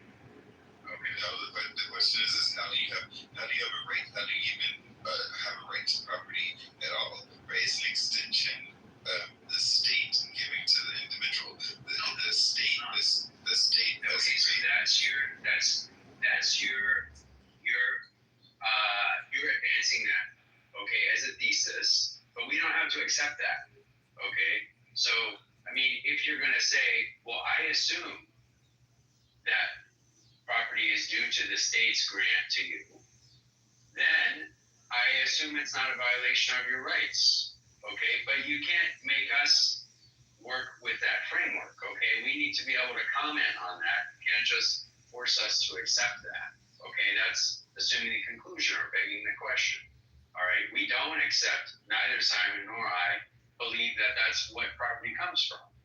So you want to introduce that as a hypothesis? Okay, sure. so where do you believe that property actually comes from? It's a good question. Nobody knows where the natural rights come from. And there are several recognized ways to obtain. There are several property. There are several. Yeah, there are several recognized ways. 5 or 6 others. Acquisition, the creation of something out of something else, and then the fruits of something that you own is another classical way to obtain property. So, for example, if we agree that a certain person owns a certain tree, an apple tree, the apples belong to that person. Okay. And these seem to be true all over the world. When you look, when anybody has property, they more or less accept these. There are Smith will list 5 of them, 4 or 5 ways to obtain property. If you can all agree that the primary case is possession. If you possess it, then it likely is yours as some whatever, right? Yeah. If you possess it, it is probably yours. You go on an island somewhere, right, and that nobody has touched before, and as far as you belong to you. Well, I mean, you can't really claim property to yourself. Say that again? Well, you can't claim property to yourself. Like the whole point is that if this is like an island and I come to your island, you're the first person. You don't. Then you own it. Sure. The concept of property itself doesn't even apply. But then someone else comes to the island. Well, it does apply. It does apply because someone else can come to the island later. They can come in 10 years. Okay. So yes, it does apply. Right. The island is not, in a different dimension. So someone can come to the island. So the concept of property does apply. Someone can challenge your right to this property. Yeah. So let's say 5 years. It could be 10. All right. This is occupation. In the English legal system, and I don't know, 5 years, 10 years, something like that is the limit they set. Generally it's something like that. Maybe 20 in some countries. I mean, there's even, okay. Depending on the certain context. If you go to the island, spend 2 years, you mix your labor and your mind to creating something. And then you leave for 5, 6 years, 8 years, whatever it might be. And then there's another person who comes and Are you a fan of Ayn Rand? Yes, absolutely. I'm an objectivist. But we just more or less are another one. But we answered Sam's question. So Sam, what are you going to do with that? Okay, I said yes. What are you going to do with that? All right. So this is the question. Now that we have the property dispute, right? So a second person comes after 10 years and says, well, I see this property, this is my property. Do they not have a right to the property? Yes, it's called adverse possession. Be either some sort of war or somebody's going to end up dying. No, that's not what adverse possession means. Sam, but adverse possession is when you act as though you own the property without the permission of the owner for a long enough period of time. Okay. So that's what's called adverse. It's normally in actual legal disputes and how it's been adjudicated is that the person no longer took care of the property and then someone else came and then actually mixed their labor and their minds with it and then they basically adjudicated in favor to the person that was actually taking care of it because there has to be some sort of you can't just leave land for 50 years and then let it rot and all that stuff. I mean, Why not? You can do whatever you want to with that land. Simon, I think what you said there is, Simon, I don't think that's completely intellectually plain. Okay, no one says mix your labor and your mind or whatever. Yes, there's actually with that. No, this is how I know that Carlos or like. No, yes. Okay, please let me look. Please, let's. I'm telling you, it's not true. Okay, I'm allowed to tell you that something is wrong. Okay, you don't have to agree with me, but we can't have a conversation if you don't let me tell you that something is wrong. All right. I don't think anyone says that in any legal material. They don't care whether the person mixed their labor or mind or whatever. They just care whether they possessed it. They possess it for long enough. Okay, Sam asked, how do we decide if they possess every 5 years or something, that they possess this, they are taking possession of this island. Yeah, but all the things that you said are extremely subjective, right? And that's the point I think of the matter is there are no such thing as objective laws. Every law, all laws, all structures of law are completely subjective to the society or collection of people that it pertains to. And if somebody owns this land, or somebody is the only known person on this land and other people come on it later, then that individual is the person who sort of sets the standard for this legal system based on his own subjectivity, unless the people kill him and then they create not based on his subjectivity. What do you mean? Of course. No, because he who controls the land writes the rules. No, that's not even But that's false, Sam. That's false. That's not where the rules come from. Okay, where do the rules come from? They come from traditional usages. Traditional usages are also subjective. This is why we also have traditional usages. Sam, look, you're changing the topic here subtly, because you said he who owns the land writes the rules. And I said, no, that's not true. Okay, so let's settle that.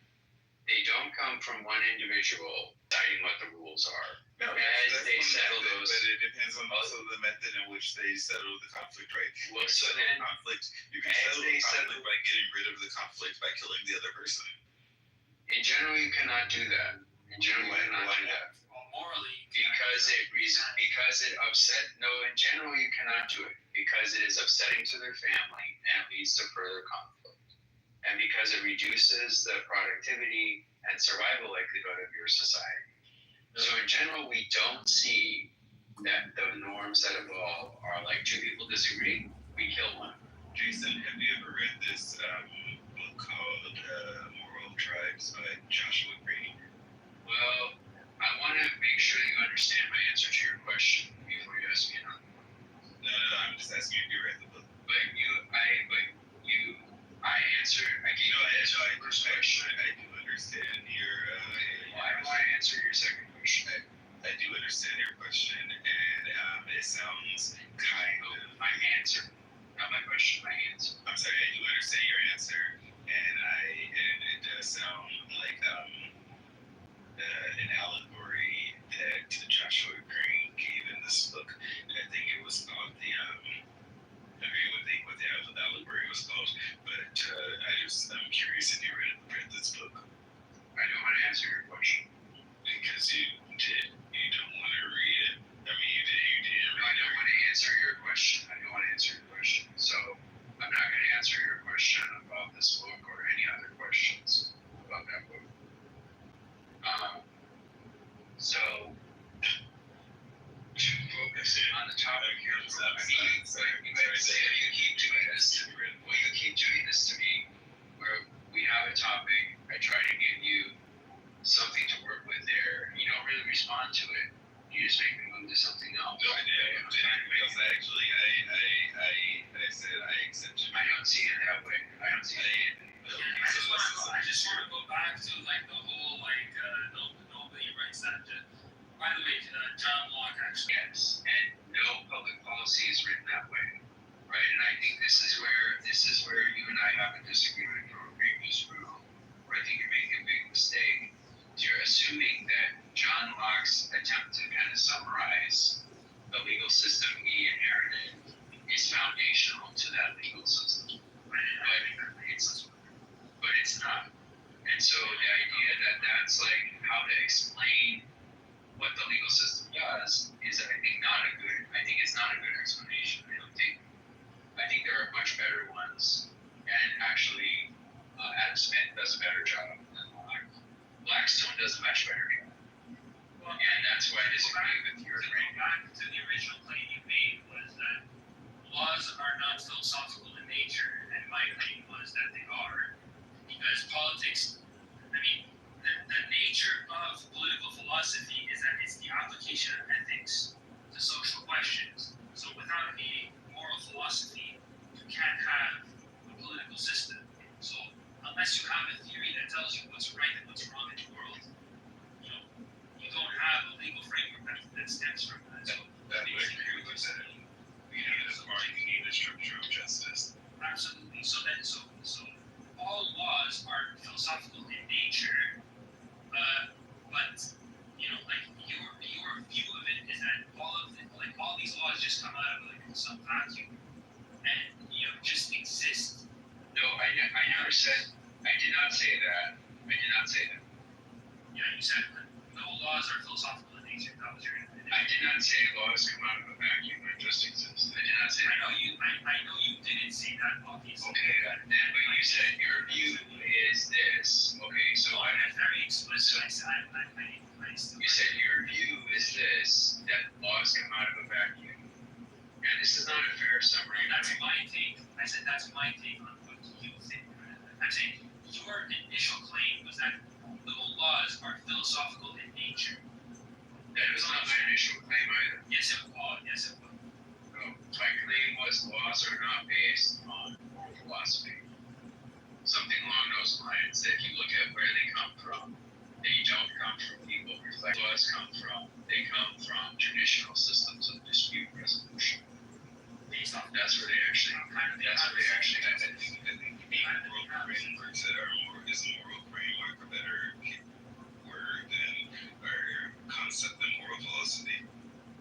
Well, one consequence of that though is it means you can't use philosophers as references for the law, because the law did not reference them. The law did not come from their works or merge out their works. If you want to look for references for the law and understand how public policy system evolved, for law or public policy action, then you have to look to books on jurisprudence, surprisingly enough, which they're more about like why is the law or how do we make good laws. But just looking at philosophy in general is not. This is my point there.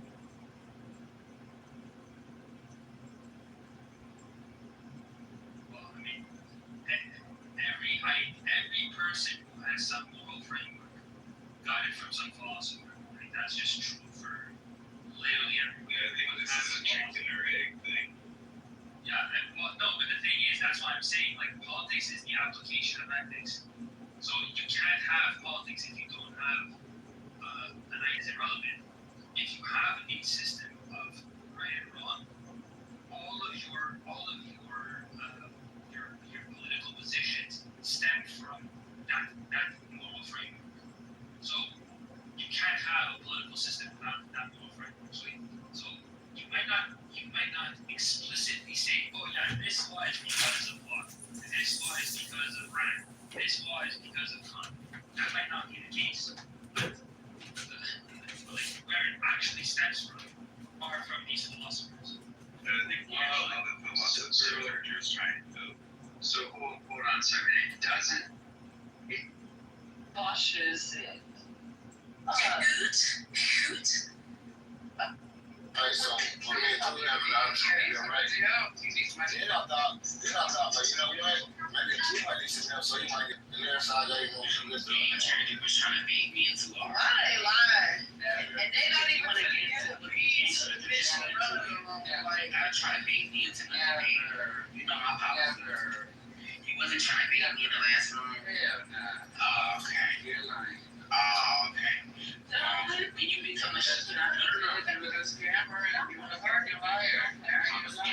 with you, and you believe in her, but you believe her. Do you believe it? But I'm such a scammer, but you trusted me enough to cash at me and pay me. But I paid you $50. So why would you pay a scammer? So why would you pay a scammer and a liar though? Yeah, you are a scammer. So why would you pay me? I will issue in when you. So why would you pay me though? So why would you pay me